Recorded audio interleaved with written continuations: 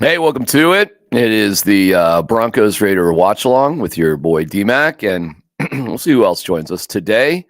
Um, Chad is out of pocket. Vic, I don't want to reveal what's going on with Vic unless he wants to reveal it, but he's, you know, I'll let Vic speak for himself, but he may be in, he may be out. Nate Jackson hopefully will join us a little bit. Maybe, never know with our boy Johnny or Rob or whoever. It's a cool deal with this thing that you can just invite people to come along as it goes. So I know some folks have been commenting here for quite a little bit, which is cool. I appreciate that. More than welcome to jump on and throw in your comments. People are getting the show going before the show, which is great. So just to set this up a little bit as we're here, I got my snacks, and there's my guy Rob. I'm bringing him in here. Mr. DMAC. What's going on, brother? How you doing? Good. It feels like it's been a while. Oh, your microphone's a little squirrely. Your microphone's not plugged in the right way. You'll figure it out. I'm just gonna see what I'm saying. Yeah. Fix it. There you go. Better. Yeah, that's better. All right. Sorry about that. It's all right. I'm just going through some playoff scenarios here with everybody, and Oh yeah. the drama isn't quite. It's not as quite as big because the Jaguars lost, which ended actually a lot of drama. And because they lost, the AFC is completely set with their playoffs. So it's just about seeding right now. So the Ravens number 1, Dolphins number 2, Chiefs number 3. That's not moving. Oh, and the Texans 4th. So that's all there. Well, actually, no, I take that back. Sorry. The Dolphins and the Bills now are playing for the AFC East, but because the Jaguars lost, the Bills and Dolphins, especially the Bills, will make the playoffs, and so will the Steelers. So you got a little arrangement going on there. But you got the Browns set there at 5. So as far as when I'm looking at this, what can happen? I think if I'm looking at this right, the Dolphins and Bills can switch from 2 to 6. Either way, they would be playing next week. It depends like who's hosting the game, and so that game is a lot less dramatic than it initially was. So Yeah. Did you watch the end of the Jags game at all? I When did. Trevor Lawrence did the QB sneak, like they call it like the Michael Jordan Looney Tune leap. Yeah, he tried. He Did tried. Well, that's one of those like. What did you think of that play call in that situation and the execution of that play? That's one of those like it's the critical. It's 4th down. You're on the 1 inside the 1, the goal. I'm fine with it. You know, the Eagles have just made. The Eagles have just made that tush push thing so commonplace that that's kind of the default thing. But no, I'm fine with it. I'm all right. Go with some comments. And why are the Broncos on Fox today when they stopped playing AFC games on CBS a while ago, a couple of years ago? That just became just sort of a commonplace deal to not worry about it. All right, so here we are. We'll set things up with the Broncos and the Raiders. So here's the deal for anybody watching along. I'm watching the game on the old Fubo, okay? So I'm going to be behind. So, Rob, I don't know what you're watching things on, but I'm on Direct TV today. Well, you can't. You gotta be patient then if you're gonna hang in here for a little bit at least, because I'm just going with the Fubo, so I'm behind everybody. Well, mine's the direct stream, so it might be closer to yours than like it was more of the feed. All right, well, don't be spoiling anything. That's all I'm saying. Boy, Matt Millen has gotten old. Holy cow! Damn, that is crazy. I would not even know that was Matt Millen if they didn't say it was Matt Millen. In terms of the game today, Mike McGlinchey goes on injured reserve, so he's out. Josh Jacobs is out. And in terms of other guys out, Michael Bandy, wide receiver, out. Alec Forsyth. So, the Broncos are going to play. Art Green, who they just brought out, is out. Defensive end Elijah Garcia is out. Thomas and Kuhn and Chris Manhertz. So the Broncos really are, as far as I can tell, playing all their guys. So, we'll see.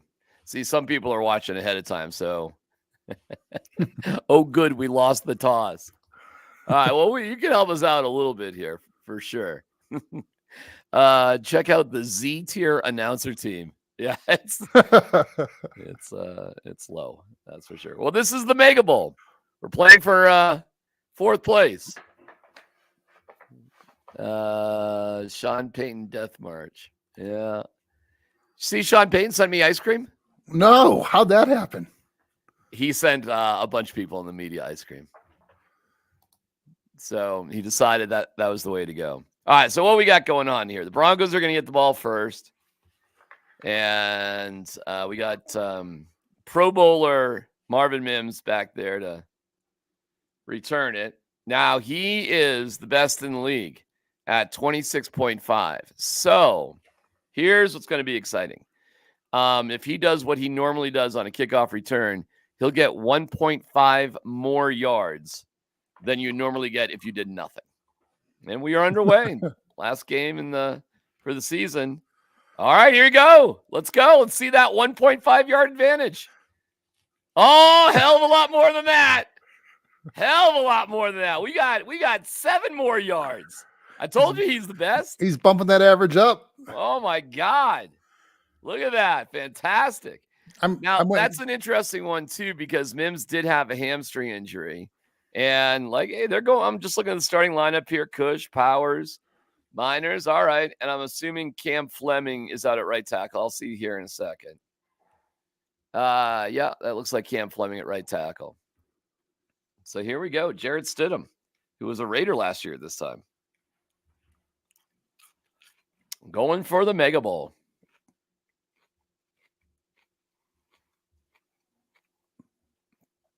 All right. Great play. Couldn't find anything, and then made a poor throw out to the right, which is usually Russell Wilson's deal, and Javonte Williams drops it. By the way, I've got over in my right-hand corner, I got Red Zone over here on the right-hand corner. Look at you. I got Octobox going on here. I got the Twitter machine right here, right below me. I got the game here. I got stats here. Jeez. Come on, man. There's some overstimulation going on over there. Yeah. How much do you care about winning this game versus like a one spot better in the draft? I think they should lose this game. If you're a Broncos fan, if you want the best for the Denver Broncos as a team, you will want them to lose. I'm at work. I have 2 options. Listen to you guys or the game. Let's get this. Let's get this loss. Well, thanks, Christopher. Thank you, Christopher. And then you got remarks like this. I'd rather finally beat the Raiders than get a better draft pick. I know. It's like eating ice cream that coach sends to you. You feel good initially, but you realize, well, that was a mistake. How many more hours on the bike did that take you to get off? Exactly. All right, 3rd down, 3rd and 11. And he drops it. All right, so we have a short, bad pass. We have a terrible run for a loss of yards, and then we have a drop. That would have been a first down. And that's Cortland Sutton. So here we are. This is dumb. Cortland Sutton should not be playing in this game. Man, it's in his chest. Hits right off his. Shouldn't be playing. Coming back from a concussion. I don't care if he's cleared. That's dumb. That's a guy that you need to at least have play or to trade. So there you go. You got a guy who shouldn't be playing, and he drops the ball that hits him in the chest. 3 and out for the Broncos. There may be like a lot of dumb things in this game. Maybe a lot of just stupid things. How many trick plays? What's the over-under on trick plays? Low. Because it's, we ain't getting fancy here. A very low amount of trick plays. If it for the Broncos, I don't know what the Raiders going to do, but for the Broncos, very low. Because do you think what's his name? The interim coach there is coaching for like a 2-year, 3-year extension. Oh yeah, for sure. Yeah, it's Antonio Pierce, and Yes. he's 4-4 since the firing of Josh McDaniels, and they want to win for him. And you know what? They may. Oh, nice sack by the Broncos right off the bat. No, that's good. Baron Browning back. Okay, it's been a minute since we've seen Baron Browning. Oh my God, O'Connell's hurt. O'Connell is hurt on the first play. Play action. Nice pass rush. Hey, nice job by Baron Browning. Good to see. I guess good to see him back. Okay, so 2nd and 16.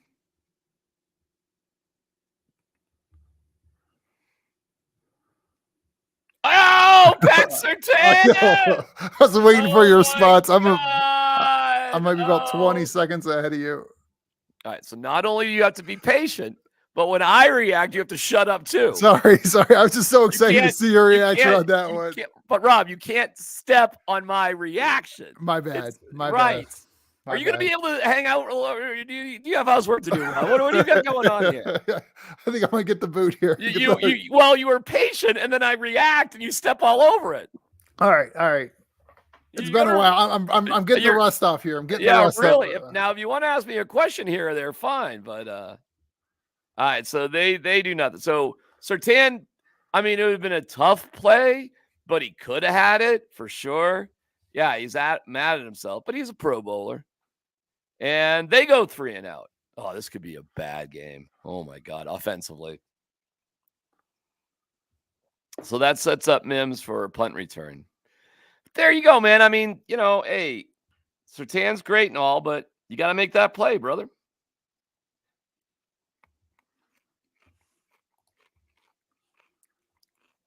I mean, good job to break it up, but, if you're the best, if you're worth $23 million a year, you got to make the play. Oh, wow. Good punt. Wow. That is a really good punt. How long is that one? Damn. That might be like 70 yards. Holy cow. Seriously. How long was that? I mean, that was a hell of a punt. He had an 83-yarder earlier this year. Well, what was that? I'll have to check. That was a hell of a punt. Let's see if we can't refresh this up and figure that out. There's a commercial, so. All right, I'm going to say that was 70 yards. Let's see. Oh, not quite. 66 yards. 66-yard punt. Great punt. So the Broncos will have it at like their own 12-yard line. So 3 and out for both teams. There you go. Oh, somebody's giving you advice, Rob. I saw that. Just hit pause. Can you hit pause on your Direct TV? Oh, yeah. Oh, then just hit pause. Yeah, no. I was waiting for a good moment where I know I could, cue it up with you. Well, here we are. Yeah, when you come out of the commercials, let me know. I'm going to say it's about 30 seconds. All right, let's see. Oh, here's some more advice for you. Tell Rob to pause his TV for 10 or 20 seconds. God, people are getting annoyed already. Jeez. Yeesh. Baker Mayfield made the playoffs for his team, and Wilson couldn't even get us in the wild card. That is true. That is true, my friends. So the 2018 quarterback class, for anybody wondering if the Broncos should draft a quarterback this year, 2018 quarterback class 5 years later. Baker Mayfield starting quarterback playoffs. Josh Allen starting quarterback playoffs. Lamar Jackson starting quarterback playoffs and likely to get a second MVP. Josh Rosen and Sam Darnold busts.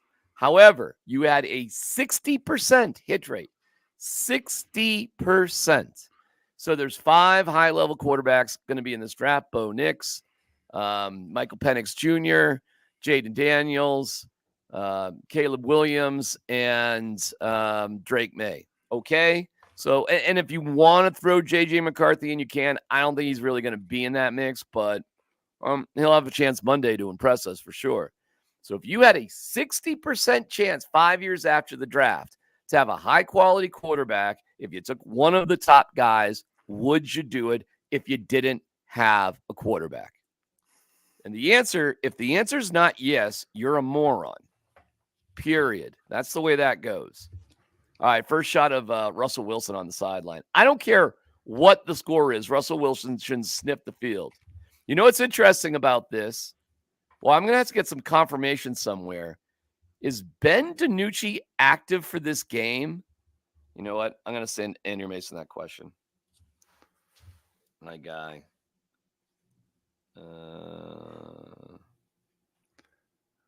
I don't know if he is. So would you still draft a quarterback right now with only not having a second round pick and all the other depth issues the Broncos have? Of course I would. And I'd trade Pat Surtain so I could move up. He's your highest value person. He's what you can do to get into the top 5. And you likely do need to get in the top 5 to get the third quarterback off the board. And you probably have to certainly get into the top 10 to guarantee yourself the fourth quarterback off the board. So drafting at 16 or 17 sucks. And the Raiders so the Broncos are at 14 right now. But, you win this game, you're going to pass a couple of teams or pass or fall in the draft. You go from 14 to like 16. You do something like that. Okay, now you're at 16. Way to go. We beat the Raiders. Whoopee-doo. Now what? Now you're looking at maybe the 5th quarterback in the draft. And are you going to be stupid like the Patriots, just sit there like a bunch of morons and just let Mac Jones fall to you? You're just going to let the guy fall to you? That is a dumb approach. Dumb approach. And there was a report by Ian Rappaport and confirmed by Tom Pelissero that they are sticking with George Paton. And I think that's a good move.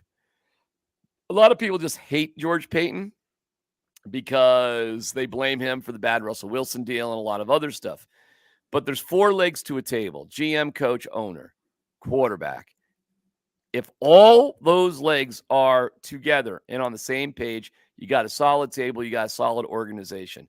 So it really doesn't matter what George Paton has done in the past. It's how he works with these guys now. That's another drop pass. That's Cortland Sutton with 2 drop passes. Why is he in the game? Why is Cortland Sutton in the game? He's coming back from a concussion. He's either a core player next year or a valuable player for next year. Why is this cat in the game? Dumb. People are going to say, oh, it was a bad pass, it was outside. Hey, man, you're a professional receiver. You put your hand on it, get there, get the ball. And that's a deflected pass at the line. So second 3 and out from the Broncos. The Broncos looking like crap offensively to begin this game. Looking like crap, which is fine by me. Mega Bowl. I mean, there's a lot of people that are just going to be like, Sean Payton's an idiot. If you really want to win this game, you play Russell Wilson. That's what they're going to say. So far, so good as far as I'm concerned. All right, the Raiders get the ball about the 20-yard line. And Fabroni, the long snapper, made the tackle. Nice job, Fabroni. My guy, Red Fish. Mega Bowl. Mega Bowl. The trophy is 12 feet high. Funny. Both teams are trying to lose. I mean, it doesn't hurt either team to lose. The only thing about, I don't know, has Antonio Pierce done enough to get the Raiders job for next year? I'm not sure. Maybe. The thing is, okay, DiNucci is not active for the game. All right. Well, I didn't see him on the inactive list, and I was just wondering. Do you think Harbaugh is going to be coaching in our division next year?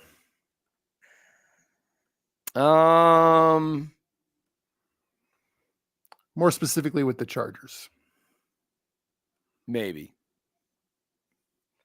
I don't know. It's going to have to be, $20+ million a year for. I think it would have to be basically $100 million guaranteed deal. And I know the Broncos have, or not Broncos, the Chargers have said they'll spare no expense, but I'll kind of believe that when I see it. I don't know. That's a good question. First of all, I think he's got to win the national championship. If he doesn't win the national championship, I think he'll just be back at Michigan. If, it's tough to turn down like $100 million guaranteed. I mean, there are things you can just do in the NFL. There are certain bridges you just cannot cross in college football. I like the donations, man. You're going to throw some bucks our way, Rob. We'll take them. Right. No doubt about it. Thanks, JT. Yo, D-Mac, if Broncos didn't lose to Patriots, they actually make the playoffs today with a win. Yeah, but you're assuming a lot of other things. You're assuming that a lot of other people would be doing the same result would be happening. I call that, Rob, assumed incompetence syndrome. AIS. Yeah, when all the other when you assume like the Broncos were gonna, if they drafted Allen as a quarterback, that they would just still fail because correct. That makes sense. Everything. No, if you do one thing, it changes everything else. Yes, I agree with you. Yeah. If you drafted Josh Allen, you would be doing so because, like I talked about, the three legs of the table would all be in unison, and they would have a whole plan about that. So you wouldn't get the same coaches. You wouldn't get the same offense. You wouldn't get the same draft picks. You wouldn't get the same free agency. You wouldn't get any of that. So you can't go through AIS, assumed incompetence syndrome. One change. I feel like there's a shirt that has to be made about that, or a hat or something. AIS, prison farm trout hands. Glennon Trubisky doctrine, all the oldie goldies. Josh Jacobs is out for them, but the Broncos' run defense still sucks. So let me look at what their run defense was this year. Going into this game, the Broncos had the 31st run defense in the league. How about that? I don't even know who is worse than them. So they give up 137.6 yards. Points per game, 25th. Passing yards, net passing yards with Russell Wilson, 26. Scoring, where are they scoring? Points per game, 17th. So all this talk about like how great Russell Wilson was with the touchdowns and interceptions, which was good. And the turnovers were good. Giveaway, takeaway.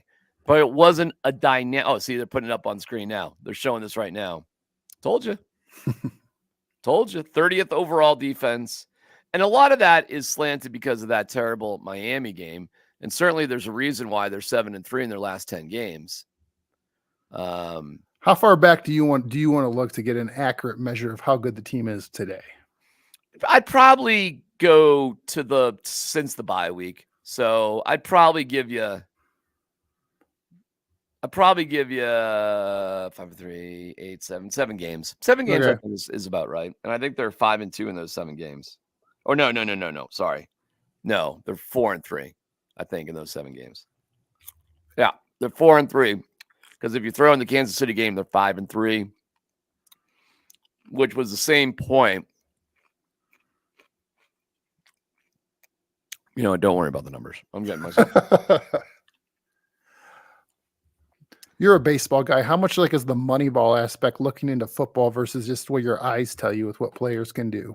And Moneyball isn't quite the same in football because you have a salary cap. Mm-hmm. And because you have a salary cap, there's managing the cap, managing your money, all of that is really important. But the concept of Moneyball is to get more out of less. And in the NFL, everybody has the same size bucket in which to draw from. Mm-hmm. So it is different. Now you can just be dumb as an organization and make a lot of stupid decisions that'll put you in the hole. But the key, because of the salary cap and free agency, You can go from a terrible team to a championship team if you do the right things in a 3-year period. And it's really, really hard to do that in baseball. All right, coming back to the game, we got 1st and 5 we're on the Broncos side of the field, the 47. No score. And there you go. Broncos are going to give up a lot of rushing yards today. You can tell, can't you? Stopping the run is all about heart, all about determination, want to, desire, that sort of thing. And yeah, okay, the Mega Bowl. I mean, how much will the Mega Bowl really mean to these guys? I mean, Stidham looking sad. Sorry, Jared. 2 3s, 3 and out suck. But this game is not about Russell Wilson. It's not even about winning the game. However, I'll tell you this game matters to Jarrett Stidham. Oh, yeah. I mean, he would be no big deal to get rid of. Like, I don't think his money would count against I'd have to look it up, but if it counts against the cap at all, it's certainly not that big of a deal. So, yeah, this is an important game for Stidham. And the Broncos are right now, right off the bat, they're playing all their ones. Yeah, I mean, I don't know. I don't see a lot of. No, they're going for it. They are, stupidly. But the coach did send me ice cream.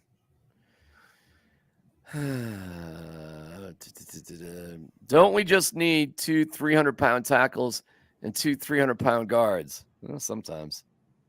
It depends.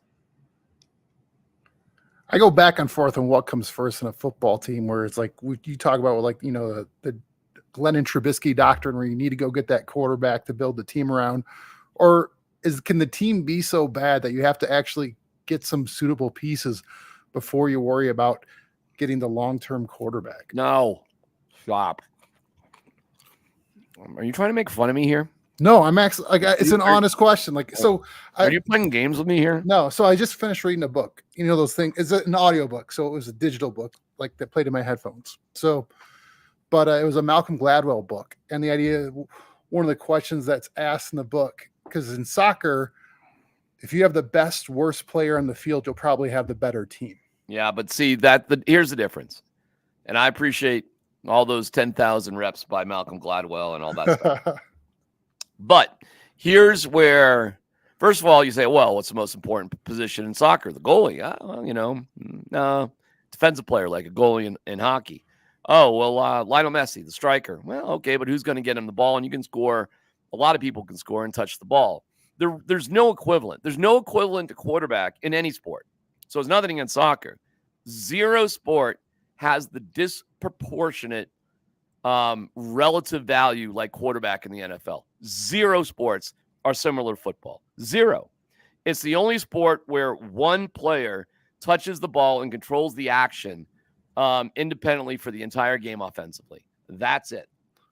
Well, it's interesting you say that, because for every game, it's not like a starting. No starting pitchers in Major League Baseball go past 7 innings anymore. Oh, yeah. But because you even brought up the comparison where basketball, if you have the best basketball player on the court, you probably have the best team. Maybe. But you look at a guy like Victor Wembanyama, rookie who's certainly very talented and very good. That's not even close to enough. They're one of the worst teams in the NBA. Jokic, well, and when you want to just use Jokic as comparison, I mean, you get closer to it, but he's the absolute best. Mm-hmm. He's so I mean, that's how rare that is. Yeah. And even in that situation, you may have to give the ball to Jamal Murray every once in a while, and he's going to take the shot, not you, at the end of the game. The quarterback will literally dictate every single offensive movement always on every play. There just is nothing like it. Mm-hmm. Nothing like it.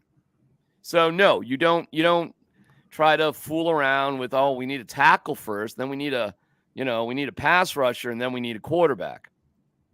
Man, the Raiders are just running it down the Broncos' gullet right now. How many rushing yards? This is a long drive right here. I'm going to say they got about 50 rushing yards right now, which is the most. And look at the Broncos' defense is exhausted already. 5 rushes for 41 yards, so 8.2 yards a carry. Wow. Dig daggity dog. That is not good. Let me see if that's updated. Yep. Yeah, that's not good. They're just sticking it right down the Broncos' throat. Play action, screen. Stopped them for a first down, but it'll be third and like a couple inches here. Yeah, I mean, look at now the defense has been out there a long time. And, okay, maybe we'll just lose this game because the Raiders are better. Oh, that is damn close. The McAdams minute. Thank you, buddy. Appreciate it.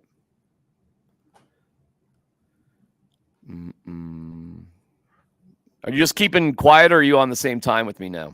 We're near the same time. I'm trying to make sure. Like, I don't want to trick play. Rob, here's your trick play. I'm watching it. Here's your trick play for a touchdown. Am I supposed to be excited or not? It was a trick play. Who doesn't love trick plays? Mega Bowl. So it was supposed to be a reverse sweep pass. Nobody's open. So Myers just says, you know. So here we go. It's a reverse. Looks like a little Philly special. Like he was going to throw back to O'Connell. O'Connell was covered, and that left the entire end zone open. I mean, either way, it works, right? So the Broncos picked up the passing lanes. They were not fooled by the Philly special coverage on a reverse throwback, but they didn't protect the edge either. So they're wiped out. 7-0 Raiders. You know, that's the way that goes. That's the way it goes. Good play design, exhausting drive. Broncos with all their ones out there. I'm trying to think of any starters that aren't playing for the defense. Can't think of one. Commercial break. All right. I promise you the Raiders coach was like, yep, just as we drew it up. Just as we drew that one up. That was our third option on that play for him to run all the way back across the field to get a touchdown. Somebody texted me, I thought Schlereth was on Fox's bottom broadcast team. These guys take the cake. Yikes. Joking. Mark does a solid job. Mark does a great job. I think Mark had the Saints game today. That was a fun one. Uh-huh. Yep.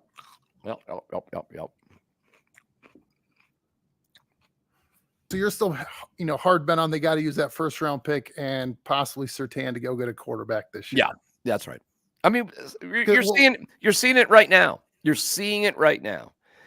Listen, if you're losing in games and you can't stop the run, what difference does a great cornerback even make? And to your earlier question about, well, shouldn't you build and then get the quarterback? You just don't have time for that. So here we go. You got Patrick Surtain, and 3 years later, what do we got? We got a corner that everybody says is great, but the concept of him taking away half the field is preposterous. And okay, he's great, and everybody respects him, and everybody loves him, and everybody thinks he's awesome. So what? And do you know those two starting cornerbacks in the AFC are Sauce Gardner and Patrick Surtain? The Jets suck, although they got a win against the Patriots today. That's not saying much. And the Broncos are maybe an under 500 team here. Better. So what does it say? And both Sauce Gardner and Patrick Surtain were top, 10 picks in the NFL draft. So what? I mean, and what are you getting for that? Really, seriously, that's a real question. What are you getting in both of those cases? The two teams the Jets have now missed the playoffs for 13 years in a row, and the Broncos now are 8 years in a row. And that's the two longest streaks in the NFL, the Jets and the Broncos. And that continues. So what are we getting out of cornerbacks? What's the value? And the true value isn't taking away half the field or being wicked cool or going to the Pro Bowl. Not anymore. The true value is being able to get a draft pick. Are they returning that kick? All right, exciting. 4 yards. Oh, nice. Oh, there goes the average. Nice 7-yard loss as he takes it to like the 17. He was 3 yards deep in the end zone. So let's start at the 25. So we're starting at the 25. As soon as he catches it, we're at the 25-yard line. No. Let's bring it out. So he had a 7-yard gain because he went to the 32 the first one. Now a 7-yard loss. So his net is 0. In the past life, I think you were a special teams coach. I've said it a million times. And Nate's kind of talked me out about being a coach. What I really need to be is a special teams consultant. And I need to just, because I don't know where you're supposed to go on the L1 or the T3 or the this, that, the other thing. And I suppose there's times you got to block. And I really don't want to be out of practice either. But I'll tell you what to do situationally. That's a great consultant job right there for you. Well, you know what's funny? They actually do have a consultant, Mike Westhoff.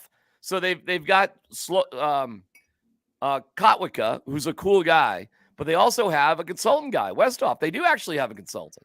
But why the hell did you return that kick unless you thought you could get a significant advantage beyond the 25-yard line? And what advantage beyond the 25-yard line would mean to justify that risk? Are you desperate at 7-0? Oh, nice pass. Wow. Beautiful pass to Brandon Johnson from Stidham to Johnson. That's got to be – see, that's kind of my point too. In one play, you can pick up – God, was that 30 yards? 10, 20. Yeah, man, that might have been 30. Right around there, yeah. 30-plus yard play right there. Okay? Perfect. And your offense, you got one guy who makes minimum wage basically taking back kicks, and in trots your $130 million offense.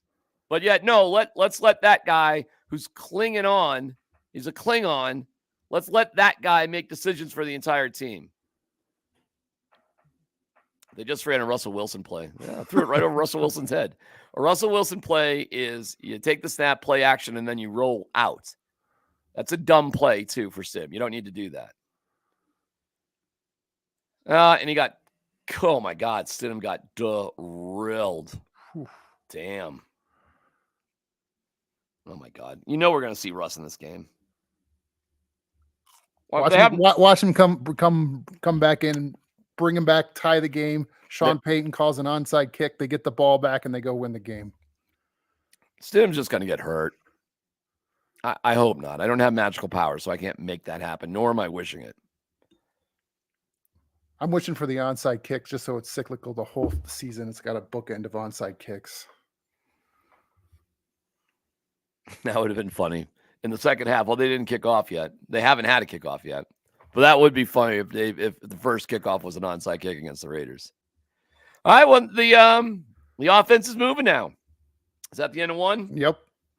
All right, so at the end of one, the Broncos are losing 7-0. Have you been to a game there at the new Raiders Stadium yet? I have been. That's a good story, actually. It feels like it's one of those stadiums between that one and SoFi, or that would be the fun ones to go watch a Bronco game at away. It's a beautiful stadium. When I was at that stadium, anybody who says, "Oh, we're fine with our stadium and all that," and there's nothing wrong with Empower Field. There's nothing wrong with it, but when you look at the possibilities of what you can do in the new stadiums, it's mind blowing. It's absolutely mind blowing, and it's right there. It's off the strip, but there's a bridge that connects you to Allegiant to the strip. So the easiest way is although there are parking lots near the stadium, it's just as easy to be in a hotel or be on the strip and just walk over the bridge. So, you don't have to worry about the traffic and all that. But I highly advise, if you're interested in going to a road game, going to Vegas, it's great. It's expensive though, because they repurpose the tickets like they would repurpose like a Cirque du Soleil show. So they don't care if there's a bunch of empty seats. They're going to sell the tickets for a lot. They just snatch them all up and they put them out there, and they make money eventually, but they're willing to take some breakage, take some losses there too. All right, let's look at some of the numbers here. After one, Broncos are losing 7-0, but they are driving in their third possession. We got Stidham is 3 of 8 for 49 yards, quarterback rating of 58.9, no touchdowns, no interceptions.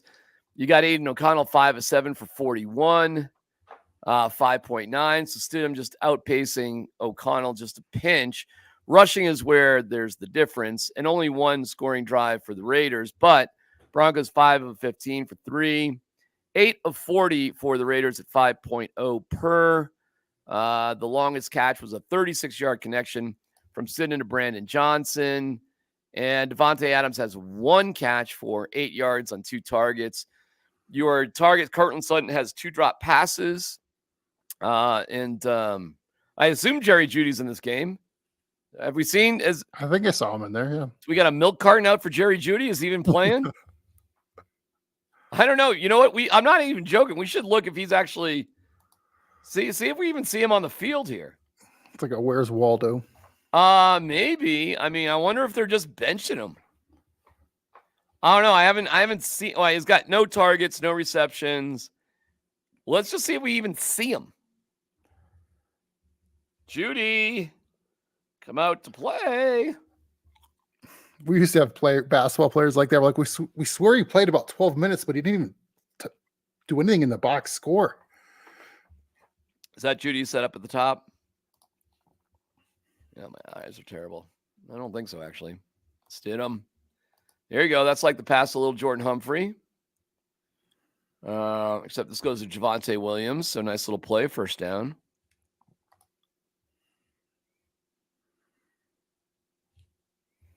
Yeah, that was Jeudy. Jeudy is there. I've got Jeudy. I got a Jeudy sighting. He was not open.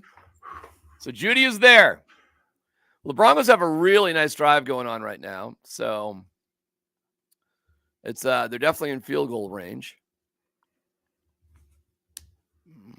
Oh, shoot.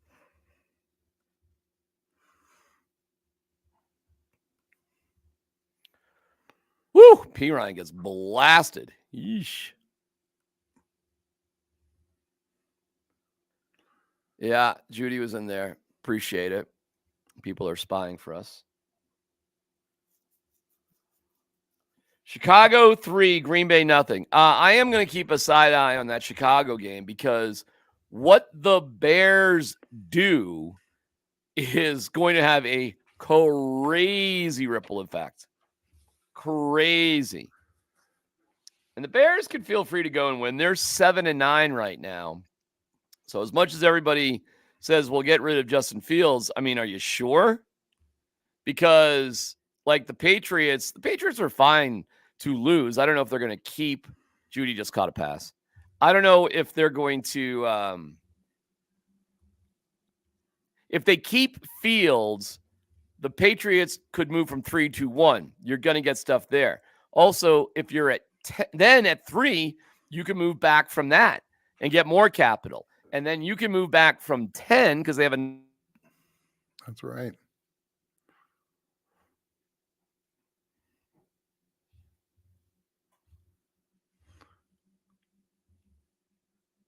Did I lose you, D-Mac, or is it me?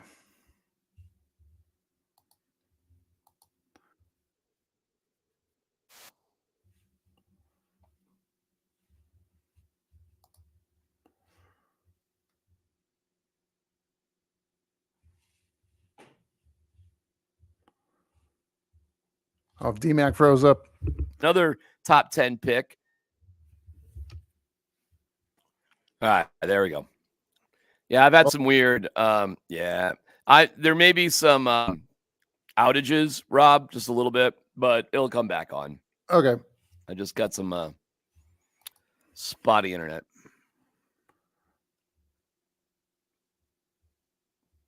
No, I like what you're saying there with what the Bears can do and just keep moving back and build up assets. They could build up multiple first-round picks for years to come. Yeah, so I hope you can hang in there with me today. Oh, man, that's a bad sack right there. Oh. Max Crosby. That is a bad sack taken. You got to be better than that, Stiddy. You got to get rid of that ball, brother. Let's see who blew the block here. Right tackle, Cam Fleming. Terrible. And Stidham, you got to feel that and get rid of the ball. And he ran backwards, too. So not only did he not sense Crosby, but he ran backwards instead of forwards and to the side. So not good. 2nd and 22. Timeout, because what the hell do we do on 2nd and 22? We didn't practice that one. I hate it when that happens. Yeah, I mean that's what you're going to get. But it's not like it was all that much better with Russ. I mean, it's also bad for a fraction of the cost. Yeah. Here's my question with the quarterback. That was like, are we moving on the assumption that they're just cutting Russell Wilson and taking the cap hit over the next 2 years? Is that the foregone conclusion? Yeah, basically. Because would you wait a year and getting a quarterback because you're such in cap purgatory that you maybe wait for the 20? No, stop, Rob. Stop. What you do is you make it a post June 1st designation. You'll spread it will increase the overall number of the cap, but it spreads it out in 2 years to like 50, which is staggering, and $39 million, but you don't take 85 in 1 year. And you draft a quarterback. You have either Stidham or somebody like Stidham as your bridge, whoever you want, doesn't matter. And you probably win next year 8 or 9 games no matter what. And you hope, knock on wood, you get the equivalent of CJ Stroud, and you're like the Texans. And that would be Judy. Get in there, Judy. Oh, Jerry Judy. What a play. Wow. Great. That was a great individual play by Jerry Judy. Damn. That was nice. Great job. Great safe play call. It was 2nd and 22. And they just basically, let's see if this was a slant. Where's Judy on the outside? This is a slant over the middle. That's what it is, buddy. That's what that is, brother. That is a pocket pass slant to Judy. Maybe call it a crossing play, but whatever. That is using the middle of the field that you can do if your quarterback stays in the pocket. Okay? That is exactly the play that they've been missing more times than not, that you've got to be patient when there's pressure. You got to step up in the pocket and just a nice timing pattern. You got to be able to see over the line. And Judy just did a great job breaking like 3 tackles right there. Oof. Nice job. Good job, Judy. Sure we want to get rid of that guy?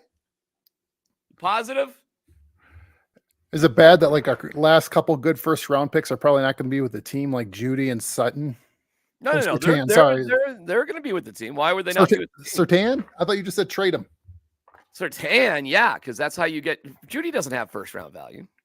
Well, yeah, but he's a first round pick. It doesn't matter. He doesn't have. You're only as valuable as you are right now. Well, I'm sorry. It doesn't matter what you were; it's what you are. Let me phrase that better. That our last couple first round picks that are of note are dependent players. Yeah, well, okay, fine, but you got to get your talent somewhere. And the way I rank value in terms of positions: quarterback, left tackle, pass rusher, receiver, cornerback. And then we'll go over to and maybe even right tackle is ahead of cornerback. And pass rusher could be interior or outside linebacker.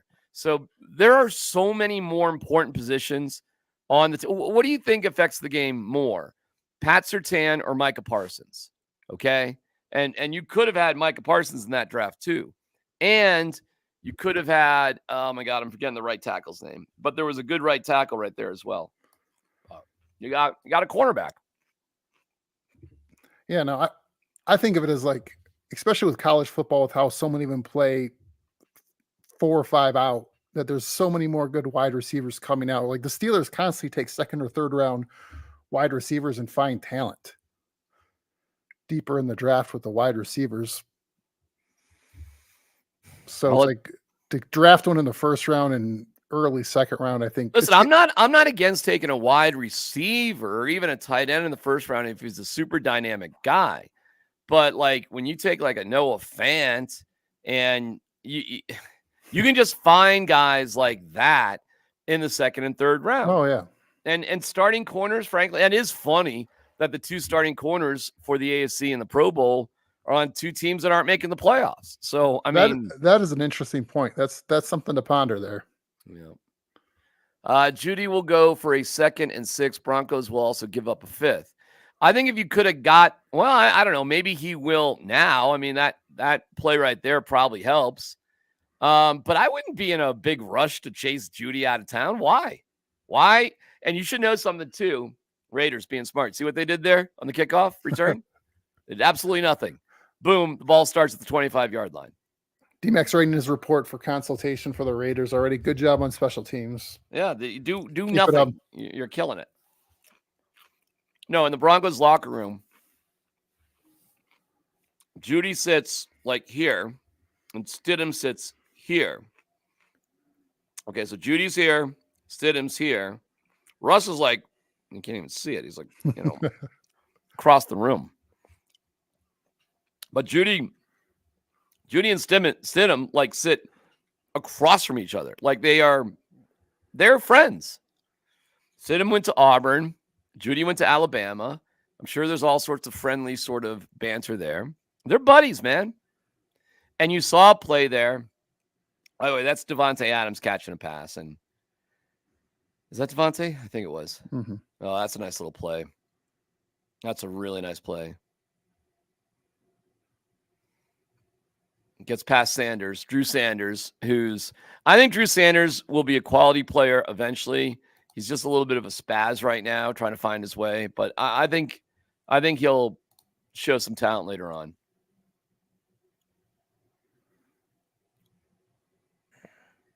Oh, no way. So I was just trying to look that up. Jalen Hurts just broke his finger. Is that right? See if you can't confirm that. I don't think the Eagles had any. Hold on. Let me see if the Eagles even had anything to play for. That would be so bad. Will they just kick him out of the playoffs and give someone else their seat? Well, the Eagles were still fighting for seeding. I mean, they had made the playoffs, but they were fighting for seeding. I don't know. I mean, I don't know about that. That's fine. I mean, they're tied with the Cowboys at 11-5. That game matters. You'd rather be home for a playoff game than on the road. So, I mean, guys get hurt playing football. Bad break for the Eagles. I hear they're going to move the Packers into their spot and knock the Eagles out of the playoffs because they don't have a starting quarterback potentially. Who's that? They're going to bring the Packers into the playoff spot for the Eagles since they don't have a starting quarterback. Oh, you're making jokes. I like jokes.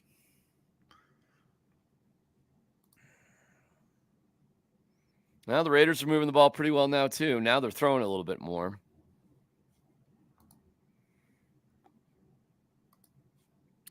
Sertan 2, lock 3. Let's see. Yeah, hand got hit on a throw. Well, I do have the red zone over here, so I'll try to keep an eye out for that. Yeah, starting quarterbacks in the NFL in the 2018 draft. All my debates with Mike Evans.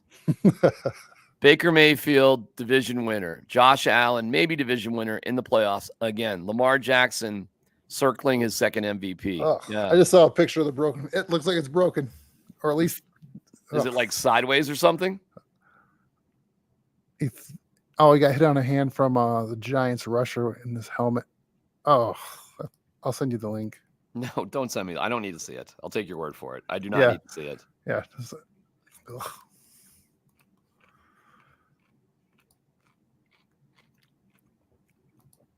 Well, the Broncos pass rush has slowed down considerably here.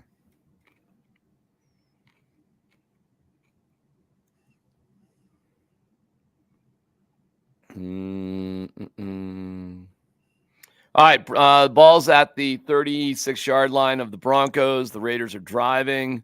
So both teams start with 2 3-and-outs. Both teams rally for 2 good drives. Both teams had 2 good drives for touchdowns. And now the Raiders are mixing in the run and the pass really well. And they are driving. Fabian Moreau getting faced right there. Is this one of those games, if you're Sean Payton, you want to lose, but like lose close and have Stidham throw for like 275 and 2 touchdowns? And be like, That might be a fumble right there. That might be a fumble. That is a fumble. That's a turnover for the Broncos. Nice job, Singleton, picking up the cookies. They got lucky there. O'Connell was about to throw it, and now they're throwing crap from the stands onto Singleton. Raider fans gonna Raider. That's the tuck rule right there, kind of.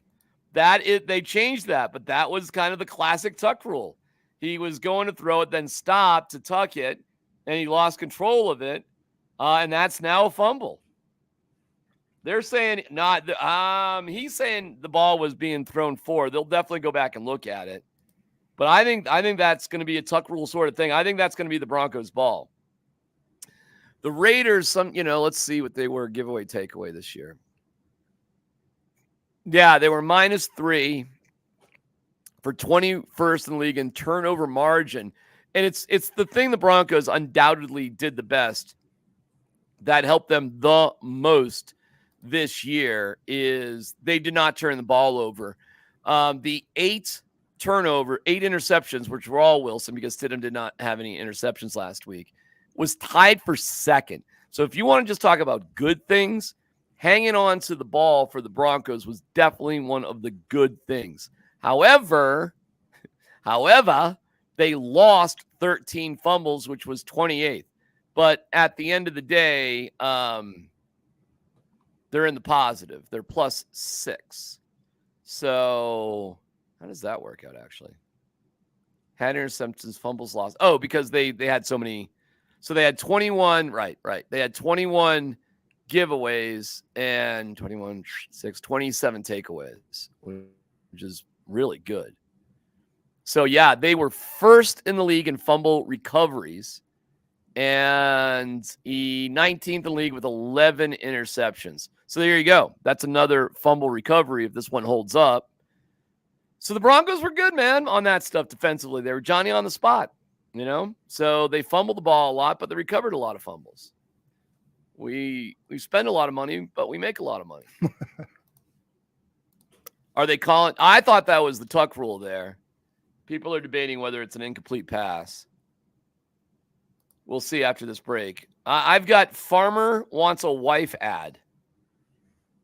Farmer wants a wife. I don't know if there's enough money in the world to make me watch Farmer wants a wife. There's a lot of country music fans out there, D-Mac. A lot of country music fans. What are you saying about country music fans? They're also stupid? They'll watch anything associated with country. And it's on Fox. It makes sense. Oh, you know what? I think, I'm looking at it again. That is damn close. Oh, wow. So it's an incomplete pass. It is an incomplete pass. Bummer. Here's Carlson for the field goal, and he's got it. Oh, man.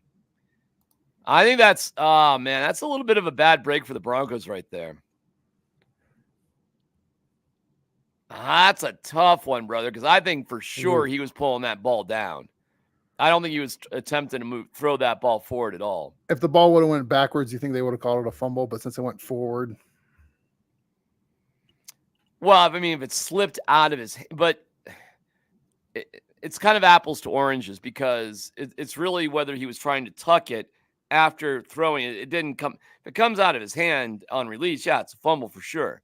But what I saw there was the tuck rule, where you're moving it forward, but I'm not going to throw it. I'm going to tuck it, and you lose control of it.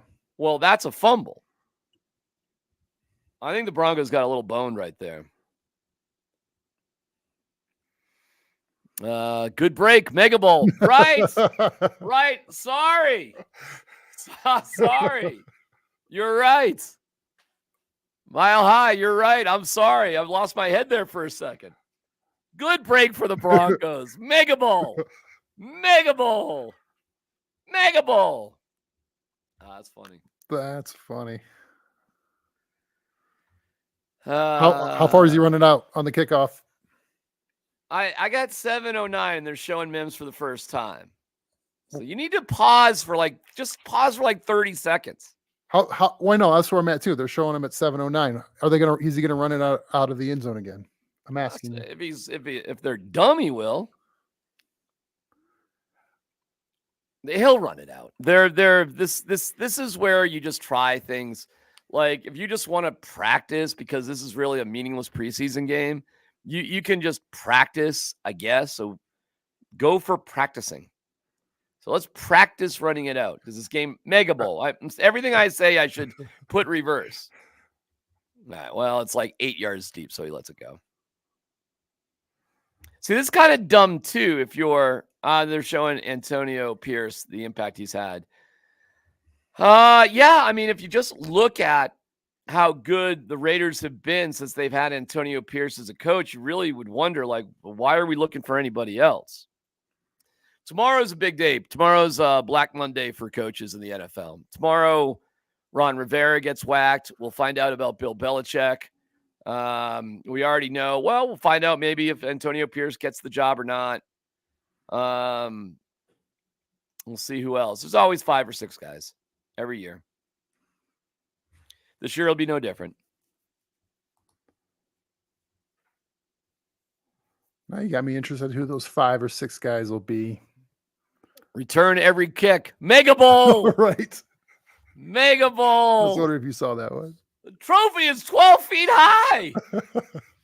Yeah, I'll wrestle a bear.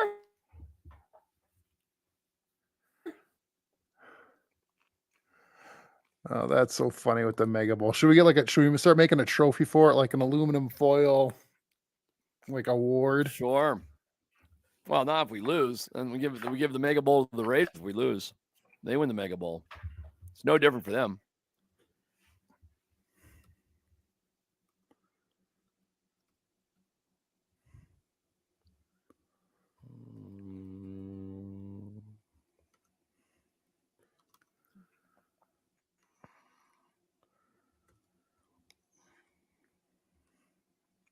Penalty against the Broncos. That ruins a good play. Mega Bowl. Way to go. Is that holding 72? Holding 72.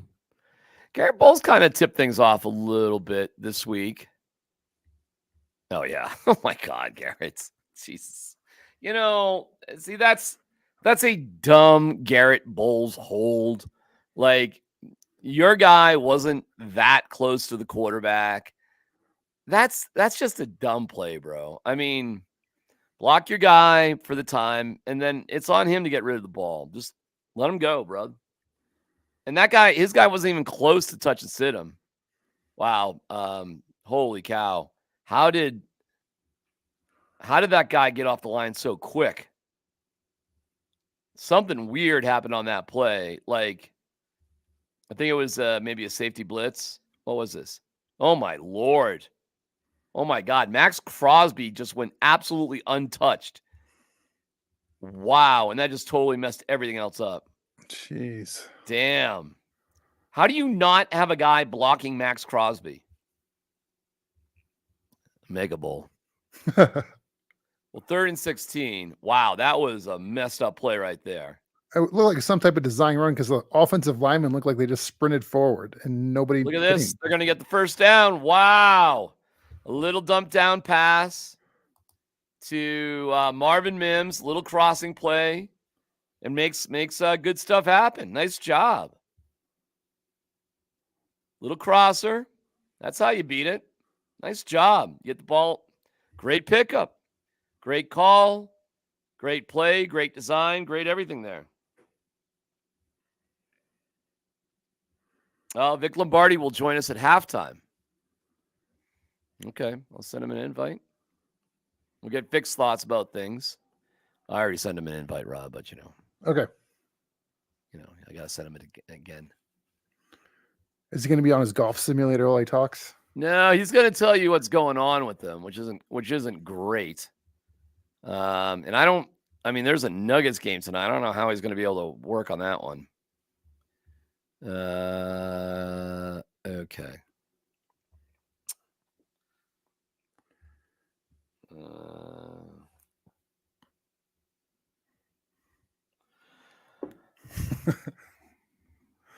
There's a prize for the Mega Bowl. According to Jeremy, the winner of the Mega Bowl receives a gift certificate to Russell Wilson's store at DIA, the House of RLNC. Well, that place is no joke. That is a really cool kiosk. I wonder if they'll have that same well, Atlanta did lose today, and they got embarrassed by the Saints, and that's another coach that maybe Arthur Smith, he may be gone too. So for Russell Wilson, because Pittsburgh made the playoffs. Yep. So I don't know. Patriots are a disaster. I think Russell Wilson's best place to go to actually be the man and play is in Atlanta. If they move on from Arthur Smith, they could find a coach to fit Russell Wilson, maybe. I mean, that's a stretch, but it might be the best idea. Good Lord, Cam Fleming is bad. Yeah, that's another sack on Stidham. And that's it, man. So here, Cam Fleming, I don't know. I don't think that one's on Cam Fleming. I don't think that was on Cam Fleming right there. But anyways, the Broncos don't go anywhere with their offense. They punt. And Riley Dixon, there you go. That's a good punt. Just punt the ball out of bounds, dude. Rob, that's all you got to do.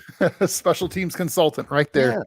Yeah, I would give up 6 to 7 yards on every punt so nothing happens and just kick the ball more or less out of bounds. That's all you got to do. Why risk some sort of bigger return or some other crap? Angle every punt towards the sideline, and if it goes out of bounds, you're good. Who cares? Oh, you gave up 6 yards. Well, theoretically, your defense is good enough to stop them, anyways, when they're at their own 13-yard line or whatever. Yeah, no, that's an interesting thought on the punts. Because, it makes sense, especially if you can pin it inside the 20 without being a touchback. Aim it towards that corner. And it is amazing. I used to watch some guys practice in college that were kickers. This is a small D1 in Ohio and Toledo, and they were amazingly accurate. So I can only imagine at a pro level how accurate these kickers can be and place it right where they want it. My eyes are burning from all the sparks from the Broncos offense.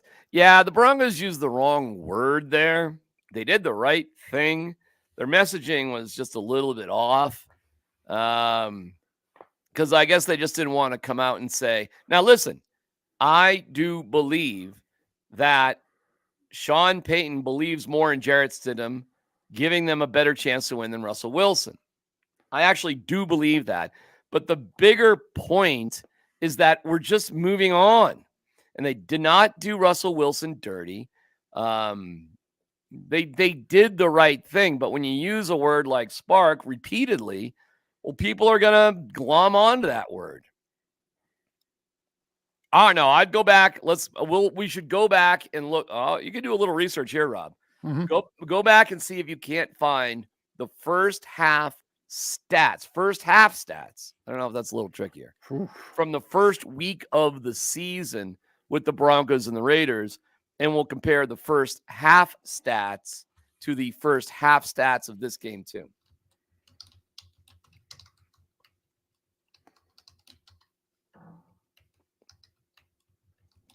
On that last play, coverage sack more than on Fleming. Yes, I agree on that.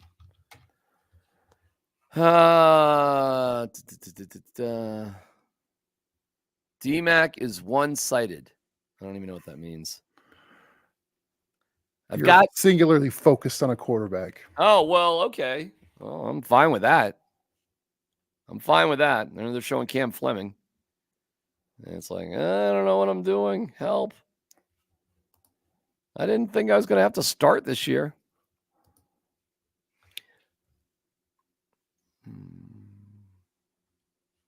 All right, so 3:19 left. The Raiders are up 10-7. Vic Lombardi will join us here at halftime.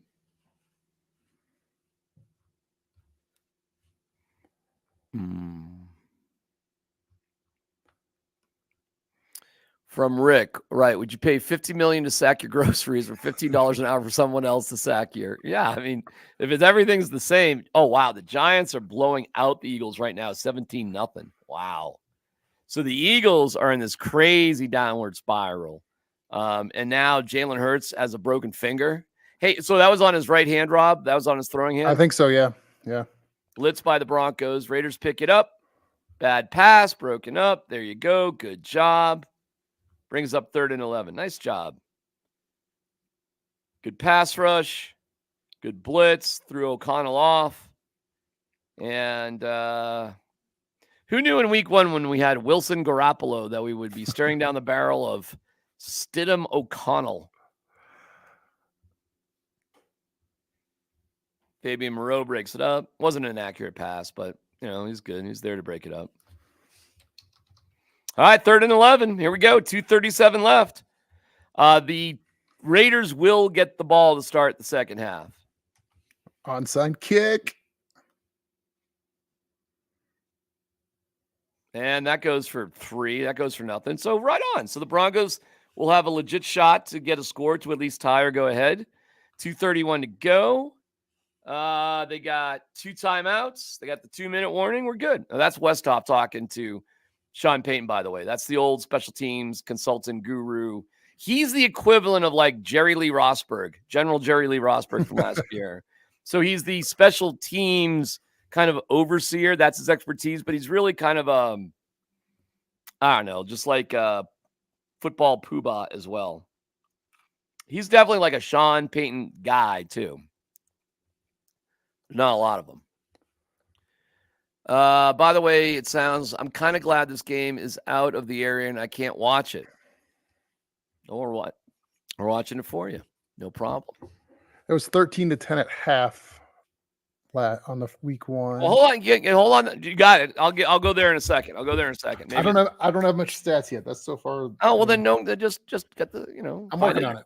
I'm doing the Googling. Oh, Mims just got clocked in the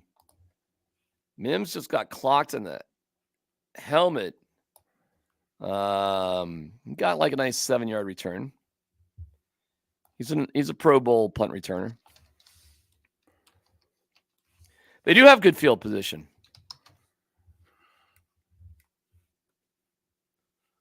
Yep.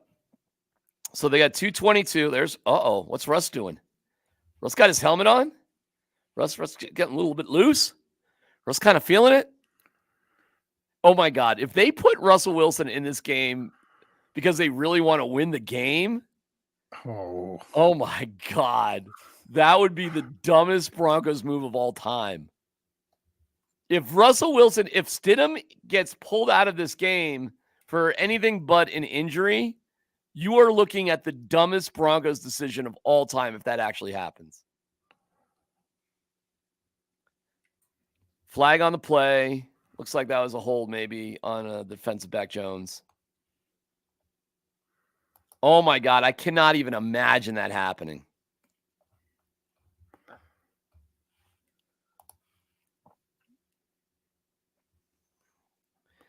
I think Russ had his helmet on the whole time. I think he did too, but it was just like he was like warming up, just shaking his shoulders a little. I got to get in this game. I mean, that was a terrible pass to Cortland Sutton. I mean, Stidham's not playing great, that's for sure. They've had one good drive. He's been sacked a couple times, no interceptions. It's not great, for sure. They only scored 10 points at halftime in the last game. Rob, is that right? Yeah, it's 13-10. All right. Other than that, it's hard to find. Like, there's some individual stats on like a Raider site about their players, but that penalty was on the Broncos. Sorry, I missed that. So that penalty was on the Broncos. So 1st and 20 now, 2nd and 20.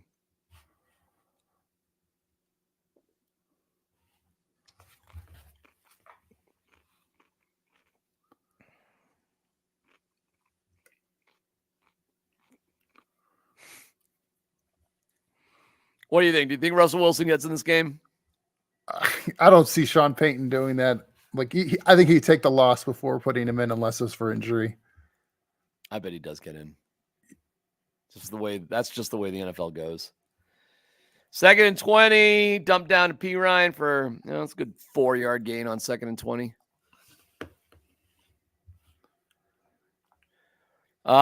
Wasn't passing on Josh Allen. That was the dumbest draft decision. 2-minute warning. The Raiders are up 10-7. Mega Bowl. Things are going well. Passing on Josh Allen. I still, to this day, just. Can you, by the way, when that happened, 17 years ago or however long it was when they passed on Josh Allen? It was 5 years ago, Rob. It feels like it's been forever. 6 years, I guess. Like, can you imagine that is still a talking point today? Can I? Yeah. Yes. Of course. Of course I can. Of course. Yes. Yes. It was insanely stupid then. And one of the things that I talked about when they passed on that is the fact that you just set yourself back 3 years because you just screwed up. And then here we go a couple of years later. And, it's Keenum, it's Flacco. It's like, move on, do it again. And you do it again. You got number 9, and you are in the not exact same position because you would have had to move up to get to 5, but you did the same dumb thing again. You could have had Justin Fields, 3rd quarterback off the board, suit everything around him, don't have AIS, assumed incompetence syndrome, and then you'd have been off and running. And you did it again, stupidly. So yes, Rob, I can believe it. And guess what? You don't do it in this draft. You don't commit in this draft. You're going to be doing it again. And listen, don't be dumb. You can draft a quarterback in the 5th, 6th, 7th round, like the Niners did with Brock Purdy when they also had Trey Lance. Do that too. Like like Washington got Kirk Cousins, same year they got RG3. Do that too. You don't have to be an idiot. You can back yourself up. So can I believe it? Yes, I can believe it. And you will be here for possibly, if you don't do it this year, you may be talking about another 5 years. You really might be. So I don't know if I can be clear enough about this. I don't know if I can be more clear about this.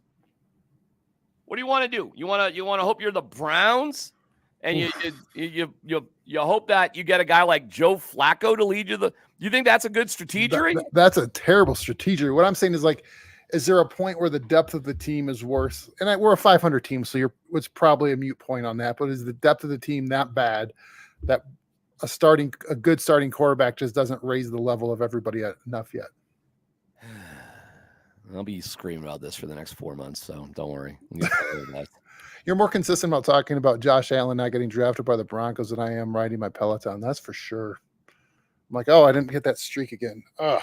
But can you imagine if there was a drinking game every time you bring up Josh Allen?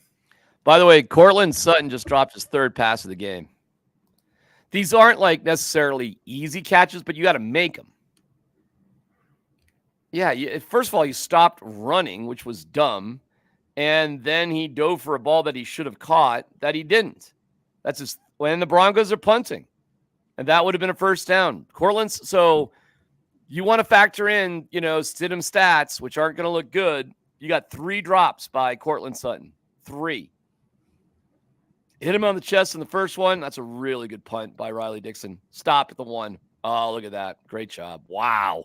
That was literally a perfect punt. Good job, Riley.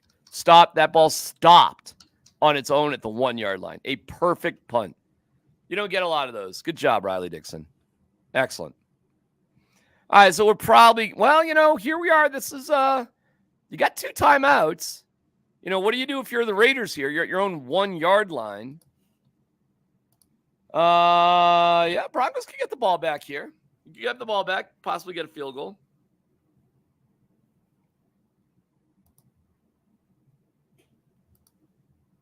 Oh, I'm getting some intel from the stadium. After that series, okay. All right, I won't mention my spy, but I got a bunch of friends there, Rob, at the game right now. I can only imagine. It's interesting watching Wilson on the sideline when the offense is on the field. He's away from the other offensive players subbing in and away from the coaches. Right now, he's standing at the 50, and everyone else on offense is clustered between the 25 and 35. Wow. Ooh. After that series, Wilson moved over a bit to give Judy a pat on the leg as he came off the field. Judy didn't even acknowledge him, in part because Sean Payton went over to Judy to talk to him too. Ooh, how about this? You like this? Little inside. Look at this. Little spy action. Ooh.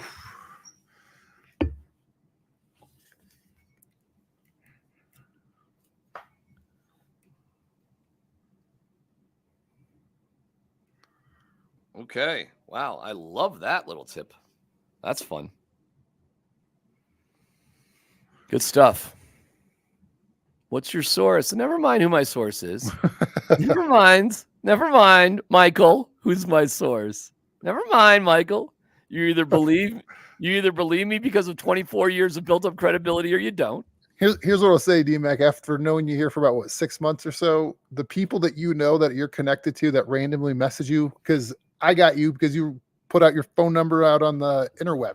That's right. My camera just went bonkers. Oh, there you go. What happened to you? I don't know. No. It's AI and camera technology.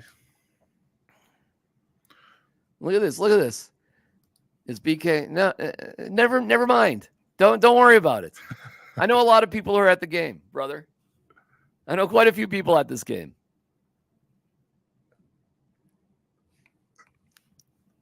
Almost halftime everywhere else. We'll get to that in a second.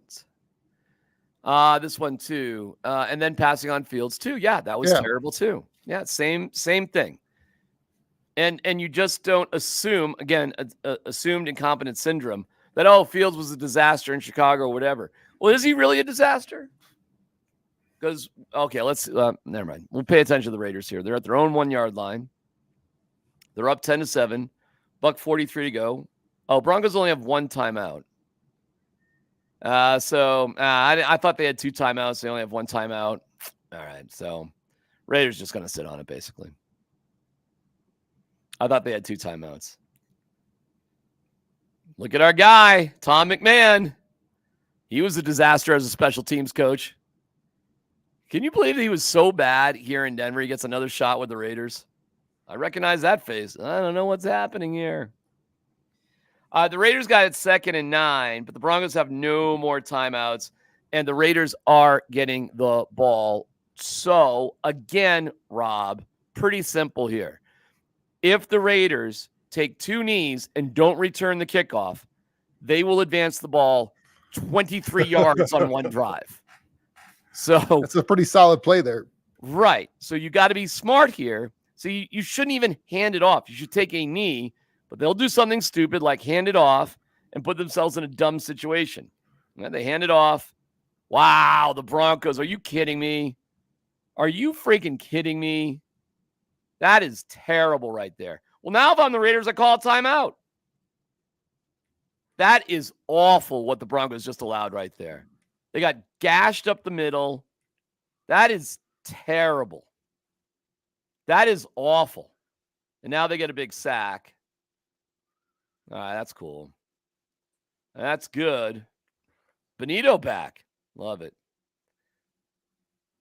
O'Connell looks like a cop from Vegas rather than a quarterback. He looks like a motorcycle cop. Wow, that's a heck of a play by Nick Benito.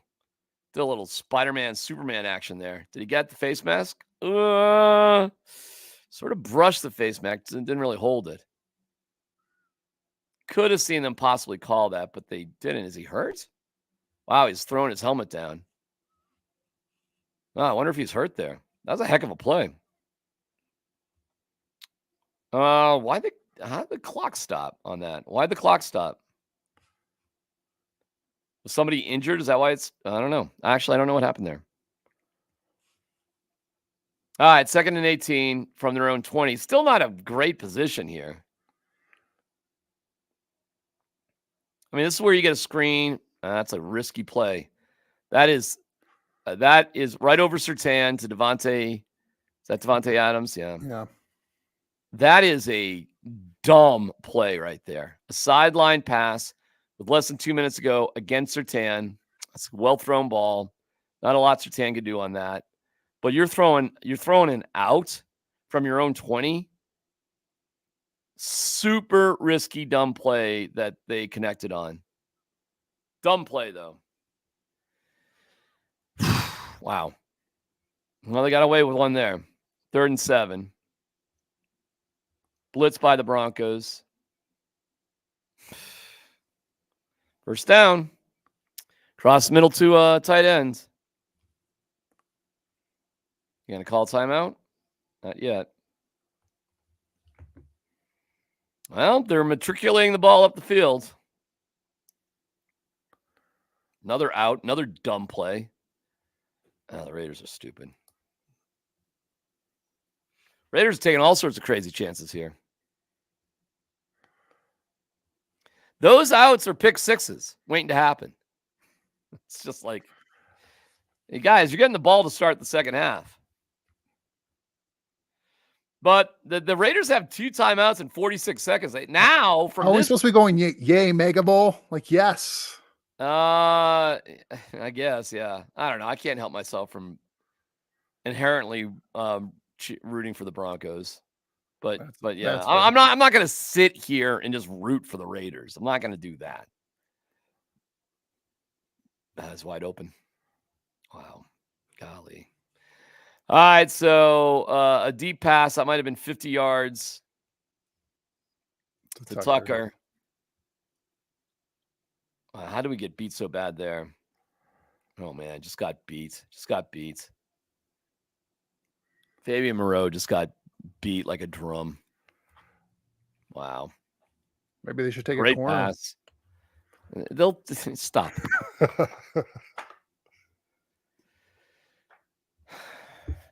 So a pass was caught over Surtain, over Moreau. Broncos defense is totally wilting here. This is a 99-yard drive, theoretically, if they score a touchdown, and they are going to have 39 seconds. They call a timeout from the Broncos' 11-yard line. This is bad, man. So does VJ make it back next year? Yes, VJ makes it back. He should.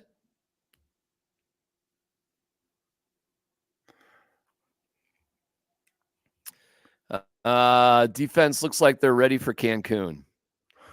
I mean, there's only, you got to give the Raiders some credit here too, but wow, Jason Benetti and Matt Millen. This is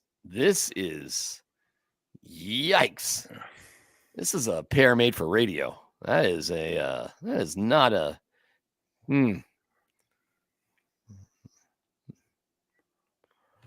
Oh, from the 15-yard line, not the 11. Ooh.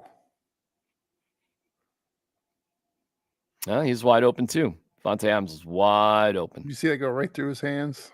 Mm-hmm.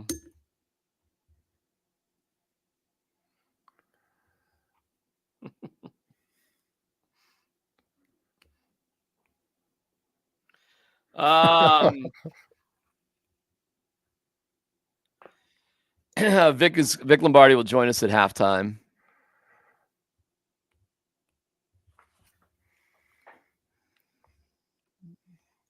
Once again, Sean P calling timeout. The other team goes on a roll. Well, I don't know. I mean, listen, this all started because you allowed a big run from the 1-yard line. So the Raiders can use the middle of the field just to pinch because they still have one more timeout left. So likely they'll have to use it here. And then you got, God, would they just go for a field goal? Maybe. I mean, you take any points when you at the end of a half because you get the ball to start the second half. So, yeah, sure. I mean, if the Broncos can stop them, that'd be better than a touchdown. But how awesome would it be if they kick a field goal here? It's 13-7, and then they go for the onside kick in the first half or the second half. I want that onside kick in the second half. That'd be great. Full circle.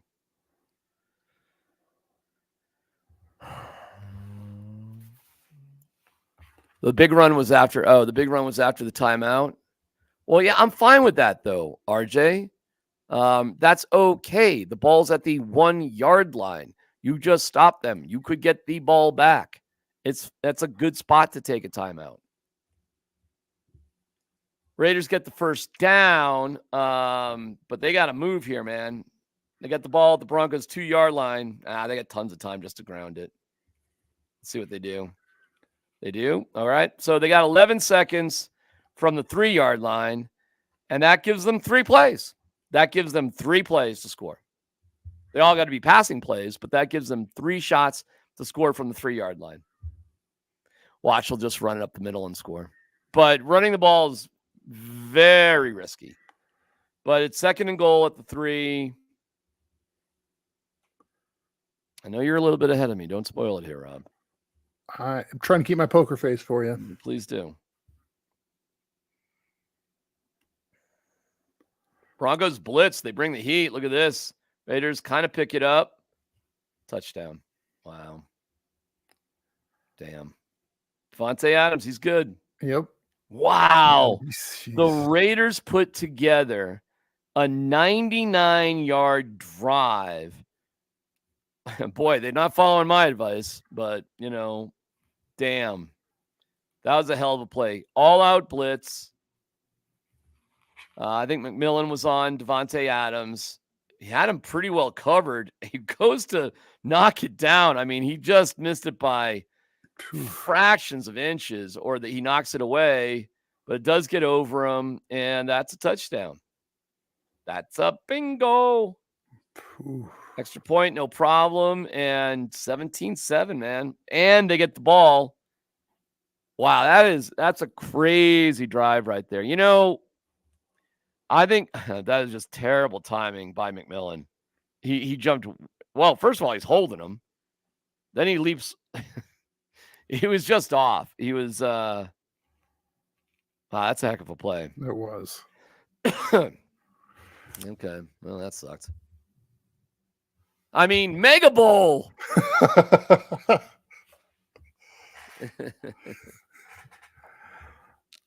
If you're the Raiders right here, why not onside kick it right now?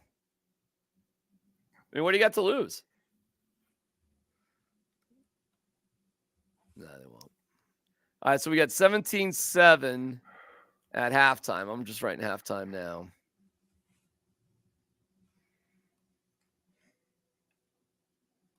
Oh, shoot.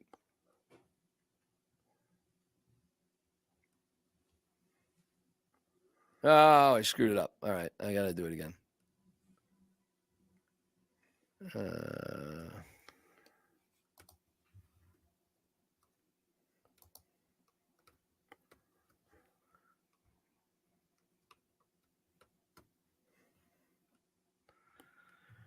All right, Rob, I'll say goodbye to you at halftime for Vic, and then if you want to roll with me after that, that's fine. But we'll get Vic on here at halftime. No, absolutely. Thanks for letting me jump on here with you. Yeah, no problem. And Chad's out of pocket, and so is. But feel free. We'll see where this goes.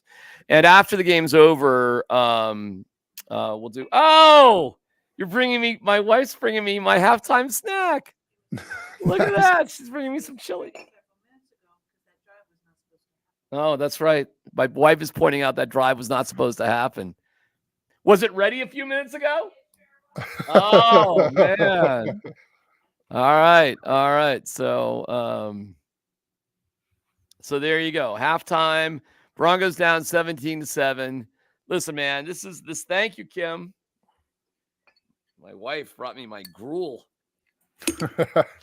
Enjoy your halftime. Sorry, it's like I said, finding the stats for the halftime of the week 1 game was a little bit rough. I can get you the breakdown of the first quarter scoring and second quarter scoring, but that's don't worry about it. What was the halftime score last time? What'd you say it was? 13-10. 13-10, and this time it's 17-7. All right, we'll break down all the numbers. Rob, we'll see you in a little bit. All right, see you, sir, my man. And we'll bring in Vic Lombardi as soon as he can connect. But email. Oh my God. Oh, I gotta send. Okay. Give me a second. I was sent the wrong email to Vic. My bad. Hold on. Give me a second.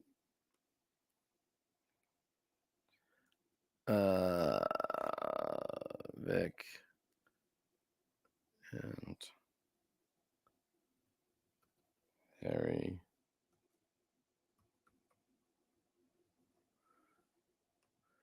All right. Okay.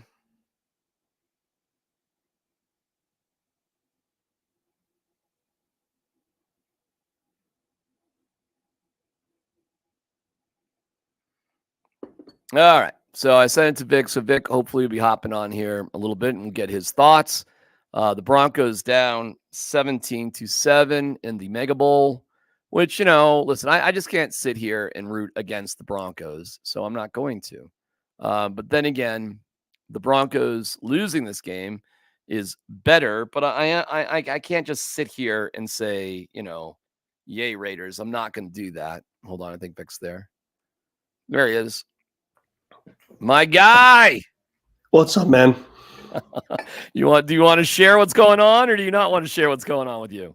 Well, I'm sick, obviously, so I'm a little under the weather this weekend. I can't go to the Oh my God, Nuggets thing. You can't even talk. Well, it's coming back. It's coming back. Oh man, I can get it going after a while. I can get it going. I've just been very congested and very the chills. The chills are the worst. You know, the kind where you're really cold and then you're really hot and then you're really cold and then you're really hot, all within like 5 minutes.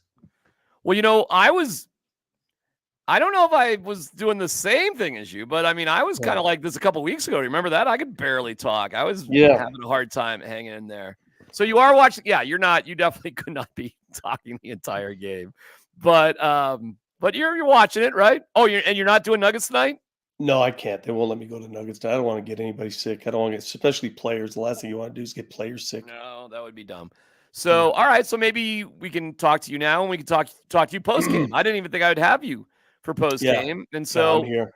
Overall thoughts. What do you think so far? It's the same offense that we've seen for the last 2 years. It's just not there. It's just unpredictable. It's inconsistent. It's boring. I mean, look at the offensive numbers.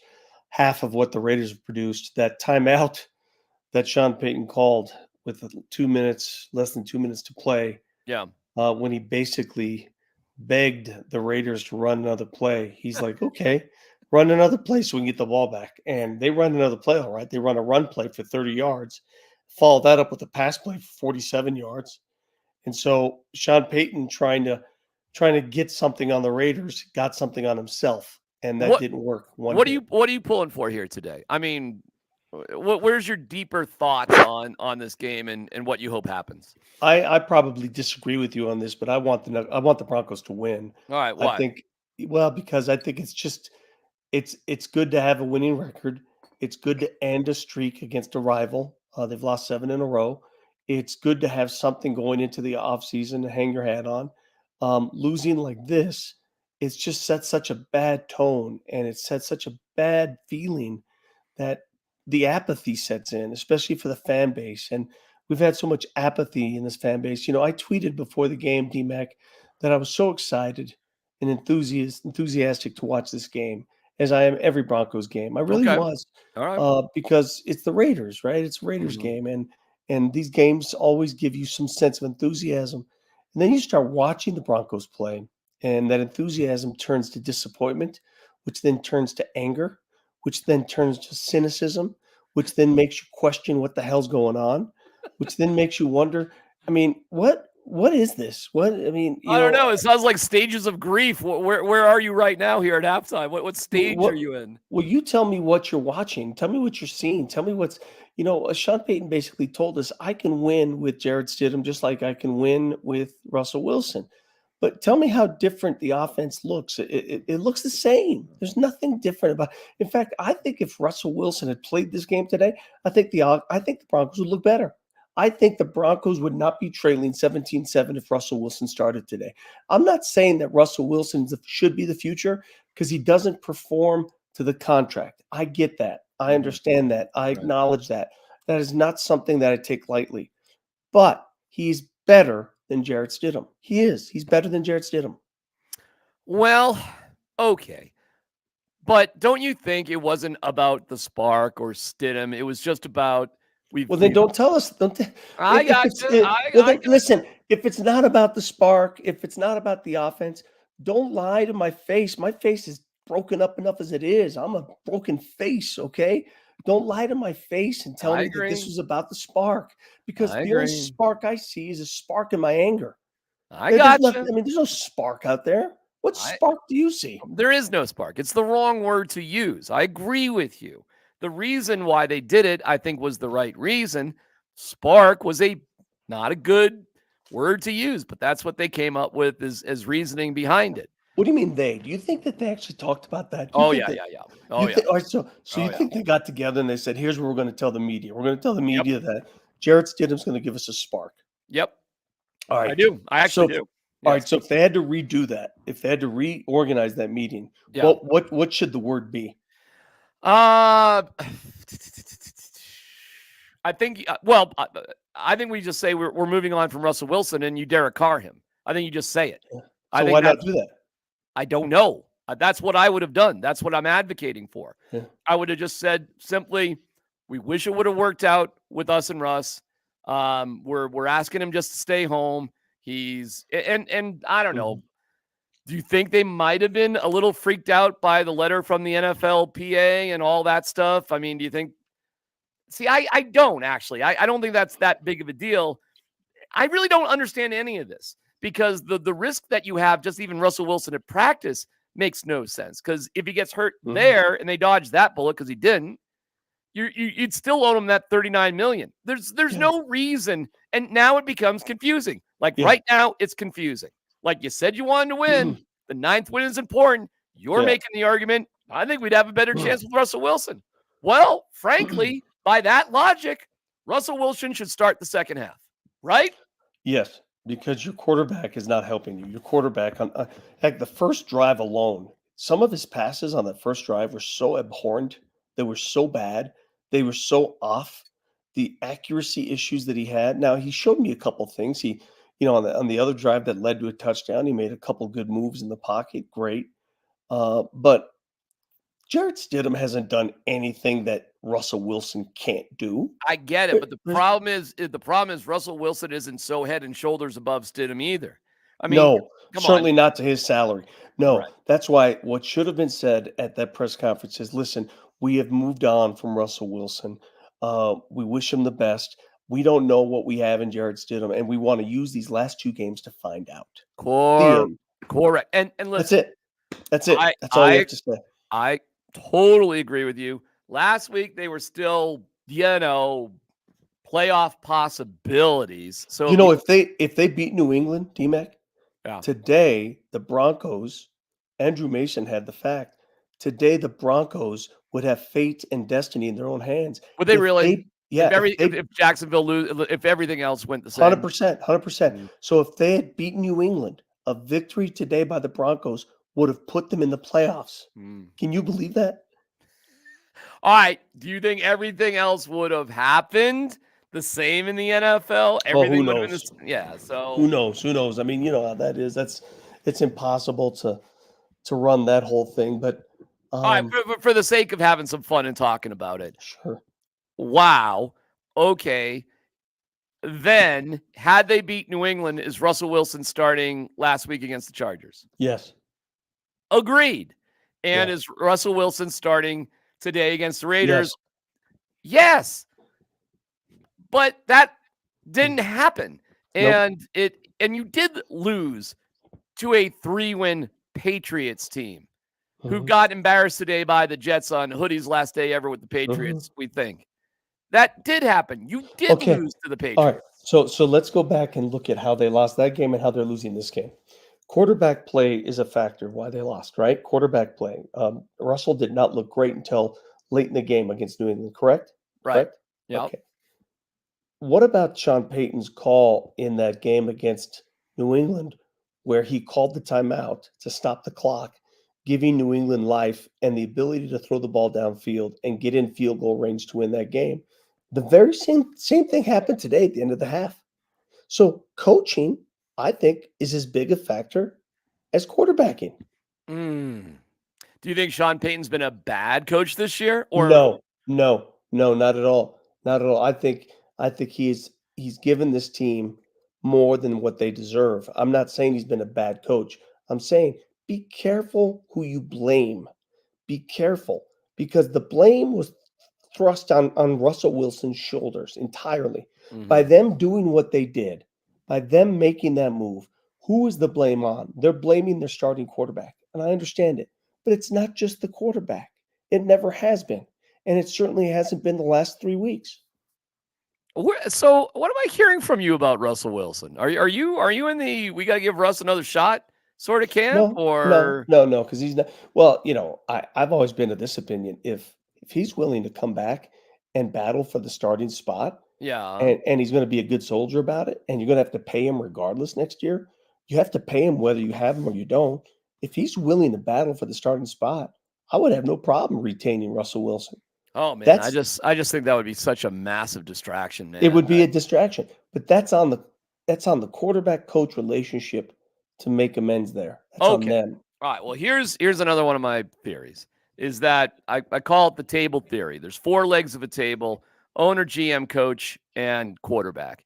And if you're not on the same page together, all four, if you're missing one leg, it's a slanted table. If you're missing two, it just falls over. You have no shot. I think what we have here, because how about that report today by Pelissero and Rappaport that George Payton has nothing to worry about next year? Yeah. First of all, do you believe that? Do you think that's Yes. true? Yeah, I I do. do. I do too. Mhm, mhm, So if that is true, which we both believe is true, mhm. and I do believe this is a consensus decision about Russ. I believe that at least. Then what's the point in keeping Russ at all? There is no point. You know you're moving on from him no matter what. Because Sean Payton, how vigorously has Sean Payton been saying he's not my guy? Like he must have said that a couple of months ago, Vic. Yeah, Obviously, with the reports that came out, and then sure. week after, well, they started winning, which kind of screwed everything up, right?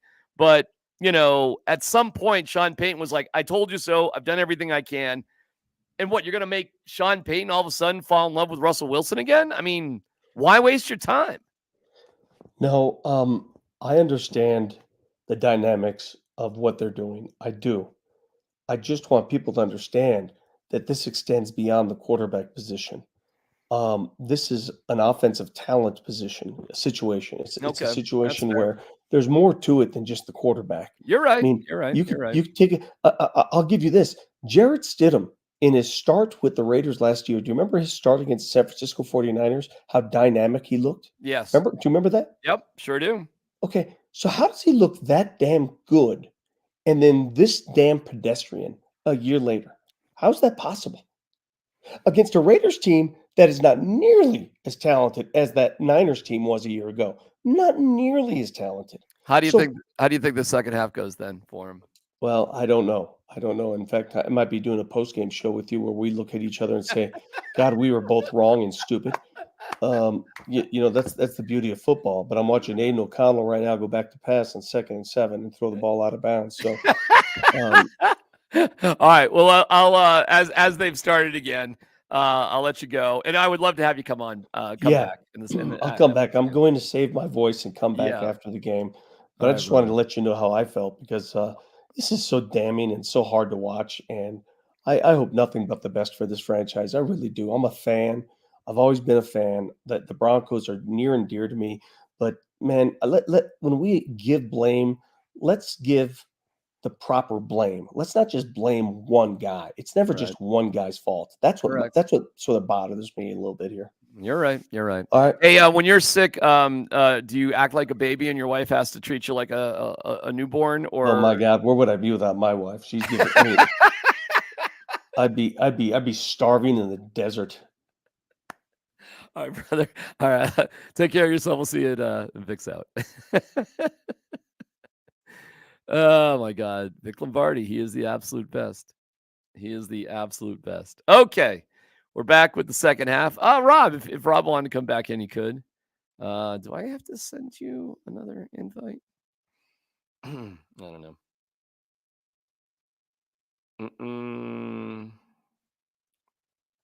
All right, I'm gonna see who else I can get to join me. Right. Meanwhile, we're watching a third down play. Boy, all sorts of time and throws it out of bounds. Good job by the Broncos. They got that stop.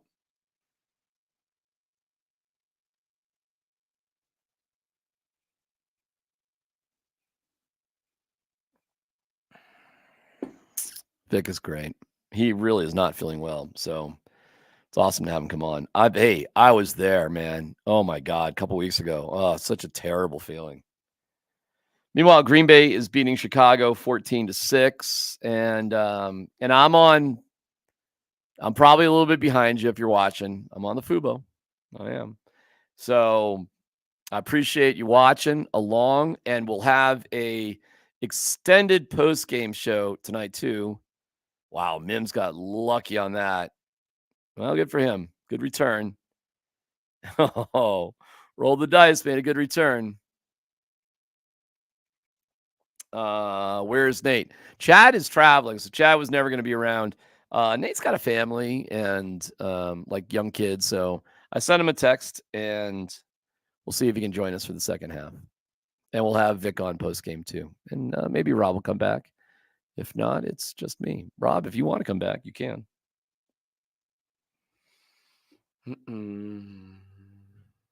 I'll send him a note. Hold on.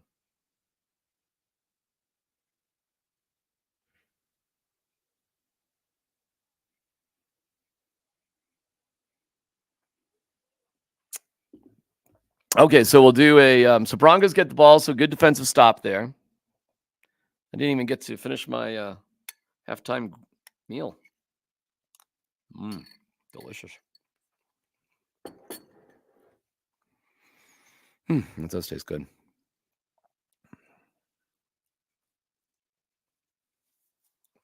You know what? Would I be a jerk to yell for fresh coffee for my wife? Would that be a jerk thing to do? All right, let's see how this goes. Hey, Kim! Can I get another cup of coffee? Ma, the meatloaf! That was a joke. But not the coffee. I was serious about that. That is rolling the dice. But she did make me a little snack for halftime. Delicious.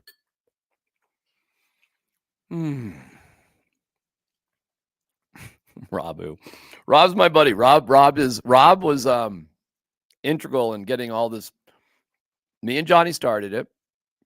Rob kind of was like, oh man, that's really cool, and joined on. Hey, I do this sort of stuff, and he's been unbelievably critical in getting these things going. And then of course Nate and Chad were there, and Vic's been fantastic. And we have like 5,200 subscribers, close to that, close to 1.3 million views, bunch of different things going on in the channel, and we're fine-tuning things. So Rob has been pretty important. That's Allegiant Stadium. That is a hell of a view out those big windows looking right at the strip. And you can see how many empty seats there are.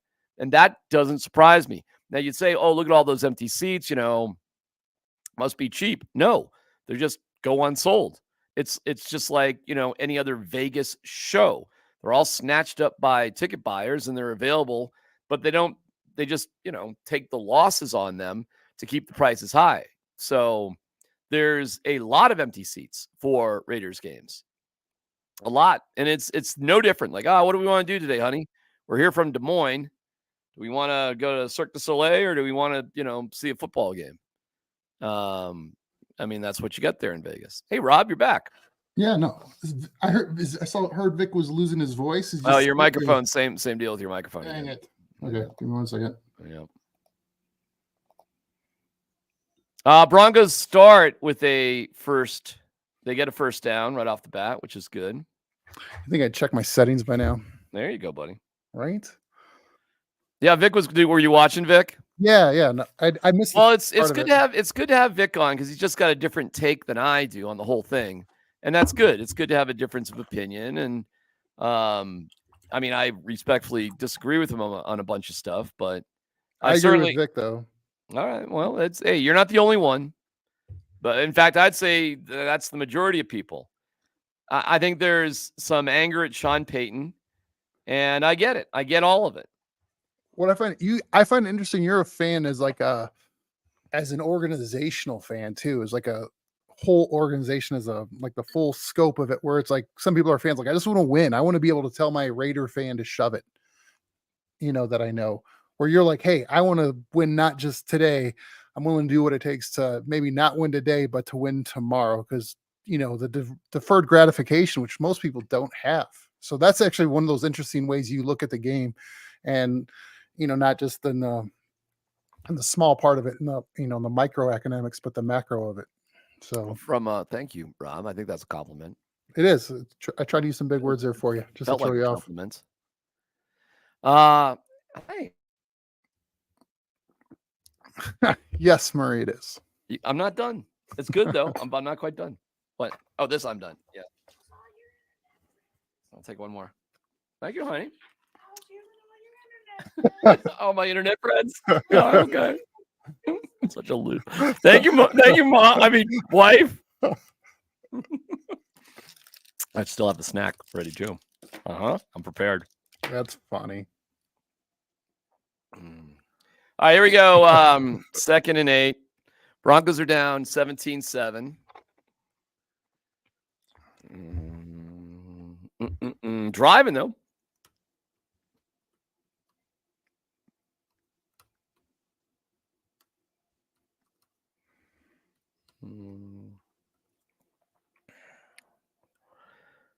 Chased.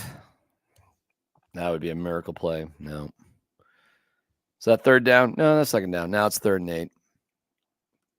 Running for his life. D-Mac laughed at me for saying the 99-yard drive was on Sean until Vic said it. Well, RJ. Hey, it's the source sometimes. Listen, man, I just didn't think the Broncos were going to give up like a 30-yard run on 2nd and 9 from the 2. Oof. I like that timeout. It's 2nd and 9 from the 2. What? I mean, I don't expect you to be able to run the ball up the middle for 30 yards. All right, 3rd and 8. Let's see what we got here. We got a blitz by the Raiders. We got a sack by the Raiders. How many times have we been sacked today? Well, Rob, I can look that up, my friend. I am prepared with the statisticals. I got the nerd numbers for you. Stidham has been sacked 4 times for 27 yards. Right up the middle. God dang. Where's he getting that from? Cush, useless. Burton, helping out in the A gap, not enough. Double A gap blitz. I don't know. What do you want Stidham to do there? So to Vic's point, there's more to fix than just the quarterback. Well, that's for sure. So maybe in the 1st round, they should draft an offensive lineman. Stop. Just be quiet. Another great punt. Oh, damn. Oh, man. That was a hell of an effort from Riley Moss. Wow. Golly. Great effort. And that ball would have been on the 1. Moss has it in his hands. You got to throw it backwards. Oh. You know what's weird? He threw the ball backwards, but because of how the ball landed, it's oblong, it moved forwards. So you throw an object backwards. Yep. Because of the way it's shaped, then it moves forwards. Have you ever watched them practice this? I remember I watched the Steelers practice this in training camp years ago when Jerome Bettis was still playing for them. I was out in Pittsburgh for their training camp, or wherever they had it in Pennsylvania. They use soccer balls. So they can actually practice where the bounce goes for the players. I've seen that here with the Broncos too. Well, now I'm done. How was the chili? It's good. Are you a hot chili person? Or are you like a Midwest, like just I want my cheese on there? No cheese for me, but I'm not a cheese guy. I'm not cheesy. Do you want your chili to be hot? Do you want it to like melt your earwax? I like it hot and spicy, baby. Hot and spicy. No response from our guy Nate Jackson. Vic will come back post game. I mean, look at some other numbers for the game itself. Let's look at some team stats here. I'd say the Broncos, I'm going to guess they have 5 first downs. And I bet they're like 1 of something. They're 2 of 7 on 3rd down. Let's see here. Hold on. First downs. They got a bunch of first downs, actually. So they're 2 of 7 for third down. Raiders are 4 of 8. Broncos have 9 first downs. Raiders have 14. That's not too bad, actually. Total yards, the Raiders almost have doubled up the Broncos in total yards. These are up to this point. Only 95 yards of passing for the Broncos, $137 for the Raiders. Rushing is terrible for the Broncos. 32 yards, 85 for the Raiders. Only 3. Oh, wow. The Raiders have not had a penalty called on them? Wow. How about that one? So only 3 penalties in the game. So we must be moving right along here on this game. Yeah, we are. Okay. Have you been keeping an eye on the Bears-Packers game? Yeah, a little bit. A little bit. The Bears are down right now, I know. I mean, that's another weird one where, like, you know, I guess it would make you feel good if you won the game, but it doesn't help you, you know? And I think it's stupid to say, oh, Justin Fields has to prove something else. I think, wow, wait a second. Jimmy Garoppolo's in the game.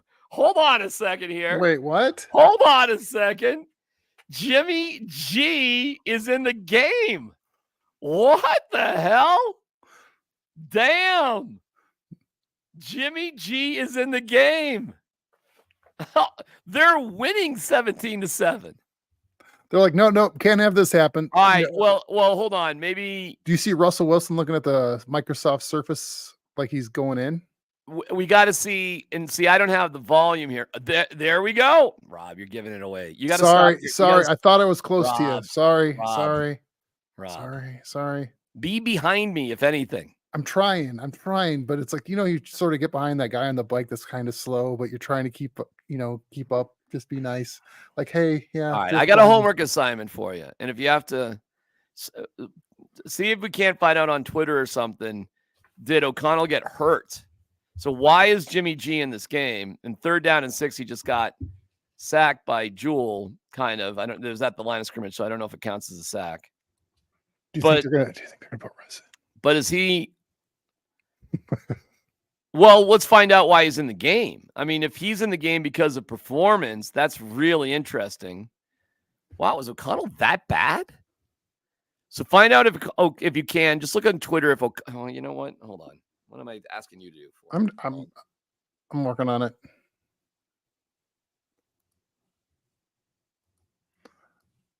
What about your sources at the game? What are they saying? I'm doing that right now. I'm sourcing it out. So, like the first beginning of the game, when both teams went 3 and out, they start 3 and out here. Flag on the field on the return. Wow, why is Garoppolo in the game? Oh, that's a block in the back from Riley Moss. That's stupid. Dumb play. Dumb play, Rook. It's going to cost you. Dumb play. Special teams. Told you. Special teams crap.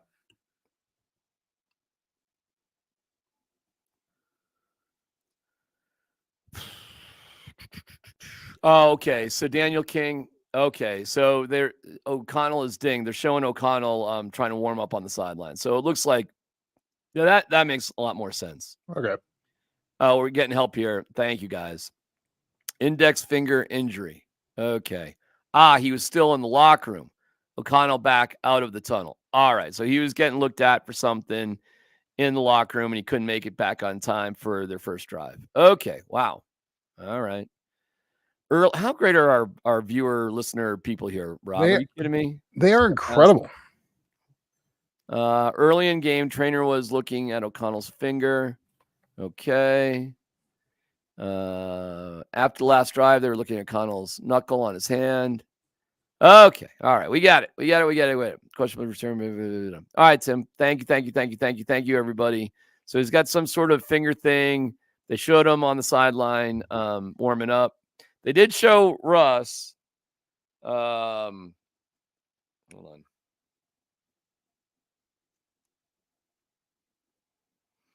They showed Russ looking at the iPad, but that doesn't mean anything. That does. If Russ was going to go back in this game, listen, Now you want it to happen. Hold on. Now it is a money thing. This is a money thing, everybody. This is not sure. If you wanted to say, hey, we're down 10, who gives us a better chance to win? An NFL veteran who's made countless comebacks and has played in Super Bowls, or Jarrett Stidham?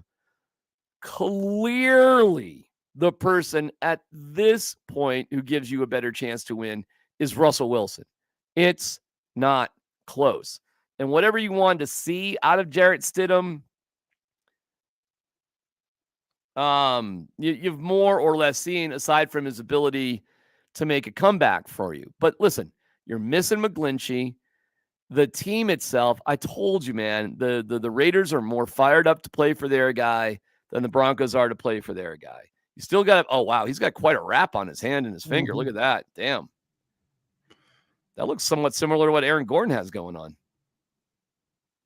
Wow, that is, I mean, how much would they hate Jimmy Garoppolo if that guy goes back in the game taped up like that on his throwing hand? All right, the Broncos with the ball, 8:25 to go in the third. Javonte. Okay. Here's where it's tricky if you're the Broncos. You just got to kind of grind this out. Now, listen, I know this is Mega Bowl, and I'll be more satisfied with a loss than a win. But Rob, here's what I'm going to do from now on. Okay. Yes. I'm just going to pull for the Broncos here because I can't do this, and I'm not going to root for the Raiders. So I'm just going to say and analyze this like none of that matters. Is just a game, okay? And then we can just throw Mega Bowl in every now and then, and you'll know what I'm saying. Like, hey, actually, that's okay. It's the micro and the macro of it. You're focusing on the micro. Yeah, I can't just sit here and like, oh man, Raiders, let's go. I can't do that. I cannot bring myself to that. So I am going to be doing this and excited if the Broncos make good plays, not bad plays. And then we can discuss it in the macro post game and all that. And if, if I just throw in Mega Bowl, it'll be code for, that's all right anyway. All right. But I cannot do this. I cannot root for the Raiders. I can't do it. No, I cannot do it. Not in good conscience. I couldn't do it if I was unconscious. Okay. Where you at in the game? I'm at 7:01, 6:59. I'm at a pass to Troutman. So just back it up. Start from where they snap the ball. Start from where they snap the ball, and you'll be fine. Just go to where they snap the ball in that play, and we'll be good.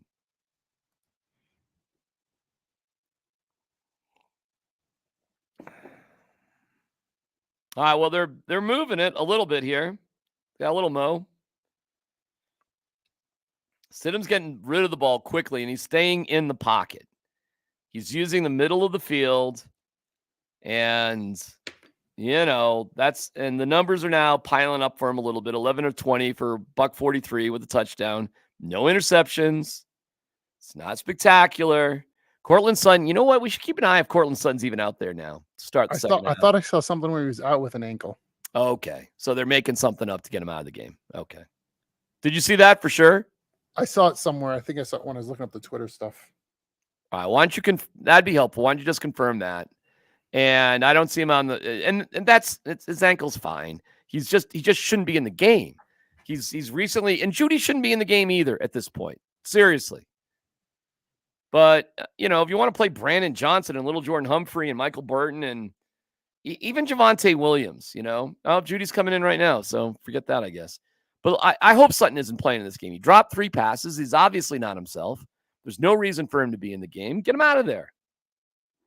Ankle, lower body, whatever. Partridge in a pear tree. Just it's not from someone with a blue check mark, but McLaughlin out with a head injury and Sutton is questionable with an ankle injury. Okay. I feel bad for Jaleel. That's terrible. I'm sorry to hear that.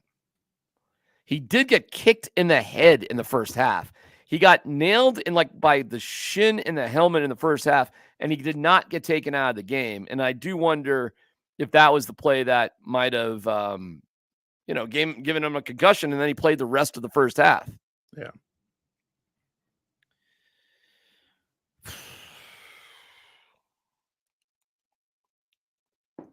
I got my eye. Wow, the Eagles are getting just smoked.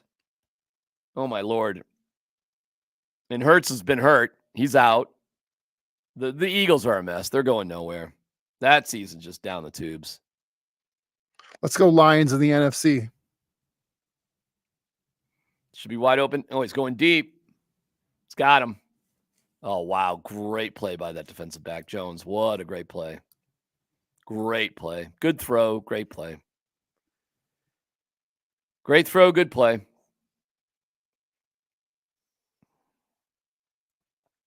Deep throw to a tight end.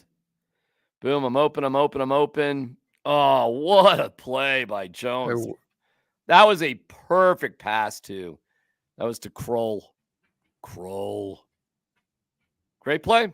Wow. Barely got a hand on it. But, I mean, that's exactly where the ball needed to be. Yep. And just, dudes make plays. And dude made a play. Plenty of time. Boy, can you tell how much they're using the middle of the field? Does it jump out to you how much they're using the middle of the field?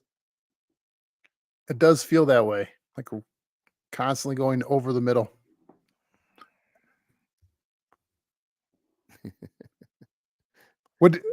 I keep seeing who do you want in the quarterbacks for next year? We'll go back. I'm going to go back into that well. No. We'll get to that later. We'll have months to talk about that. It's a choice between 6 guys, and we're just starting that process. All right. Well, we know the first 3 guys are unlikely unless you really move them. Rob. Sorry. It's a habit. It's a habit. Sorry. All right. We're gonna literally spend weeks on that topic. Let's see here. Dare I say Russ would have made that pass? Dude, it was a perfect pass. The Jones just made a great play. That happens. The pass, if he threw the pass further, it probably would have been out of Kroll's reach. It just, that pass was perfect. Michael Penix Jr. is the answer, D-Mac. He might be. And yes, we should all pay a lot of attention to the national championship game tomorrow with J.J. McCarthy and Penix. And perhaps we all do get that big Penix energy. What the hell was that? Holy cow. What the hell was that? On 4th down. That was a disaster play. Oh my Lord, was that bad.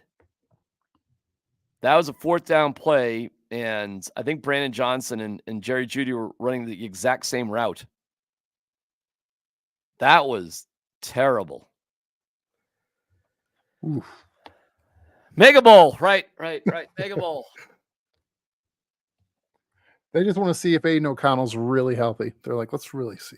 Let's get them back out there. Oh, my God. You got to see that play again. Brandon Johnson and Jerry Jeudy are like in the same exact spot, and the ball was behind both of them.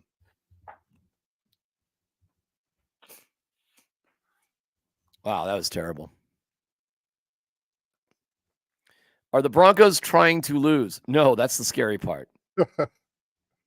They are not trying to lose. Oh, we got Marcus Mariota in for the Eagles. I didn't even remember he was on that team.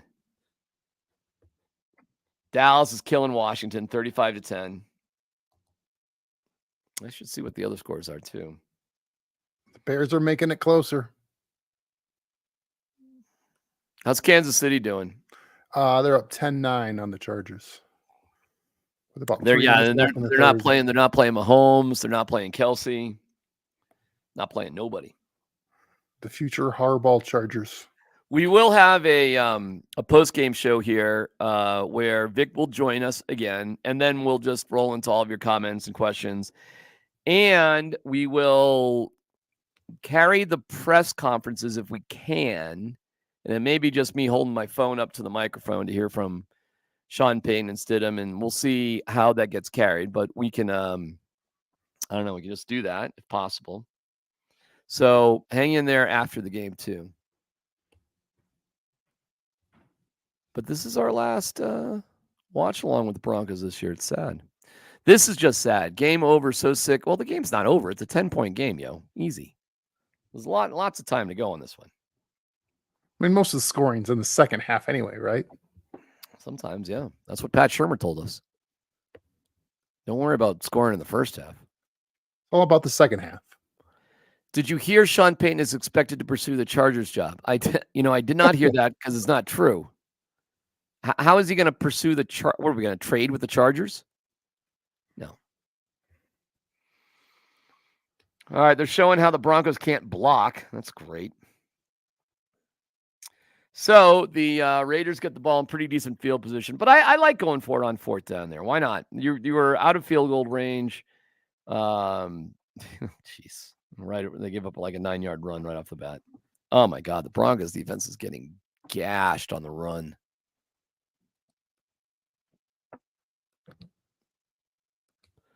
Broncos defense against the run. Let's see.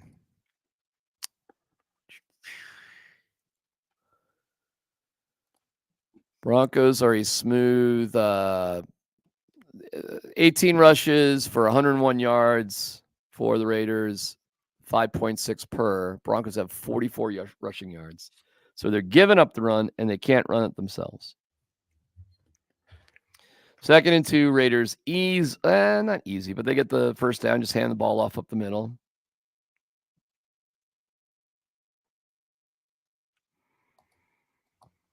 Yeah, man. I mean, at this point, the Raiders could just milk the entire clock if they just want to do it like this. I think the time of possession was relatively equal, but let's see now. The Raiders are probably piling it up now. Yeah, 23 and a half to 19 minutes. So not oh, actually, no, sorry. The Broncos actually lead in time of possession. My bad. Oh, that's interesting. So that's interesting. So the Broncos are actually holding on to the ball. Well, the Raiders had that drive at the end of the half they scored on, which only took about 62 seconds off the clock. Right. It wasn't very fast. Oh, it didn't take that much time. It felt like it was a while because the Broncos have kind of, if you look at the numbers, the Broncos are pretty damn close on every number aside from passing is equal. Total yards is close. It's the rushing yards that's the big deal. And the Raiders have no penalties in this game. Wow, that is very un-Raider-like. He's going for the full-time head coaching job, showing they can play a clean game. Well, that would go a long way, man. No penalties through 3 quarters of football. That's pretty impressive, actually. I'm getting some the current draft pick possibility range is 12 to 16. If current results hold, the pick is 12. So that's based on all of the other information. So, 12 is better than 16. Yeah. It's easier to move from 12 to 6 or 12 to 5 and get the 3rd overall quarterback taken. And I could even see a world where they could go from 12 to 1. I do. Really? Yep. I do. But it's going to be tough because likely you're going to get an offer from the Patriots go to 3 to 1. So if you want to move up to 1, you have no choice but to trade Patrick Surtain. So the only way to guarantee yourself, number 1, is to offer Patrick Surtain. That's it. The end. It's the only thing you can do. In the draft capital world, you think Surtain's worth 2 firsts? I do not. Not now. He was last year, but he's not now, as I pointed out last year, and I got eviscerated for it. He's not now because he's coming up on his 4th year, where you'd have to, you could take him under his current contract and make him play on his 5th-year option. But in general, guys that you get like that, that's time where they cash in. And what happens is, in general, you would either extend the 5th-year option and then put the new contract at the end of it, so it starts after the 5th-year option, or you just rip it up and it starts after the 4th year. But the top 5 cornerbacks all make around $20 million. So you'd be paying Patrick Surtain $22 to $23 million. And either the Broncos are going to do it or somebody else is going to do it. You don't have to do it right away. But if you allow it to get to the 5th-year option and you don't give him a new contract, he doesn't have to sign a new contract. He could just play out that year under the 5th-year option and just become a free agent, take his chances. So the time that you would have got 2 first-round picks from Surtain is last year or 2 years ago, or not drafted him in the first place, and then you would have kept your 2 first-round picks because you wouldn't have needed to give away probably 3 first-round picks because you used 2 for Russell Wilson and 1 for Sean Payton. So you probably hold on to those 3 first-round picks if you just took Justin Fields instead of Surtain. So his value was a first-round pick that you used on him. It gained value. It didn't lose value. It gained value, and now it's losing value. Now it's going back down. So that's the way that goes. What a way to look back to the impact of that decision on that day with the safe pick. Longtime fan. We're beginning the 4th quarter. Longtime fan at this point, not sure why I continue watching. Well, I mean, you got something better to do, go do it. Well, hopefully you can just hang in there with us. We'll make you laugh a little bit. We'll have some fun. We'll read more comments.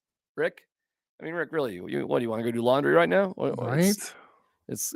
I mean, you're not skiing. You're going out to dinner tonight. I mean, let's face what your life is all about at this point, Rick. You're stuck with us. Don't you think that Sean Payton's plan was to make Stidham the quarterback next few years? No, I don't. Why else would they have signed him for 3 times more than the going rate? Yeah, they could have just stuck with, say, Brett Rippon or brought in a quarterback, a backup under the vet minimum. Wow, look at that. Wow, 1 play. First play of the 4th quarter. Broncos totally blew the defense. Devontae Adams wait, that's not Adams, though. Who is that? No, it was not Devontae Adams. Myers. Okay, so they totally lost. Wow, that's discouraging. And that's O'Connell back in the game, right? That's not Jimmy Garoppolo. Yep. Correct. So O'Connell's back in. They think it's a screen to Adams, and they don't even pick up Myers down the sideline. Strolls in for an easy touchdown. Damn. Take everybody out now. I mean, listen, here's what's funny. Clearly, if you wanted to win this game at this point, because your offense has been so ineffective, clearly you would put your backup in. This is like when you pull your goalie. You would put your backup in kind of no matter what. So this is where it gets sticky for Sean Payton right now. This is actually, unfortunately, the Broncos have created this because there's no reason to not put in your backup quarterback if the goal is to try to win the game. You're down by 17 points, and it's the 4th quarter, and you're insane if you think Jarrett Stidham at this point gives you a better chance to win at this point than Russell Wilson. So we are about to see what this is real. I mean, I know what it's all about, but hey, let the sparks fly. Let the sparks fly, right? And isn't that what's supposed to be happening here? You should be putting Russell Wilson in the game right now. I mean, if it really was so important to win the game, you should be putting Russell Wilson in the game right now. Now, of course, we got Nate Jackson. Oh, all right, Rob, I'm going to say goodbye to you for a little bit. Hey, I got to take off here soon anyway, so that works. Okay, brother. All right, thanks for helping out. I appreciate it. It was fun. See you, Rob. Nate. What's up? Nate, what's going on, brother? Hey, what's up? How you doing? So you good to watch the 4th quarter? Go Broncos, man. Yeah. As long as my son doesn't run down here and screw things up. All right. But yeah, I got it set. I mean, what I've heard is the broadcasts are a little like I don't know if I'm seeing the same play at the same time as you, right? I know we gotta watch it a little bit. So I'll let you know where I'm. What are you just watching on TV? Yeah, YouTube TV. YouTube TV. Oh, then we might have a shot. So you're watching on the internet too. So am I. I see a commercial right now. Right? I do too. We're pumping cheesy calzones from Papa John's. Now we're going. See, I'm not seeing that. I'm seeing Fox's new show, The Floor, with Rob I am seeing that now too. Okay, cool. I think we're going to be close. All right, close. All right. So, all right, people are excited you're here. Rob did a great job. Vic Lombardi is really sick. So he just jumped on at halftime. And we're going to do a post-game show, which you can be part of or not part of as long as you want. But Vic's going to come back on after that. Okay. And we'll just see how this flows. So we're here for the fourth quarter. So thoughts?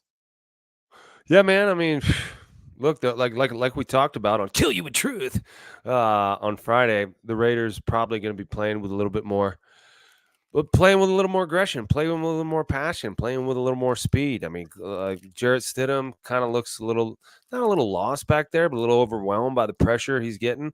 A lot of dump downs, look very similar to Russell Wilson back there. Check down Charlie to whatever back is in there, typically Javonte Williams right there in the middle. And you're just not going to have a dynamic offense doing that. Nice play by Jerry Jeudy. Cortland Sutton doesn't seem like, well, he's out now, and he didn't seem like himself when he was in. No. He had that first ball that he should have just snagged it with his hands, and it just bounced off his shoulder pads. Just didn't look like himself in there. The running game doesn't look that good. The Raiders look like a better team today. Yeah, I mean, they just may be a better team, period. That's not crazy. But this whole Johnson gets free to the midfield. All right. Oh, so you're a little ahead of me then. Oh, wow. Yeah. All right. So I got the snap. I'm telling you when the snap is right now. So how far ahead of me are you? Probably like 15 seconds. How about this? How about we time it up like this? Okay. So the play clock on the next play, you tell me when that's at 15. Okay. Well, 15. I'm going to pause it right now at 15. Okay. So you tell me when the play clock is at 15. Okay. That is a good damn plan right there, my friend. Well, hey, man. Bright minds are just bringing this motherfucker together. Okay. We are 17, 16, 15. All right. We're on the same page, man. Look at that. All right. I love it. All right, Jared. That's all we had to do. Boy, I couldn't figure that out for 4 months. That's all we had to do. Just look at the play clock. All right, Jarrett Stidham again under pressure, but look at him on his horse. Oh, yeah, Jarrett. 3-yard gain. Look at that guy. See, Russell would have had 7 or 8 yards. Actually, Russell Wilson would have picked up a first down right there. Real talk. I was saying if you were ever going to put a backup quarterback in, period, this would be it. Down 17 in the fourth quarter where the offense has done nothing. So the fact that they're not putting Russell Wilson in right now, certainly it's really not about winning the game. I mean, you think so? Yeah. Yeah, I think so. Well, isn't he trying to see what Jarrett isn't he trying to see what Stiddy's got? Yes, of course. But it's not about a spark. It's not about winning the game. It is seeing that. Yeah. Right. I know. I just don't know why. I just don't know why they have to lie to us about stuff. I don't understand. Really? Like you want him to tell everything that goes on and just lay it out flat? Like, I don't know, man. Everyone lies about what really goes on behind the scenes. I guess. Like, all right, D-Mac, tell me exactly what you and your wife talked about last night. Down to the word. Everything going on in your life with your family. Tell us everything. Just lay it out. Nate, we've been together for more than 30 years. Do you think we talked? That's a good point. That's a good point. All right, 3rd and 10. Let's go. Looks like somebody on the comment line is ahead of us, and if that's the case, then they all are. We have something bad about to happen to a player that we like. Oh, wow! Nice catch, beauty. Get in the end zone. Oh wow! Oh yeah, you got it. Ooh. He's not. Oh, his leg. Ew, that doesn't look good. Oh, great play. He's down to like the 1 yard line. All right, Nate, here we go, brother. If this is a freaking ACL or something. Nah. I can't even look at stuff. By the way, hey, don't even look at the comment line because they're all ahead of us. Okay. Yeah. So we're going to kill ourselves if we cheat. Look at Stidham. Nice play. And that Jeudy had a nice play. Oh, nice walking. All right. He's all right. Jerry. He's yeah. Yeah. I'll be right back. Jerry. Yeah. Jerry. That's what I'm talking about. Yeah. Jerry plays good against the AFC West. He plays good against the Raiders and the Chargers, typically. And Jerry Jeudy's not a very, he's just kind of a thin guy. And so when he gets landed on by two guys like that, his body's not meant for that, He's kind of thin in the waist. He's just not a very strong dude, but his feet are incredible. Jake Plummer play. Ooh. Didn't work. play action boot roll. God, you guys, how many times you guys run that one? A lot.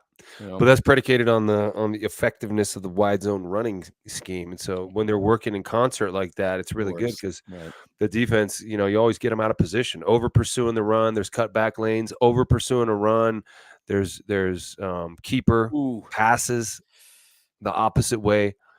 Yeah, little Jordan. The running game has to be pretty effective, and everyone has to be moving, laterally at the same time in unison, like synchronized sumo wrestlers. Really, that's funny. Call it. Yeah. All right, 2nd down and goal. Look at Sean Payton. He's a little upset. What's he upset with? Look, hey guys, we're gonna listen. Jumbo 22.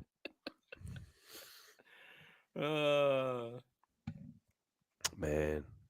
Cortland Sutton's dealing with an ankle injury. He's coming back from a concussion. Yeah. I'm rolling my eyes. He dropped 3 passes. The first pass he dropped, you should have been like, okay, you're coming out. Hit you in the chest.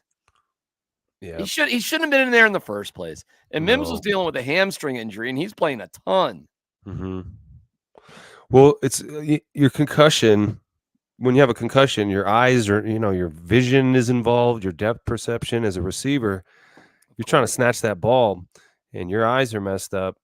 It's going to look like that. It's going to bounce off your chest. You're not comfortable putting your hands on the football, so you try to body it up. You're worried about everything going on around you. Yeah. Yeah, he probably shouldn't have been out there. Allegiant Stadium, look at that, man. I've been there. I was there a couple of Christmases ago. It's awesome. And right by the flame there, that's actually a stage for a band, like a 9-piece. They were incredible. It's like Vegas. It's Vegas stuff, It's the best of everything there. You should put Fatty's Last Chance up there. Fatty's Big Chance. Big Chance, yeah. Look at this. Ooh. They said I was down at the half-yard line. Yeah. We definitely have a difference in opinion on this game, meaning I think it's better for the organization for them to lose, and you don't. So we've had that debate. That being said, because I compare this to the Mega Bowl, in semi-pro playing for 4th place. The trophy's 12 feet high. Mega Bowl. But I can't sit here and root against the Broncos. I cannot do it. So I just have to look. I'll be excited if they score. I can't help myself. I'm not. Oh, fumbled snap. Really? Are you kidding me?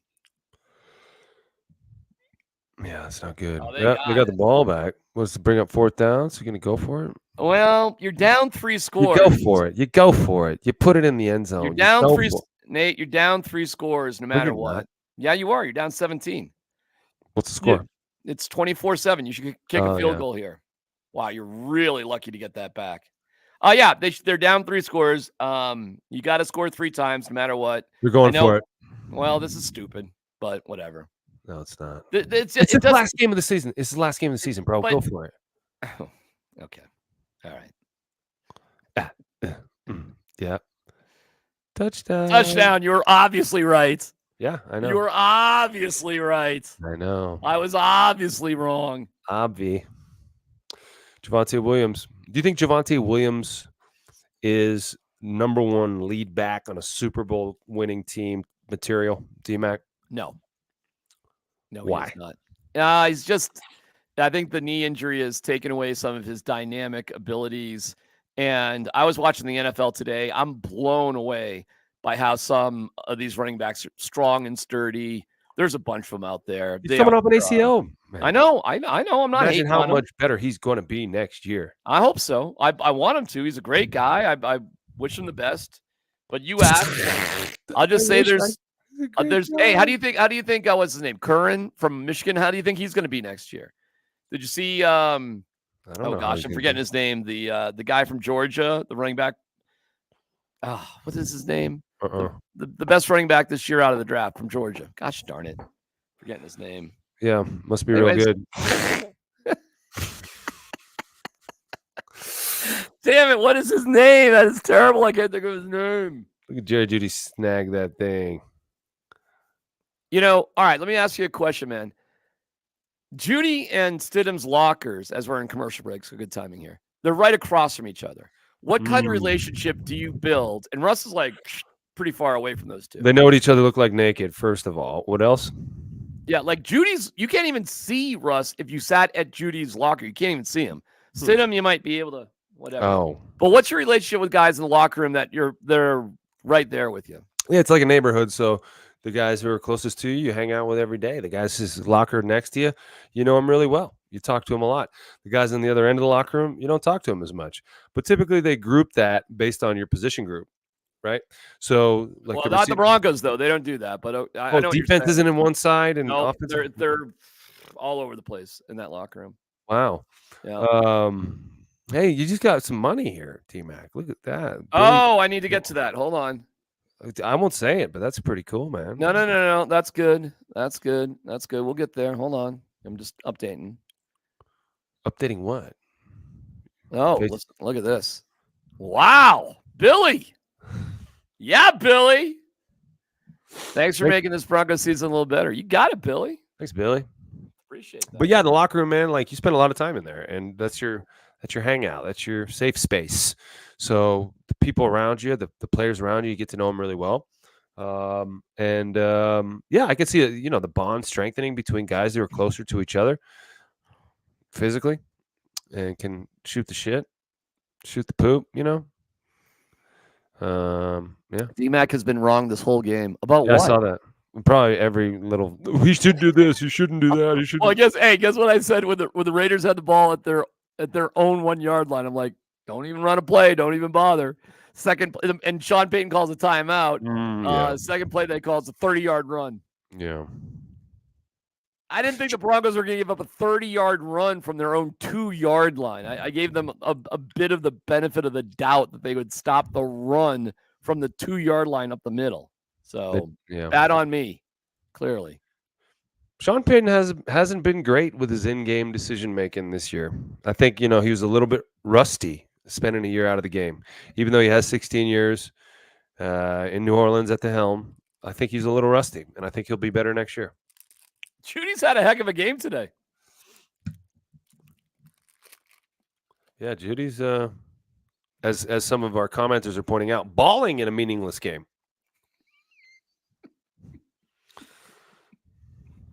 But he is leading the team in receiving yards, 3 for 79.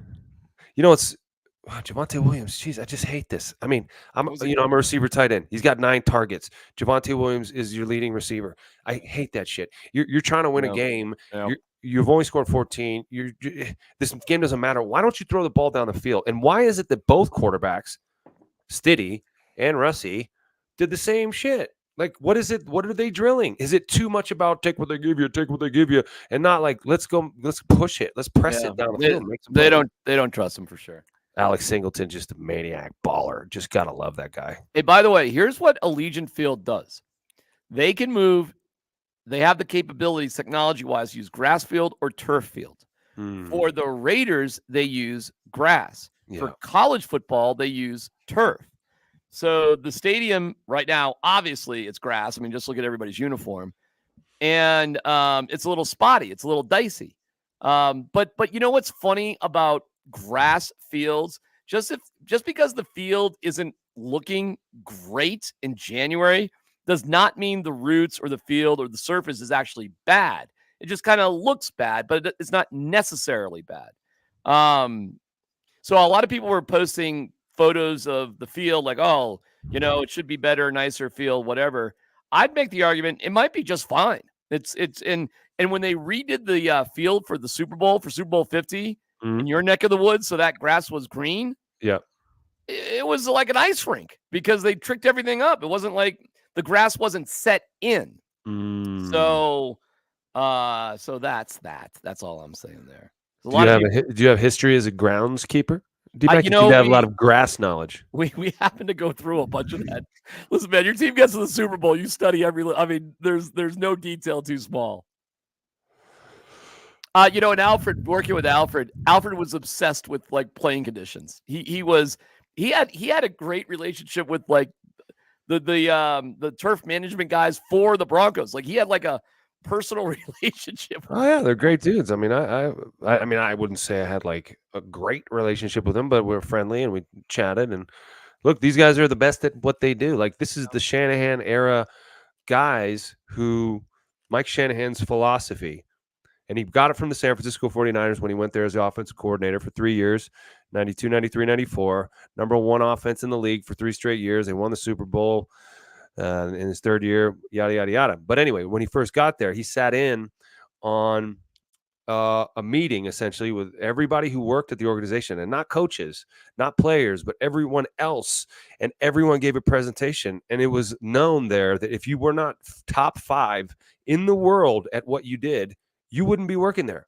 Yeah. So it was groundskeepers, marketing people, PR Yeah. department, player development, players, yes, coaches, yes, nutrition. Everybody had to be the best in the world. Mhm. He brought that to the Denver Broncos, and that's why the Broncos were good for so many years, and kind of the standard of the league, one of the crown jewels of the league, not just like player wise or championships, but organizationally, the class of the league. And he had to convince Pat Bowlen to do it that way, because Pat didn't really want to do it that way, because it costs a lot of money to do it that way. Yeah, I bet. So Well, now money doesn't mean anything now. They can do whatever they want now. yeah. All right, 3rd and 8, and this is a big play here. You're down 10. You got to get the ball back twice. So someone on the comments saying Alex Singleton just set the record, 172 tackles, most in franchise history. Congratulations, Alex Singleton. The best player on the well, maybe not the best player on the defense, but the second best player on the Broncos defense. And they give up an easy pass over the middle. Jacoby Myers just kills the Broncos for some reason. Break this down for me. What's going on here? Well, Jacoby Myers, the inside, he just has a little out from, it's there in trips there. He's the inside receiver, and, he just beep. They ran a stunt. Yeah, Jonathan Cooper covering him. I mean, give me a break, dude. Right. Because they didn't blitz. They ran a stunt, but they brought 4. They dropped back in his zone, and they just found the soft spot. That was on 3rd and 8, brother. Yep. That's frustrating. Yeah, the Raiders can really. Do you know the Raiders don't have a penalty called on them so far in this game? How about that? Wow. That's pretty crazy. And that's an interim coach. Well, that's very un-Raiders-like, isn't it? That's the one thing you could kind of count on with these guys. Yeah. Double check. We always right on that. That's what we always knew when I played, was we're going to Oakland, and we just got to weather the storm. And as the game goes on, they're gonna get sloppy. They're gonna get angry. They're gonna lose their temper. And we had to keep our composure. It was a big part of what we did. It was like, if you keep your composure, if someone personal, cheap shots you and you don't retaliate, you get rewarded for that. We get paid. We get money for that. Austin Hooper. Oh, you're gonna pitch it, Austin Hooper? Austin Pooper, more like. They're just grinding out the Broncos now. These are not complicated plays or passes. Good pass blocking. There's this kind of misconception that football has to be real complicated. Right. You have to really out scheme these guys to win. No, right. It's about me kicking your ass. Yeah, it's a lot of one-on-one battles, isn't it? Just win. Yeah. Just win the battles. Win the battles, and then you'll win the war, bro. And see, that's why, listen, nothing against Surtain or any cornerback. But if you've got the offensive line to give you time, look at how talented these receivers and tight ends are in the NFL these days. If you got the time, they're going to get open. Doesn't matter how good you are. How about the fact that the 2 starting Pro Bowl corners for the AFC are on the Broncos and the Jets? What does that tell you? They have good defenses, and their offenses are ass, because the Broncos' offense is horrible. And so is the Jets, captained by Nathaniel Hackett. Correct. And the Broncos offense still tastes the residue of Nathaniel Hackett's ass, and they're still kind of trying to wipe that away. Wow, the Raiders could do something kind of crazy here. The Broncos have used 2 timeouts. There's 4:53 to go. They're at the 30-yard line. They could do something really unusual right here if they wanted to. They got to stay in bounds, though. They could run out the clock. They could. It'd be tough because usually you'd score. Were you on that Broncos team that – oh, no, you weren't. You weren't. It was after your time.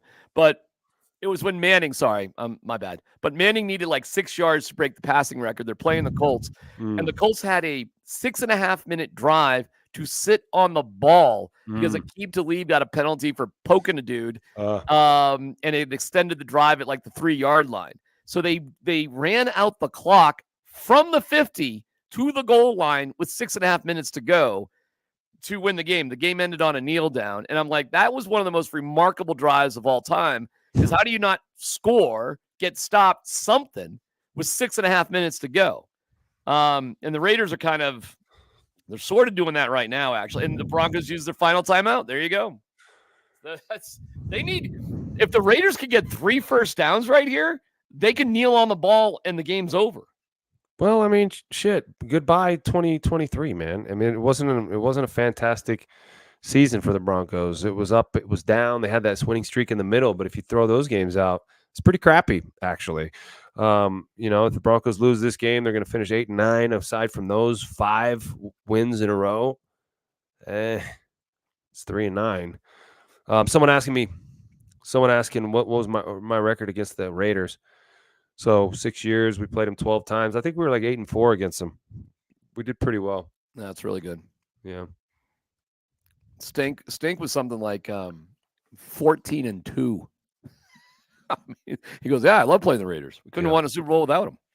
Some folks on the comment line saying Sean Payton, they're over it. They want to move on. Oh, Sean Payton's going to get killed after this game. No doubt about it. Why? Why after this game in particular? Because the offense looked like shit was steady. Right. Yeah. Although still, he had 2 good drives. He had 2 good touchdown drives. 2 good drives in a freaking game. What do you? I got you. I got you, homeboy. You feel good about that? No, because I don't think Stiddy's the future. I don't care. I know what this is really about. I'm not a moron here. I get what it is. Peyton doesn't think he can win with Russ. They've been talking about it for weeks. You lost the Patriots game, and then you didn't want to pay him $39 million if he got hurt in 2 meaningless games. That's what this is all about. Why he's the backup, I don't know. Why he's even here in Vegas, I don't know. Do you think there's more to it, D-Mac, that possibly you don't know? Yes. There's always things that I don't know. Trust me. Right. Are you kidding me? Lord, if I've learned anything, it's things that I don't know. So, yeah, there probably is a lot of things I don't know. Because on the surface, playing, it's not about Stidham. It's about not being able to play anymore with Russ and moving on from Russ. It would have been so much easier and more honest if they just said, I think we've come to the end of the road with Russ. He's a great guy. We're just going to move on and see what we got in these last 2 games. And if they had said something like that, it would have made a hell of a lot more sense. But they didn't for whatever reason. So it got everybody in a tizzy about this, that, the other thing. And, I just think that I know what this is really about, and other people are pretending they don't. And I think they're pretending they don't. So the concept that Russ got a raw deal is not true. It's not working with him and Sean Payton and Greg Penner and George Payton. Oh, how about that report today? Did you see that? That George is safe. How about that? That's cool. I like it. I do too. You need Let's create some continuity. Yes. Gashed up the middle. Game over. Someone saying on the comments that they saw me on the Real Sports with Bryant Gumbel finale. I didn't know Real Sports was like going away. Like, I don't know why that show would ever end, but I guess he doesn't want to do it anymore. You really need Bryant Gumbel for Real Sports? Really? Seriously? He probably has he probably owns that. I mean, you can't, you have to call it something else, do it some other kind of idea, because that's his baby. I mean, he started that thing. You're not going to call it. I mean, like, if you left, are you going to be like, yeah, call it Kill You With Truth, man? Like, no. Well, if somebody wants to buy it, it's for probably sale. Don't want to buy it from him. I was talking cannabis with Andrea Kramer in my living room. That was funny. I know. And then you got to be the reputation as the king of NFL weed. Yeah. You got to be the spokesperson for NFL weed. Yeah. Well, because I understood how to articulate it in a way that didn't trigger people's emotional response to it. You want to compare it to the pills that we were given. It doesn't seem so bad. Yeah. You want to talk about medication and pain and the injuries that we got, and you want to choose the medication that you're going to use. You want to take opioids, or do you want to smoke a little herb? I think the one is less harmful than the other. One is killing Americans right and left, and one is not.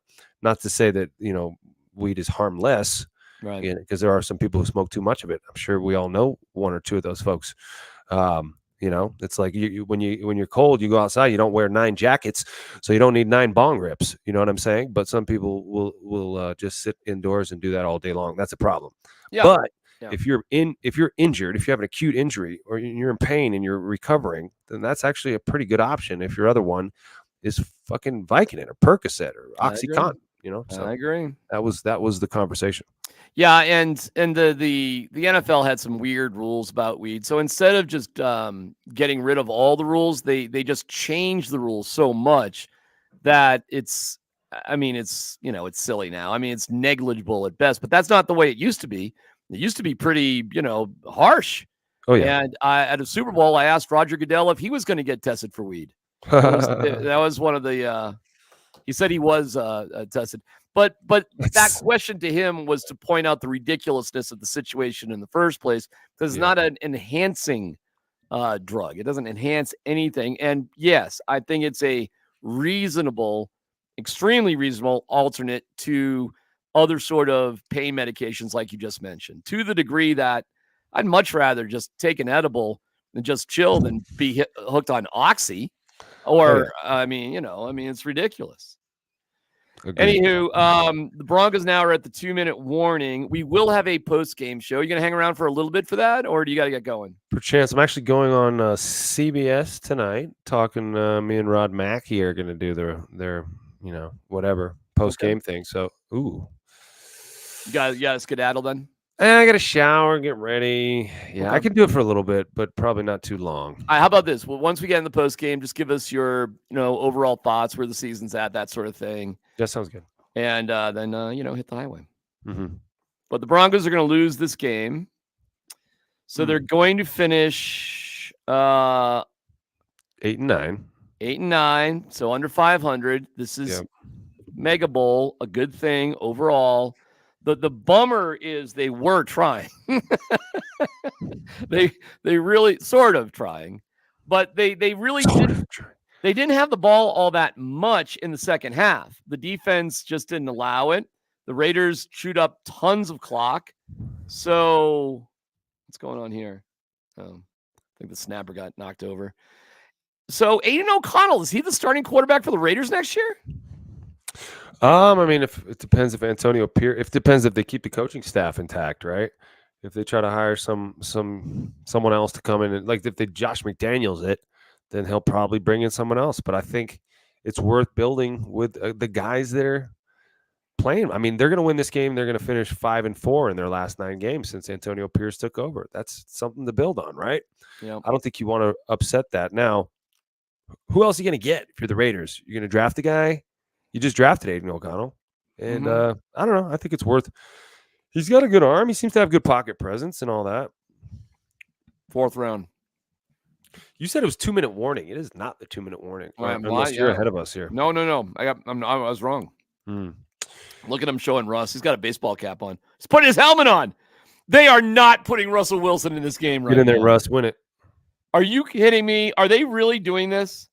Go win it for us, Russell. He just took off his. He's just putting his helmet on so he can hear the play calls. Believe it. Now, by the way, this is where you have to try a kick return. Nate, you're desperate. So when Marvin Mims caught the ball in the opening kickoff at the 2 or 3 yards deep and he ran it out to the 34, how did you feel about that? Was that a horrible decision, D-Mac? Yeah, it was a horrible decision. Yeah, clearly. The next time he took the ball, he got to the 17-yard line. So in his 2 returns, he was a net of 0. Okay, that doesn't answer the question, though. It was a horrible decision to run it out of the end zone and get to the 34-yard line? He did the same thing twice. One time it was positive, one time it was negative. Pro Bowl because of it, Darren. Going to the Pro Bowl because of his punt returns more than his kickoff returns. Even though Michael Anthony Olivas just called me a dumbass. Thanks, man. Okay, I can put that up here. Yeah, appreciate that. That's sweet of you. Well, he is laughing.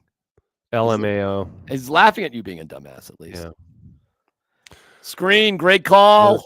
Great call. Great call. You got 2.5 to go. Throwing screens. By the way, the Raiders will do that. They'll let you have as many screens as you want. It's kind of like in The Big Short. We can buy as many of those, double A tranches as you want. How much you want? I It's still like don't a know. screen door on a submarine, man. That's what the Just Broncos are like. all day. The Raiders are just Little dropping guys. steady, There cocking you go. back and letting it fly. Jerry Judy, no thank you. You got to try at least, though. At least you're going down the field there. Getting a little support here on the line. Thank you guys. Appreciate that. Someone's got to keep D-Mac in check. Here we go, right there. Oh, I got it. Oh, BJ's got to go. Oh, not that one. Nate cuts through D-Mac's crap. Ooh. It's not easy. Trade the house for Caleb Williams. Okay, let me ask you this, man. If you believe that Caleb Williams was the guy and the Bears are willing to deal, they keep Fields, would you trade Pat Surtain for that opportunity? Well, sure, man. I mean, yeah. But I don't think Caleb Williams is the guy. Okay. Well, I don't think that it's actually. That's I don't think the can't miss thing with Caleb Williams. It's just, to me, it's not going to end well. That's not going to be John Elway. I actually agree with you. Yeah. I'm not I'm not against Caleb Williams, and I'm not even that high on Drake May. I'm feeling way better about Michael Penix Jr. There's a lot about Michael Penix Jr. that reminds me of Jalen Hurts, a guy who's a little bit older, who's bounced around to a couple schools, maybe a little bit overlooked, but just has a way of taking whatever team he's on to a championship.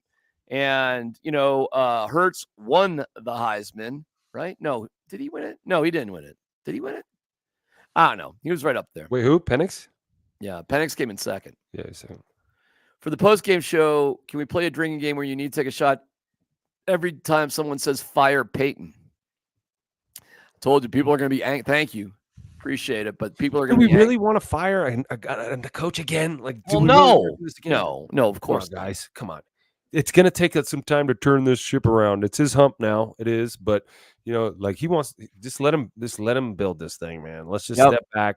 See if we can do it. He clearly – didn't believe in Russell. Okay, he's moving on from Russell. That took a lot of cojones to make that sort of decision. It did, even though it's, whatever. It's probably largely about his ego and his inability to connect with Russell and to cater his offense to Russell's skill set. Will that be a problem with a future quarterback? Perhaps, but at the same time, man, he has to be the architect of the entire shebang. What I was talking about earlier with Mike Shanahan, everybody in the building had to be top 5 at what they do. I think Sean Payton has a similar sort of vision, big picture vision for the team. And so the quarterback's just one piece of that, He's got to get everything moving in the same direction. That doesn't just happen, boom, like that, especially coming into a dysfunctional situation with an ego at quarterback. That Russell's a good guy, but he was sucking up all the air, man. He was sucking up all the air in that locker room. Everything was about Russ. Can't all be about Russ.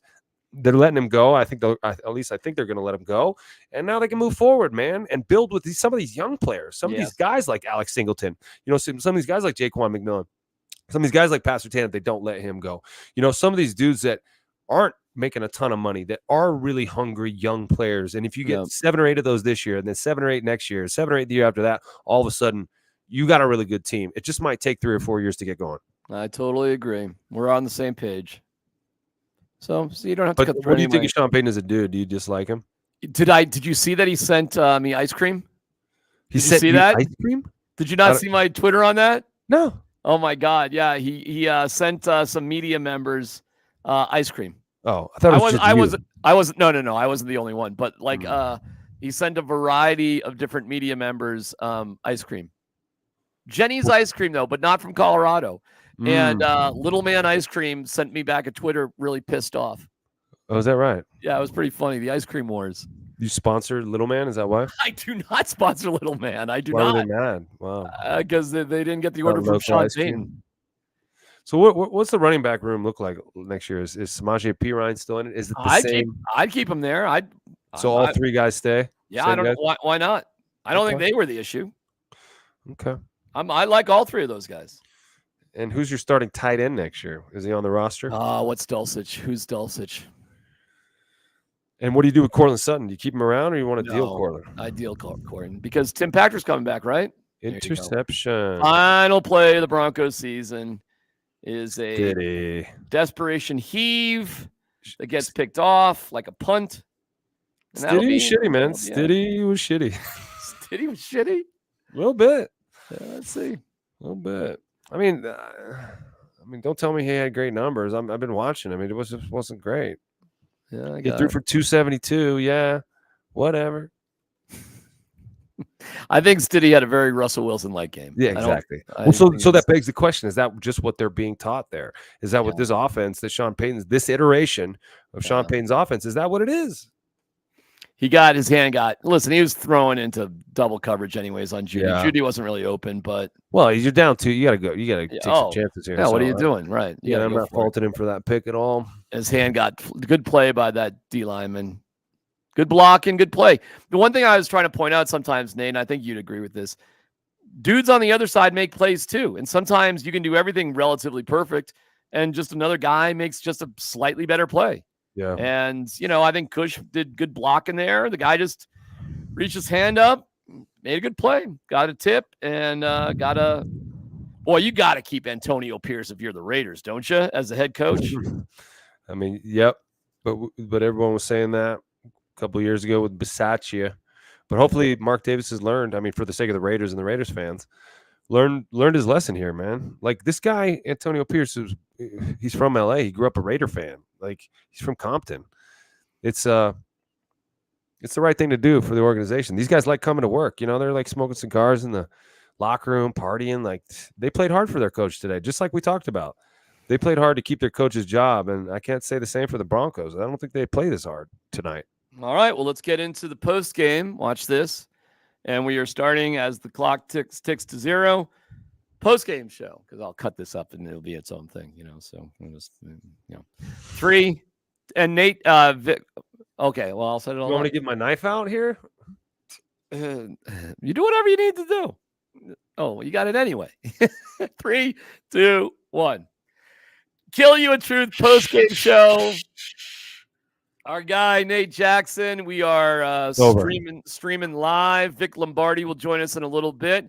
Nate does have some responsibilities at good old Channel 4. I know Romy is in Vegas, so you got Rod. I assume you'll be on with Rod then at Channel 4 a little bit later. Yep. So, okay, preview for us what you imagine you'll be talking about there on television. Mercifully, the season is over. It had a lot of ups and downs. I'm going to save you the metaphor that I did on Friday about my friend Greg's second wedding in the Hamptons when the widow of Roy Lichtenstein, who owned the estate where the wedding was, came and gave a speech. And she said this wedding was a lot like life. It was cloudy in the beginning, and then it got sunny, and then it got rainy, and then it got stormy, and the clouds parted, and then it was better at the end. This season was up and down, man. They had a nice little win streak in the middle there, but it was full of a lot of crap and drama. I think they're all kind of exhale, be happy to get through with it. Sean Payton's first year in the books. They were improved from last year. They're a better team than they were last year in a lot of different areas, and they can feel good about some of it, but not as good as we hoped. And Sean Payton said at the beginning of the season, what'd he say? I'm going to be pissed. We don't win this. Or no, we don't. Or if we're not a playoff team, well, he's pissed because they're not. They're 8-9. They lost to the Raiders twice. They have a losing record. And so there's a lot to learn here, but Russell's moving on, and we're going to get a new quarterback. Vic Lombardi off his deathbed to comment. Overall right, thoughts there. Now, Vic's sick. Vic's not feeling great. I've been sick all weekend, Nathan, and I'm just trying to make do. So nothing makes you the sick go away like a good red. Did your dad make that? No, that would kill me. This is purchased. All right, Vic, overall, what are your thoughts? Well, overall, the immediate thought that comes to mind is I just realized that back in July, I placed $100 on the Broncos covering the over 8.5 wins. I did. So I had you got the over. $100. I had the over, and I promised the guys on our morning show that if the Broncos had won today, I would pay for a pizza party. So they are denied pizza. The world doesn't get it. Nobody gets to enjoy that fine array of pizza. I lose. We all lose $100. So I really thought this team would win 9 games at least, but oh well. All right. So I'll start with you, Vic. What do you think today was all about? And I'll get to you, Nate, with the same question, but what do you think today was all about? What do you mean by what was all? Explain the question What's to it me. all about, man? What's the question? Yeah. What's it all about? Well, we were told 9 wins is really important, and we're gonna put guys out there, and it's really a big deal. And okay, if it was really that important, if we're just to believe you, then based on the effort and execution, I mean, it would have been a lot easier just to say, listen, we're going to play this out. We'll see how it goes. And then any result would have been fine. But you made a big deal about it, a real big deal. And you got that. Nate knows better than me on what it's like on the inside, because we will never know what it's like when you're in a locker room. Players and coaches want to win. I've never met a player or coach who did not have a motivation to win a game. Jobs are on the line, bonuses are on the line, tape where your next job is on the line. There's a lot on the line. So I will never admit that the Broncos went out to lose today, if that's what you're insinuating. That is not the case. Did they lose? Yeah, go ahead. Sorry. Did they lose because they weren't good enough? Did they lose because they didn't have a good enough offensive game plan? You could put all that together and say yes. But Nate, would you agree with me? Coaches and players don't go out of their way to lose games. I've never seen that before. I mean, I played enough basketball with you, Vic, to know that there was not on the line, not a lot on the line on those games. But you wouldn't lose one of those games if your life depended on it. Why would you want to lose? Exactly. Real competitors never want to lose. We have a thumb war right now. I will fight to the death to win it. Right? What do you gain? I mean, nobody on that field today was thinking, "Oh man, we'll get to pick 13th if we lose today." Yeah, they don't care. You know why? Because as Russell Wilson found out, their contracts don't mean crap. They don't mean shit. Yes. So why would they care what the organization wants to do or where they want to end up? They want to put a good product on tape. Yes. So that was what the Broncos are. Today is what you saw. Not good enough. That's what they are. They're not good enough. Yeah. I'll say that, the average career in the NFL is 3.5 years. Okay. So for a lot of guys who played out there today, that was their last football game they'll ever play. They're going to get cut. They're not going to get back into camp, or they get back into the camp and they get cut before the regular season starts. So a lot of those guys are going out there on the field knowing that this might be my last chance to ever put on a helmet in the NFL. That's number one. Number two is, just like you were saying, the tape that they're putting out there could get him a new job. It might not work out with Sean Payton, but the other teams are going to watch this stuff. And so they're watching how professional you are in a quote unquote meaningless game. Again, also the thing we talked about before on Friday, D-Mac, was that if I let down even a little bit, I'm going to get my buddy hurt.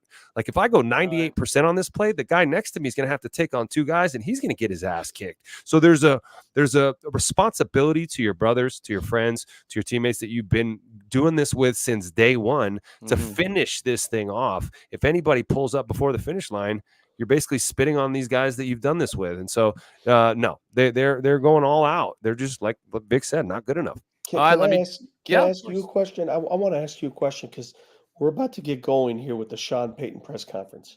And I want to ask this question to D-Mac, and I give you all the credit in the world for this, D-Mac, because I really believe that in my experience with these mass press conferences, no one asks better questions or more poignant questions than you. Thank you. Mark Kisla, Woody Page, over the years, Jeff Legwald. You guys ask great, pertinent questions, but you also understand that how you ask the question, how you frame a question matters. You can't go in there like a lot of fans want you to go in there and say, like I get this all the time. Hey, why do you guys suck? What? If you walked into a press conference with, firing on all guns, I mean, you're just going to get laughed out of the press conference. So I want to ask you, D-Mac, how would you phrase your first question to Sean Payton after this game? While you stated the 9th win was critically important, at the end of the day, where is your head at where this team is right now in terms of moving forward, and what are your first steps? Okay, now, if I wanted to be more direct than that, I would just say, what do you anticipate the next steps with Russell Wilson will be? Yeah. And maybe I should just go with that. Yeah, you're probably not going to ask that question first, because you know full well if you ask that question first, he's going to get angry. Yeah, well, So just to let you in on how that works, they pass the microphone around, and I never get to ask the first question. So I'm always like, trust me. 9th, 10th. I'm lower in the order. Okay. All right. So Sean Payton, we have Sean Payton there, and Nate. I want you to ask that Russell Wilson question, and Sean Payton, you answer it the way you think he would in a press conference. All right, Nate, go ahead. All right. Coach Payton, what do you anticipate your next steps with Russell Wilson will be?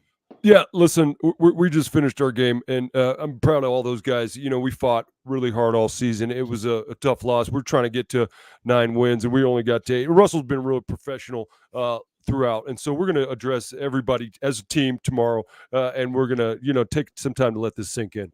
So are you moving on with him or without him? Yeah, so listen, there's a lot of decisions that need to be made on a lot of players here, and we're going to take a time as a staff to kind of look at the tape and figure out where we're at. But we're just Coach, I got one more follow up. Why do you suck? Yeah, go fuck yourself, D-Mac. Go fuck yourself. Give me the ice cream back. Did you know that? Hey, Vic, did you know that? What's that? I got ice cream from Sean Payton. What do you mean you got ice cream? I got ice cream from Sean. He sent a bunch of media members ice cream. I didn't get shit. I didn't get shit. I got ice cream. Ice cream? What do you mean ice cream? I got ice cream from Jenny's Ice Cream. I got ice cream. I got a bunch of ice cream. There's ice cream. There's ice cream vanilla relative to the media and other players, like some of them like chocolate. Do you want me to go upstairs for a second and bring you down some of the ice cream? I want to see what this looks like. I want to see if there's an inner message, because Nate, I'm thinking if he's sending guys like D-Mac ice cream, there's another message with that. It's basically saying, listen, dude, you're cold as ice, and I don't like you. So you didn't get ice cream? I didn't get shit, man. I'm here with my vino. I didn't get any ice cream. But you know what? Your answer, because Nate, you've been around the media long enough to understand something. It's not what questions you ask these guys because of the way these press conferences held. It's the question you ask that you know is going to get answered. Because you can ask any hard question you want, right? But you got to ask a question you know they're going to answer. Right. If you know they're not going to answer the question, why bother asking it? You're wasting everybody's time. Right. And how did you learn that? Did you have to learn that the hard way? Oh, I've learned that over time. I've learned that, again, being in the business long enough, and this is a misnomer. This is I want to get this out of the way right now. There's a popular saying in journalism and broadcasting that there's no dumb question. Yes, there is. Yes, there is. There's no dumb question when you have a guy one-on-one and you can follow up with another question. Right. I understand that.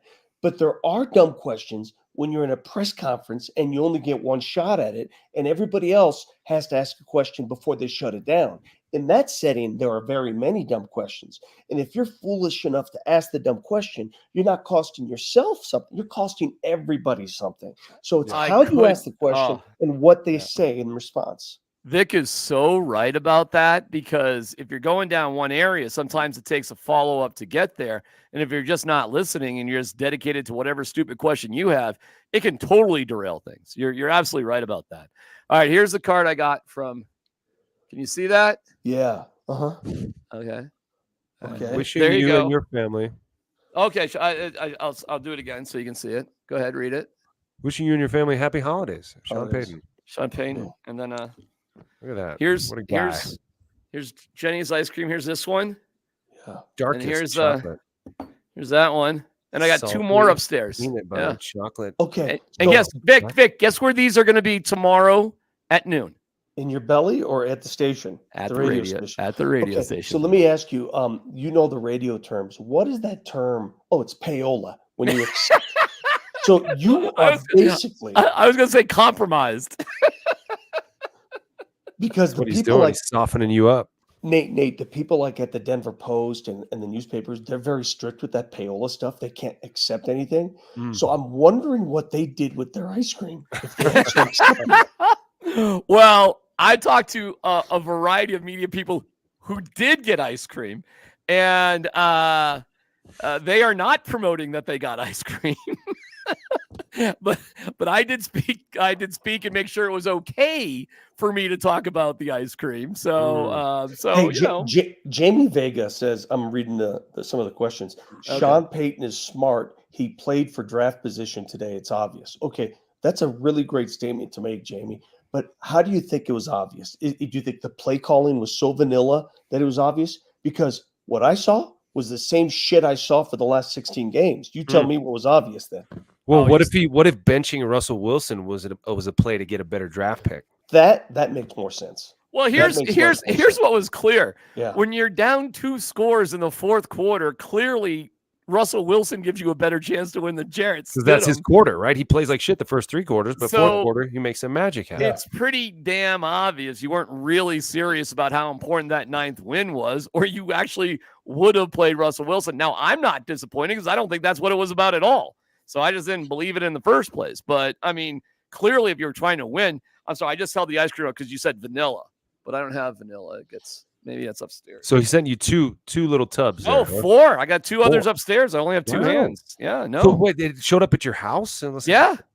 That was So he has crazy. your address? He knows where you're at? I thought the box might be ticking. I told my wife, and by the way, when I take it to the radio station, I'm definitely having our producer be the taste tester, because you still, I mean, are we positive on this? So Vic, we'll see at the radio station we'll see. I'll just leave them in the freezer. I'll tell everybody they're there, and they will be eaten, but nobody will claim to eat them, but they still will be eaten at some point. Oh, I guarantee Jesse Trujillo will eat the hell out of that. He eats everything. Trust me. That'll be gone. I'll put a sign up on the fridge. It just says, free ice cream from Sean Payton. Help yourself. And let's see what happens from then on. I'll do that the first thing when I get in tomorrow. So we'll see who consumes it. Fellas, I got to bid you both adieu. All right, man. Get the hell out of here. Hope you feel better, Vic. Good to see you, Thanks, man. What are you doing? What's going on? I'm doing CBS today. Oh, you're doing with Romy or Rod? Rod, I think. Yeah, I think Romy's in Vegas, so I'll be in studio with Rod. Say hello to everybody over there. I will, man. Vic used to do that right there in that building. I've been in that building with Vic, man, and he actually introduced me to all those folks. So, can I share our very first interaction? Our very first interview that we did with Nate Jackson on the air is I had my intern at the time, Ryan Green, sit on your lap and ask you questions. Was it? Yeah, whatever. One of the first. Do you remember that interview? Yeah. Oh, yeah. He sat on your lap and asked you questions with a wrestling mask on. Yeah. Well, Ryan's not a small guy. Well, he was then. He was 12 years old. Intern, yeah. Oh. No, I'm just kidding. He was older. All right, Nate, get out of here. We'll see you later. All right, boys. All right, I'll leave you here, Vic, as long as you. You sound much better, by the way. You really do. Yeah, as long, when I get going, I can get going. I'm fine. Yeah, I'll be good here in the next couple of days. I'll be fine. I think I'm gonna skip the Nuggets game tonight, bro. I don't know. I could get down there for the second half. If I wanted to. It's the Pistons. I know. I was having a tough moment here. Do I want to watch the Bills Dolphins? I mean, I'll watch the Nuggets. Clearly, I'll still watch them, but I don't blame you. I mean, nobody works harder than you do. You go to all these damn games, and I don't know how you do it because I couldn't motivate my butt to get down there. That's for sure. I can't go there anyway, but I wouldn't be able to do it. All right, tell me what's next here. If the question is, what do you do about Russ? If that's the question I would ask, or some form of it, because I think that's more pertinent. I think all this posturing for the Mega Bowl, the 9th win, the trophy's 12 feet high. I think that is only what it was. It was posturing. At the end of the day, you did help yourself. I know you don't agree with that, but at the end of the day, now that it's done, you do have a better draft position. So here we are. At the end of the season. You did not finish over 500 since 2016, however many, 17, 18, 19, 20, 21, 22, 23. So 7 seasons in a row, 8 seasons out of the playoffs. Russ, what happens now? Well, Russ is going to be gone. I wish there were an opportunity, if there were one that existed, where he could come back, but it's not going to happen. He's going to be gone. But my question to you is this regarding the next quarterback, because you do improve your draft position. Let's say you improve it enough to go get one of these QBs you want. Let's say you improve it enough, or maybe you sweeten the pot. You can even move up a little more to get that QB. And you draft that very young quarterback. Yeah. Great. Does Sean Payton fit the profile of a coach who is willing to develop a young, impressionable QB who's never been there, done that? Is he the kind of coach that might be willing to do that in your mind? No, he is not. And he's not. And that sucks because you're right. He's not. But under the financial circumstances that you find yourself in, you have very little choice but to give that a shot. Because what else are you doing? Do I think Jarrett Stidham is the future? No. Stiddy? No. No. I No, he's don't. not. No, But he's not. am I looking for Carson Wentz like Joe Flacco to resuscitate his career? I'm not. I don't know if other people are. Maybe Nick Foles is available. I don't know. But what the Browns got out of Joe Flacco is ridiculous. And if that's the direction that Sean Payton thinks he can be in, quarterback rehabilitation, if he thinks it's about veteran quarterback rehab, I've been pretty good to Sean. He sent me ice cream because of it. But if he doesn't go in that direction and at least gives that a shot, Vic, I'm going to scream from the highest mountaintop how terrible of a decision that is. Okay? So to me, I'm okay with everything so far as long as they do what they've needed to do for years. And I got a good feeling about Michael Penix Jr. And I think you can move up. I'd move up high, but if you're at 12, I think you can get to 6 reasonably. You may be able to get to 6 without giving up Patrick Surtain. Yeah, if you trade Surtain in that 13th pick, you'll move up 5 spots. Well, I think if you trade Surtain, you can move up to 1. No. I can walk you through it. I can tell you Well, you walk me through it, but he's got 2 years left guaranteed. Then he's got that option year. That's not enough. Well, how's that possible? The Bears have a lot of cap room. Okay, they're lucky like that, and they also have I don't know I don't even know how they did. I don't know if they lost. They might have lost. I think they also have like the 10th pick overall, something like that. You got to be careful though, because the Patriots are right there, like 2 or 3, and they're going to try to move up likely as well. So you'd have to package Surtain, your number 1 for 25, and Judy, I don't know, something else. I mean, you'd have to make a hell of a deal to do that. All right, I'll just go with you. It's unlikely to happen, so I shouldn't waste my breath on things that likely are not going to happen. So let's just talk about getting up to like 6 or so, Vic, for the 3rd quarterback taken. Then you're really deciding between Jaden Daniels or Michael Penix Jr., I think. I think those are the 2 choices. So there you go. And I like both of them. They're both older guys. They're both bigger guys. They both have the ability to run, but they're strong in the pocket. I like them both. And I'm willing to roll the dice with whoever Sean Payton feels better about between the 2 of those guys. But you do got to move up to do that, Vic. You do. Yeah. You cannot sit there at 12. I agree with you. If you want to control your destiny on who you pick, you have to move up. You can't just roll the dice at 13. But I want to ask you a question. I'm looking at the Broncos schedule right now. I just pulled this up. Okay. How does a team that is sitting at home for an 8th straight year do this? I just can't understand how they do this. Green Bay's going to the playoffs, right?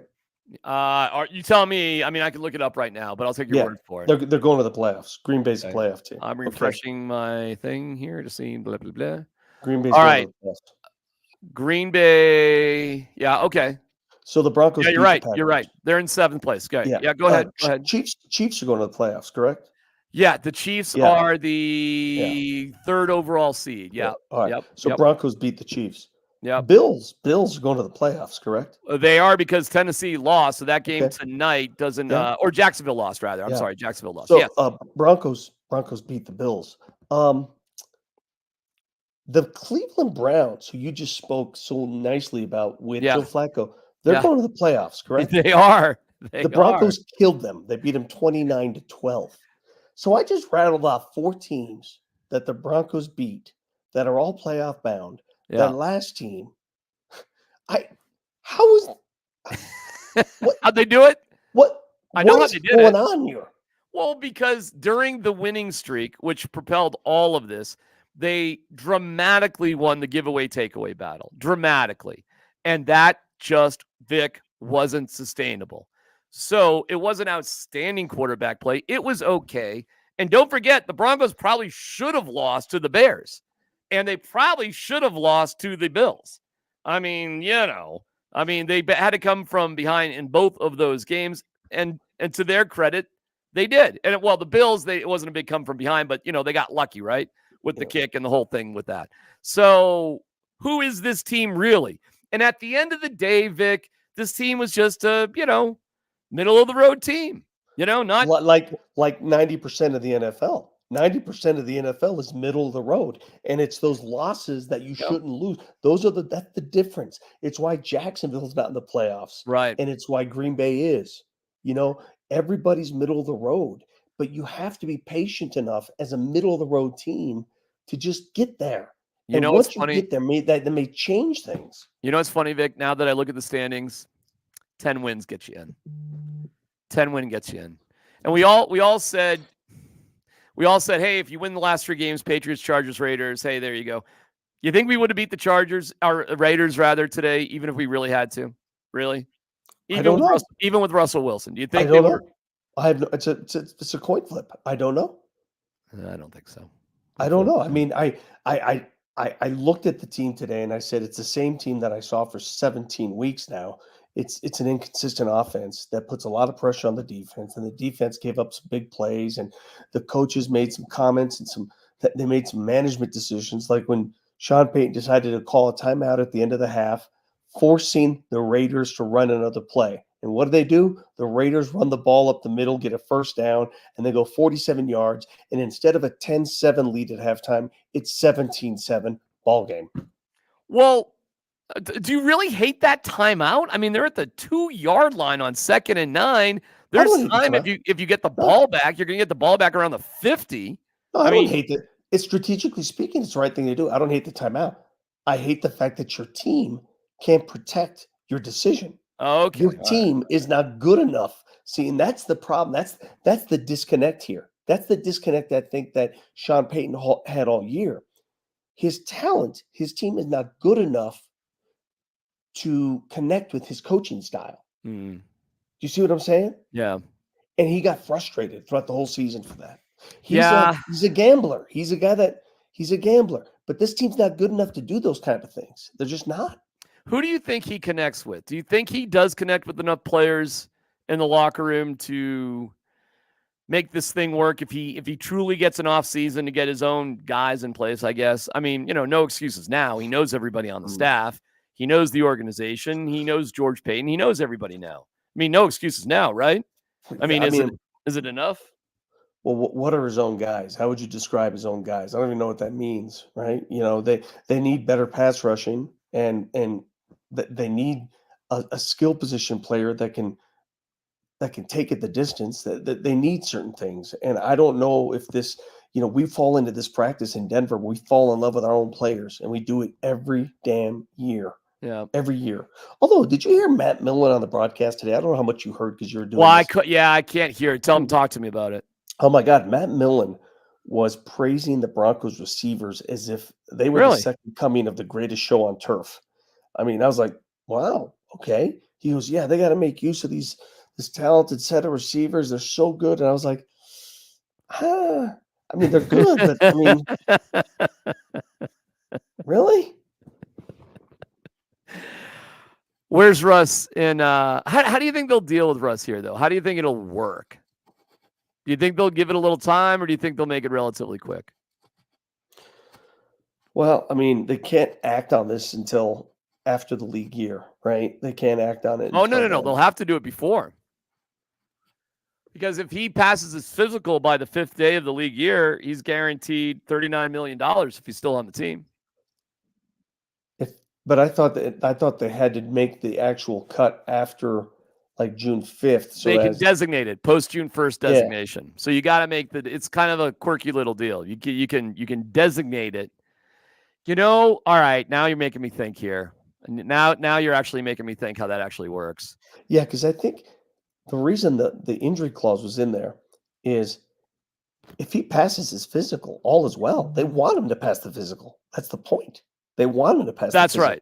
That's right. I'll have to do a little homework on exactly what it is, but I do think there's a period of time, Vic, where if he's still on the team past a certain date, he's guaranteed 2025 as well. And I want to say he's still on the team. He passes his physical. He's guaranteed that 2025 money. You know what? We'll have people here in the comments actually know better than us. They'll pop up here in like a second. But he's gone, right? I mean, can you imagine any? Okay, I'm just checking. There's no scenario that he's back. I mean, the only scenario I can see Russell Wilson returning to the Broncos if there's a come to Jesus meeting between Russ, the coach, the ownership, his agent, and they say, listen, We want you to make your money. You're going to get Mhm. it. And we want you to mold Michael Penix into the next Russell Wilson. We want you to be his personal mentor. We want you to come back Oh, and be a good God. soldier. I mean, that's the only way I could see this happening. I just don't think that's going to be the case. I don't. Well, it's not going to be the case because pride gets involved, and Russ Right. is going to think, why would I mold him if I can play better than him? Why would I play second fiddle to a rookie? I mean, and I don't blame him for that. But if he leaves Denver, which I think is going to happen, 95% sure it's going to happen, where he ends up will be very intriguing. And I do think he'll find a job somewhere. And I'm wondering what that's going to look like for him. Okay, buddy. I don't want to keep you too long. I feel bad. I mean, I'll keep talking to you all night if you want, but I got the Nuggets on Fubo here, Yeah, and I'm about to wrap this up. I'm gonna go watch this Nuggets game here, and hopefully they can beat Detroit. Don't ruin my night. I didn't like the way they lost to Orlando the other night. That pissed me off. what bugged you about that? Yeah, the fact that Orlando was missing 7 players, 2 starters. It was Yeah. really, and I get it. The Nuggets were on the second game of a back-to-back, but I Did you hear thought what that was Michael? You hear what premature. Michael Porter Jr. said after the game Yeah, about the yeah, coaches? yeah. In the end of the I game, did. and I did. He was very strategic in how he said it. He said, "Listen, it happens with every team." But I Mhm. understand his pain. I get his frustration. I do. I mean, they do change the way they play late in games. Problem like is, he's only allowed to be hot, Vic, in the first 2 quarters, it seems. And but here's then the deal. Here's the deal, though, D-Mac. They have something to lean on. They have an right, argument to lean on. They right. just won an NBA championship playing I that know, way. I So if know. they didn't have that to lean on, then his case would be louder and clearer. But my God, what they've done has worked. So what are you going to do? And he said that too. Yeah. He acknowledged that as well. So under the whole guise of both things can be true at the same time, it does feel though. I do feel his pain because how many games does he start off on fire? Quite a few, and then it's ghost time, and he just doesn't see or touch the ball, and it's only a 2-man game at the end of games. It is, Yeah. but it works. I mean, it's let you do a championship. So are you really going to get away from that? And I don't have an easy answer for that one, to be honest with you. I feel his Well, pain, but I don't know what to do. I have an answer for you.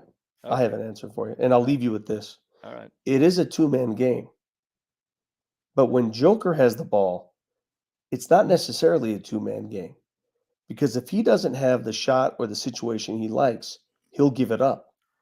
Will Jamal give it up in that Oh, situation?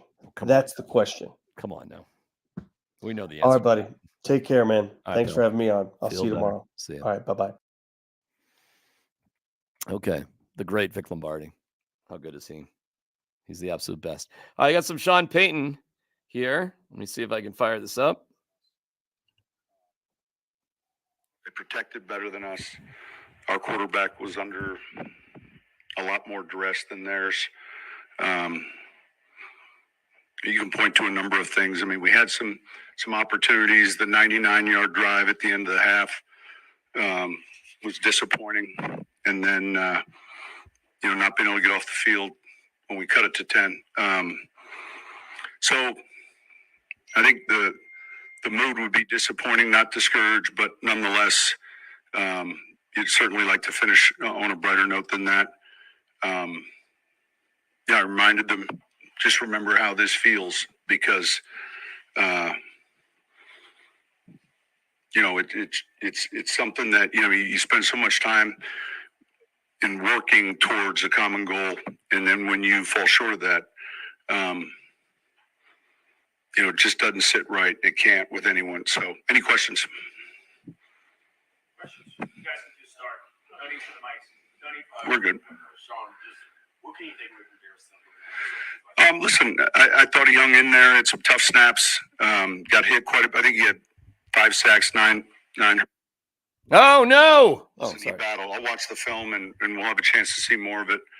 I'm not quite sure what our third down numbers are. I do know Got some pauses here. I was disappointed how we played up front. I'll be honest with you. And I expect. Okay, hold on. Sorry. Oh, man, what is going on here? All right, here we go. Us to be able to run the ball better and certainly we did a lot to nudge and bump and, help ourselves in protection, and yet obviously not enough. Sean, you touched upon the running game. After the Cleveland game, it seems like you never got it going. And what happened? Yeah, it's a good question. Well, I think I don't think so. I don't think so. We'll have to look at that closely. And, Cleveland, we were getting kind of one or two looks, and we had a good plan going in, but I expected us to run the ball better today. Sean, just the one timeout late in the half is the idea there when you took after the first down to make them, you're hoping to make them fall.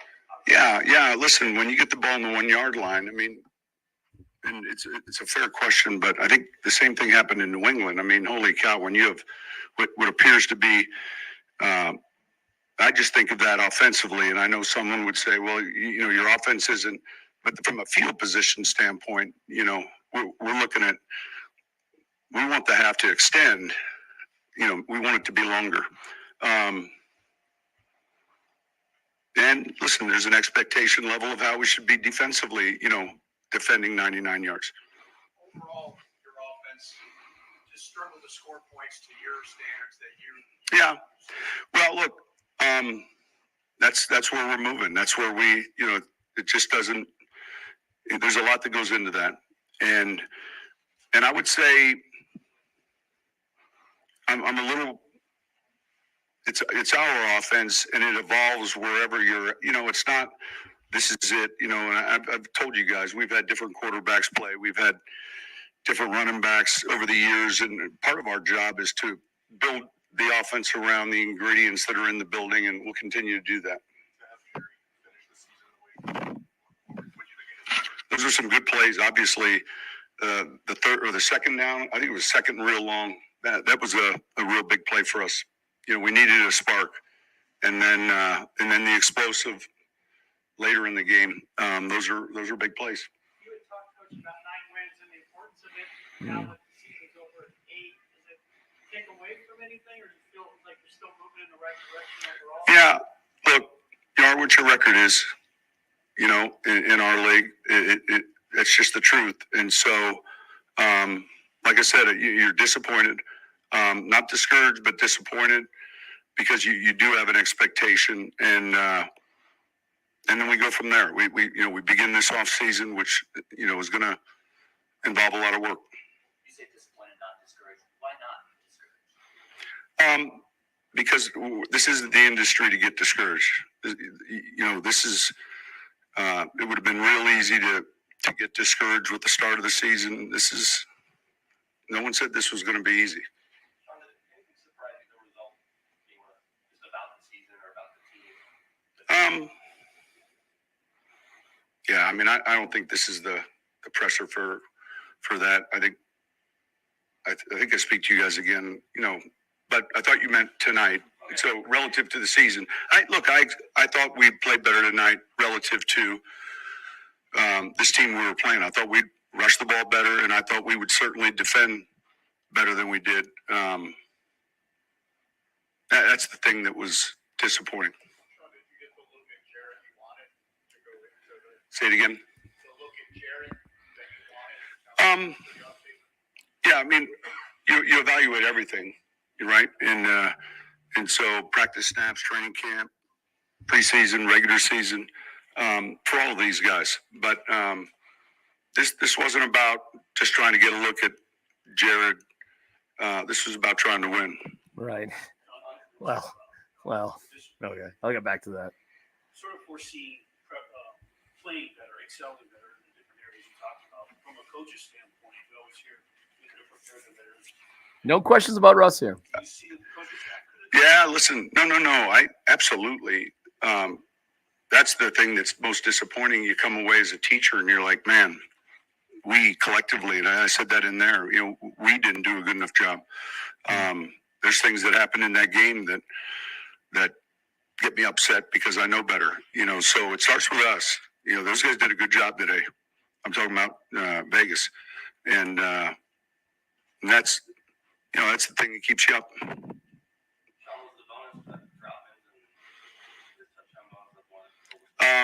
There was a couple unimportant. Anything else? All right. Go ahead. Yeah. Well, we knew, and I think to Antonio's credit, when he took over, you kind of saw that and felt that with this team. So that wasn't a surprise. Yeah,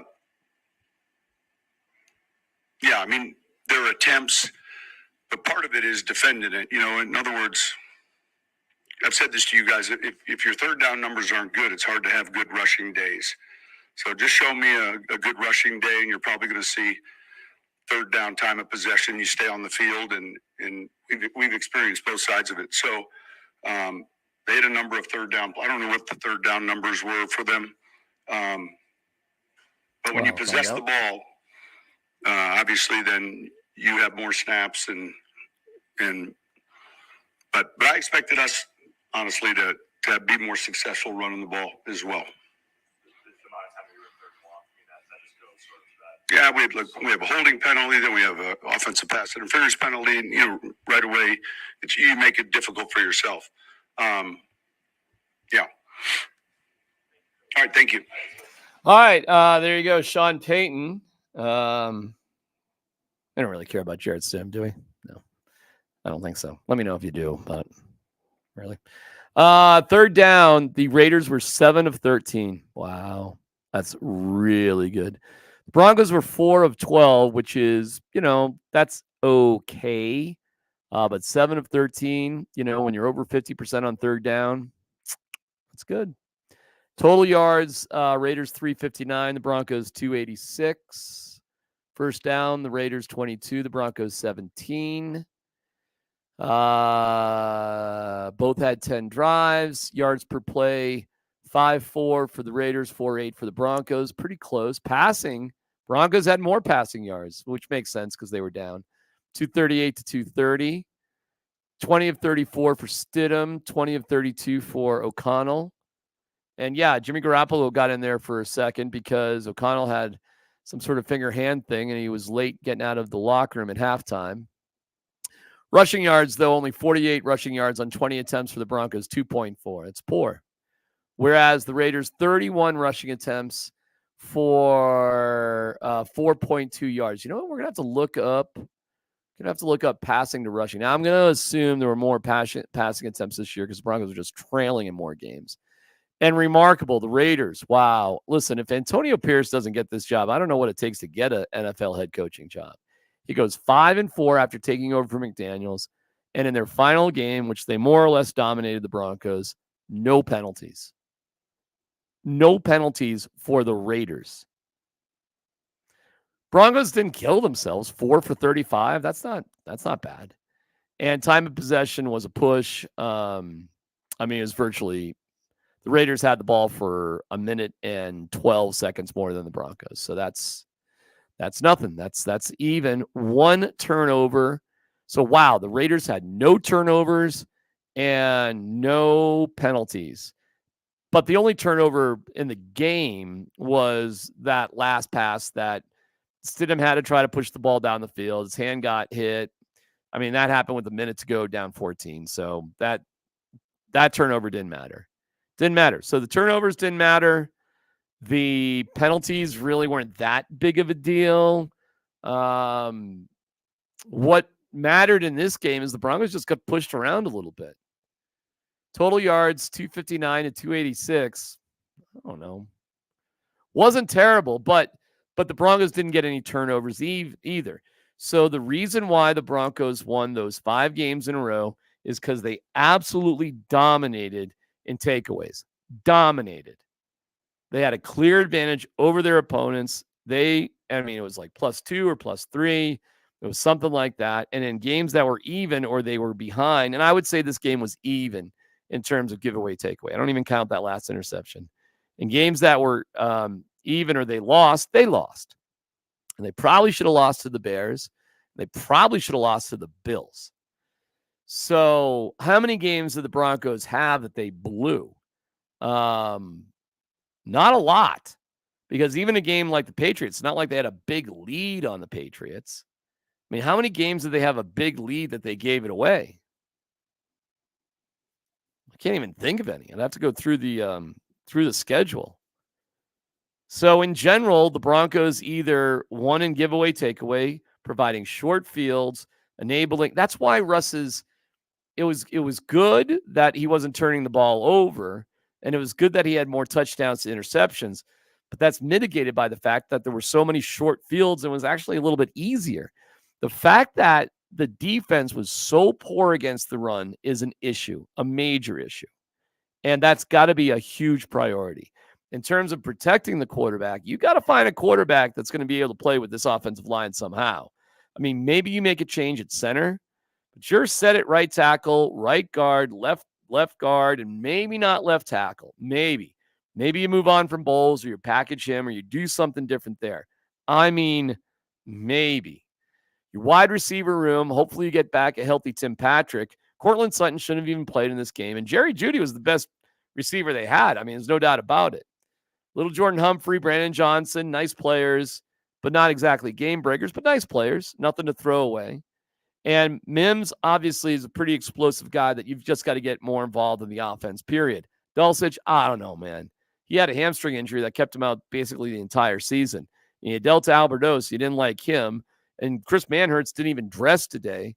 So you're going with some guy named Kroll, Nate Adkins, and Troutman. All right, so you can see yourself getting a little bit more dynamic and interesting there. And at the end of the day, nothing really matters until you get a new quarterback. And if you want Stidham to be that bridge guy, fine. If you don't want Stidham to be that bridge guy, fine. I don't really care. Who cares? There's only one thing I care about now. One thing. And I'm feeling that, big Penix energy. I'm feeling the BPE, baby. I'm feeling it more and more. I hope tomorrow. What do I hope? It's a little tricky. You don't want him to be too good out there tomorrow.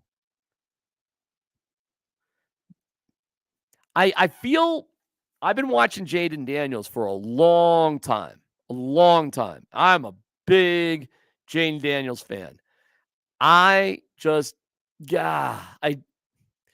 It's hard for me to imagine that the future of the Denver Broncos rests on Jaden Daniels' shoulders. It just, to me, Jaden Daniels is a guy that is going to need some time.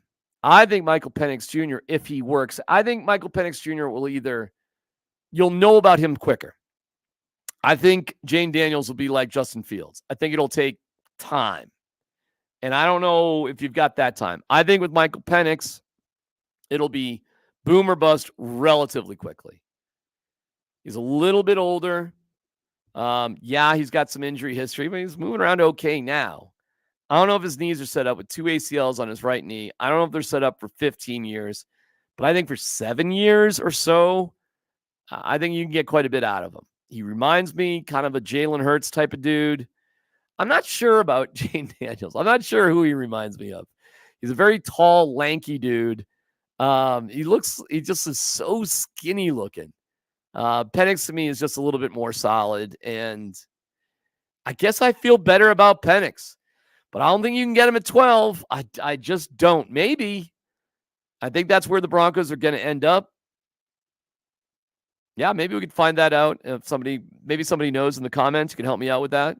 That's probably set right now. I'm sure there's somewhere you could find it. But you got to draft that guy and then find whatever bridge guy you want. I don't really care who it is. I really don't. I don't feel better about Jarrett Stidham than Carson Wentz or whoever. I don't care because I know whoever you get is simply going to be a bridge to the next guy. So do whatever you want. I don't care. It's completely irrelevant to me because all I care about is moving up to get your guy. That's all I care about.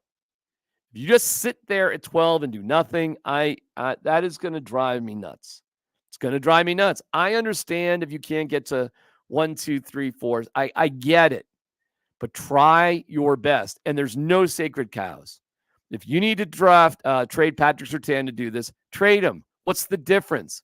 Pat Surtain for 3 years. It's 3 losing seasons. So what? What are we getting out of him? Well, what does it even matter? Do you think the record would be worse? You think there aren't any other cornerbacks out there? There's great new cornerbacks every year. Deal with this first. Second is your pass rush, especially interior pass rush. And that's what's projected to the Broncos right now. Jershawn something or other. I'll know these names relatively shortly. But that's who's projected to them right now. Okay. Whew. All right. Let's get to some of your comments here. And the Nuggets are about to get going against the Pistons. I think I'm going to try to get to the second half in post game. We'll see. Maybe. I don't know. Bills and Dolphins start soon too. Listen, if they just, you know what? Forget it. If they seriously can't beat the Pistons, right? Right? Just you're going to beat them by 20, and then, you're going to say, well, we beat them by 20. I'll tell you this. All right, I'll give you this. If the Nuggets aren't leading by 10 at halftime, I'll go to the Nuggets, because if they lose to the Pistons, it could be an epic meltdown. So if they're up by more than 10, I'm at home. If it's 10 points at halftime, off to Ball Arena. All right, here we go. But let's and I'll walk you up until the kickoff of the Bills and the Dolphins, because we all want to watch that anyways, at least. So got 20 minutes here or so. Oh gosh, not even that long. So let's get going here. You do care. You want Russ to be the bridge, or maybe you don't really care. No, I don't want Russ to be the bridge. It's too distracting. Doesn't make any sense. Doesn't make any sense. Big Penix energy for the win. You feeling me, huh? Trade Bowles, Surtain, Judy, Simmons. Sure. You got to get value somehow. Somehow you got to get value. How are you going to get it? Detroit leads 2-0. Maybe I'll just give you periodic updates as we go here. If they don't draft a quarterback, oh my God. Okay. Who is the Broncos starter at that position week 1 next season? If they don't draft him, oh my God. All right, I'll play the game. If they don't draft, oh God. If they don't draft a quarterback, if they draft a quarterback, the starter could easily be Stidham, because it's Bridge City, it's fine. If they don't draft one, that means they're oh my God, going to go with the free agent quarterback or trade for an older quarterback.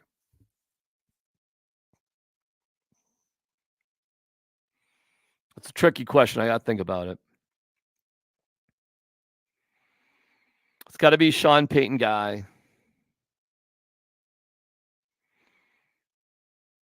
I'll say if they don't draft a quarterback, the starting quarterback for the Broncos next year will be Jameis Winston. I guess. I don't know. I don't even want to consider the scenario, but there you go. I played your game. All right. Going through some comments, seeing what we got here. A lot of comments. Really appreciate people hanging in there with me. I'm tapping out when the Bills and the Bills and the Dolphins kick off. Okay, let me just go to the bottom here. Okay, here we go. All the draft order websites are showing the Broncos 12th and the Raiders 13th. Both are 8-9 records. Something I don't know about the Raiders. Didn't get credit for the win. Yeah, they're both 8-9. Yeah, that's true. And the Raiders have the tiebreaker over the Broncos, and so there you go. So the Raiders dropped 2 spots. So the Broncos, they were at 11. Now they're at 13. The Broncos were at 14. Now they're at 11. Did I get that right? They were at 11, 13. Broncos at 14, now 11. So the Broncos moved up 3 spots, and the Raiders dropped back 2 spots. So now you're ahead of the Raiders, which is good, because I don't know what they're going to do at quarterback. It's good. It's better to be 12th. The Broncos are in 12th. Okay, so now 12-6. How do you do it? 12-5. I mean, that's where your head's got to be at now, as far as I'm concerned. Broncos are 12. Okay, cool. Well, okay. You don't think 2 spots is a big deal? 2 spots is a big deal, man. 2 spots is a big deal. Strength of schedule is draft tiebreaker. Oh, is that right? Okay. So that means the Broncos had a tougher strength of schedule than the Raiders, I guess. D-Mac, if the Broncos go get Winston, like you said, I only said that because you're twisting my arm, but all right. That would mean that would have been the plan instead of drafting. Ugh, never mind. Yeah, I get it. I was just answering a question. I don't like that. That's not what I would do. I'm fine just sticking with Stidham. Drafting a quarterback, you give Stidham like 6 games, either it's working or it's not, and then boom, there you go with, big Penix energy. Frankly, at 12, I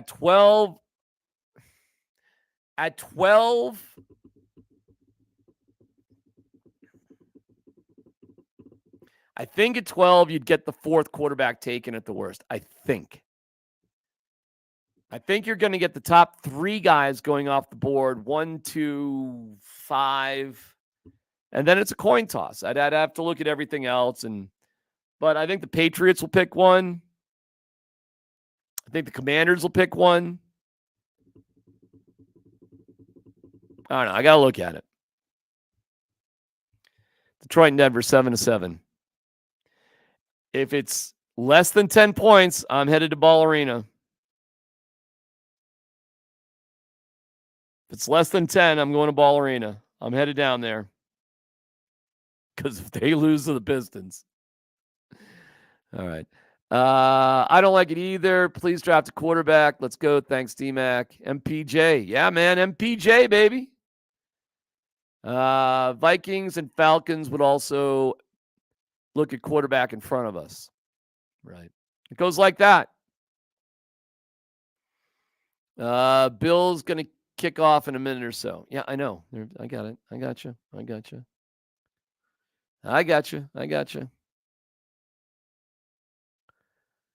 All right, I'll get a couple more here. Then we'll say goodnight. Love you guys, though. Thank you.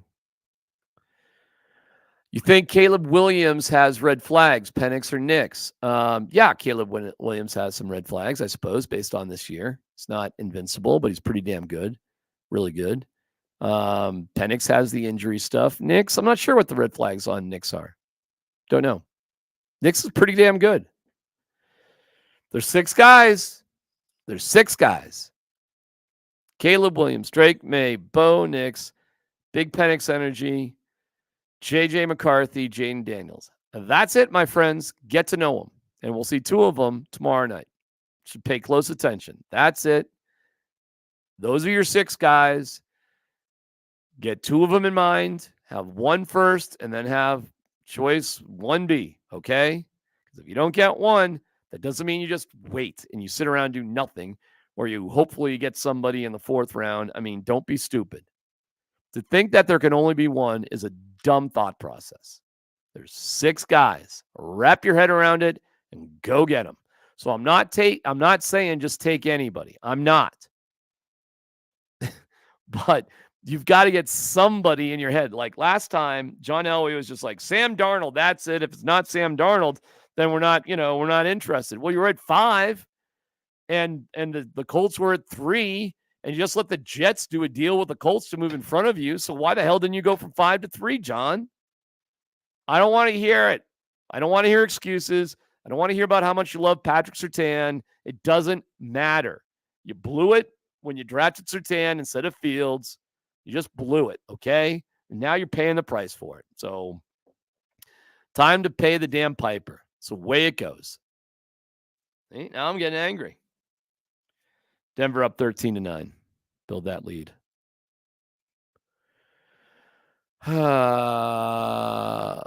Winston refused to take a knee today. LOL. Yeah, I saw that Arthur Smith was all pissed off at the Saints for playing football. Up yours, dude. Stop him. It's professional football. It's not high school. Guys all yelling and screaming at Dennis Allen. Grow up. Really? We're in the pros, dude. Play football. I got no sympathy for that. None. Zero. I don't think it's the classiest thing in the world to not take a knee when you should, but whatever, man. To be upset about it is ridiculous. Don't lose so bad. That's dumb. Let's see here. No one likes old Penix. Well, my wife is a big old Penix fan. Big. This is a different regime, so I like to think there's hope for a better draft strategy finally. Yeah, me too. Me too. Oh, my God. Can you imagine if they take a wide receiver? Oh, my Lord. Oh, my God.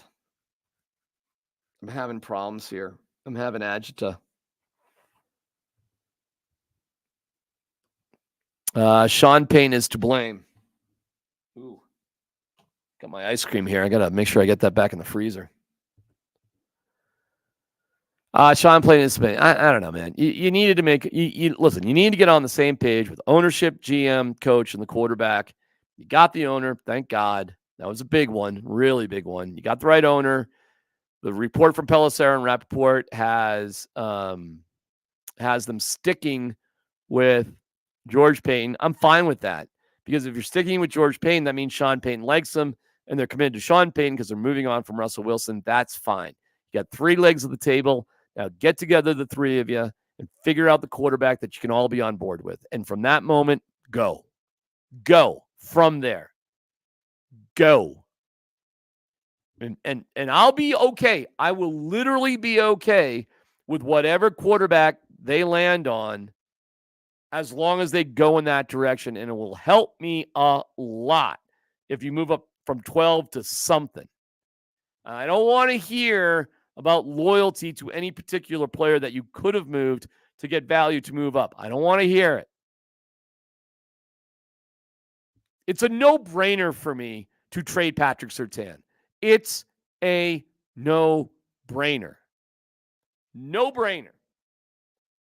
But if you don't trade Surtain and you make him the highest paid corner and you draft a pass rushing defensive lineman, I'm going to be pissed. Simple as that. Seen this story. Hasn't worked, man. 7th straight losing season, 8th year in a row not making the playoffs, least successful football team in the history of the NFL after winning a Super Bowl. Stop it. Case Keenum free agent, Joe Flacco free agent, Russell Wilson big trade. Stop. Stop. It's time to do a strategy that the vast majority of teams have embraced over the past decade. You are in the minority. My concept is boring. It is not innovative nor creative. It is logical and safe. So when George Payton was talking about Patrick Surtain as a safe pick, remember that video? No, it was an insanely risky pick. It was insanely risky because as football guys who get paid millions of dollars, how do you not understand the relative value of corner to quarterback? How do you not get it? Enough. Get your shit together. Move up in the draft. Have a couple quarterbacks in mind. And to me, it feels like MPJ. Big Penix energy. And this is from a guy who really likes Jaden Daniels and has seen him play a ton. Okay? And maybe you can get away with it if you move from like 12 to 9, something like that. And you get the 4th guy off the board, and that's your guy. And whoever your bridge dude is, I really don't care. And then in the 5th, 6th, 7th round, you draft another quarterback that, I don't know, Brock Purdy did work out. You never know. But that guy is just whatever. But you do it. You do it just in case. Just like you did, the Niners did with Lance, and they got Purdy. You don't not do it, nor do you make that guy your plan because you can just move on from that guy year after year after year. But at least you do that.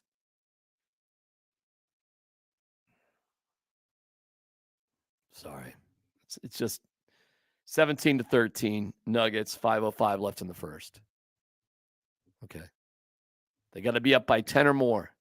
If it's 10 or less, I'm down to Ball Arena. If it's more than 10, I'm home sweet home.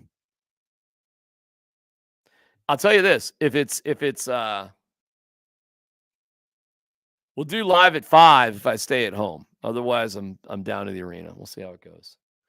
All right. We got the Bills and we got the Dolphins. I know that's going on, so we're going to move on and wrap this up. I know we got a lot of people still watching, which I really appreciate.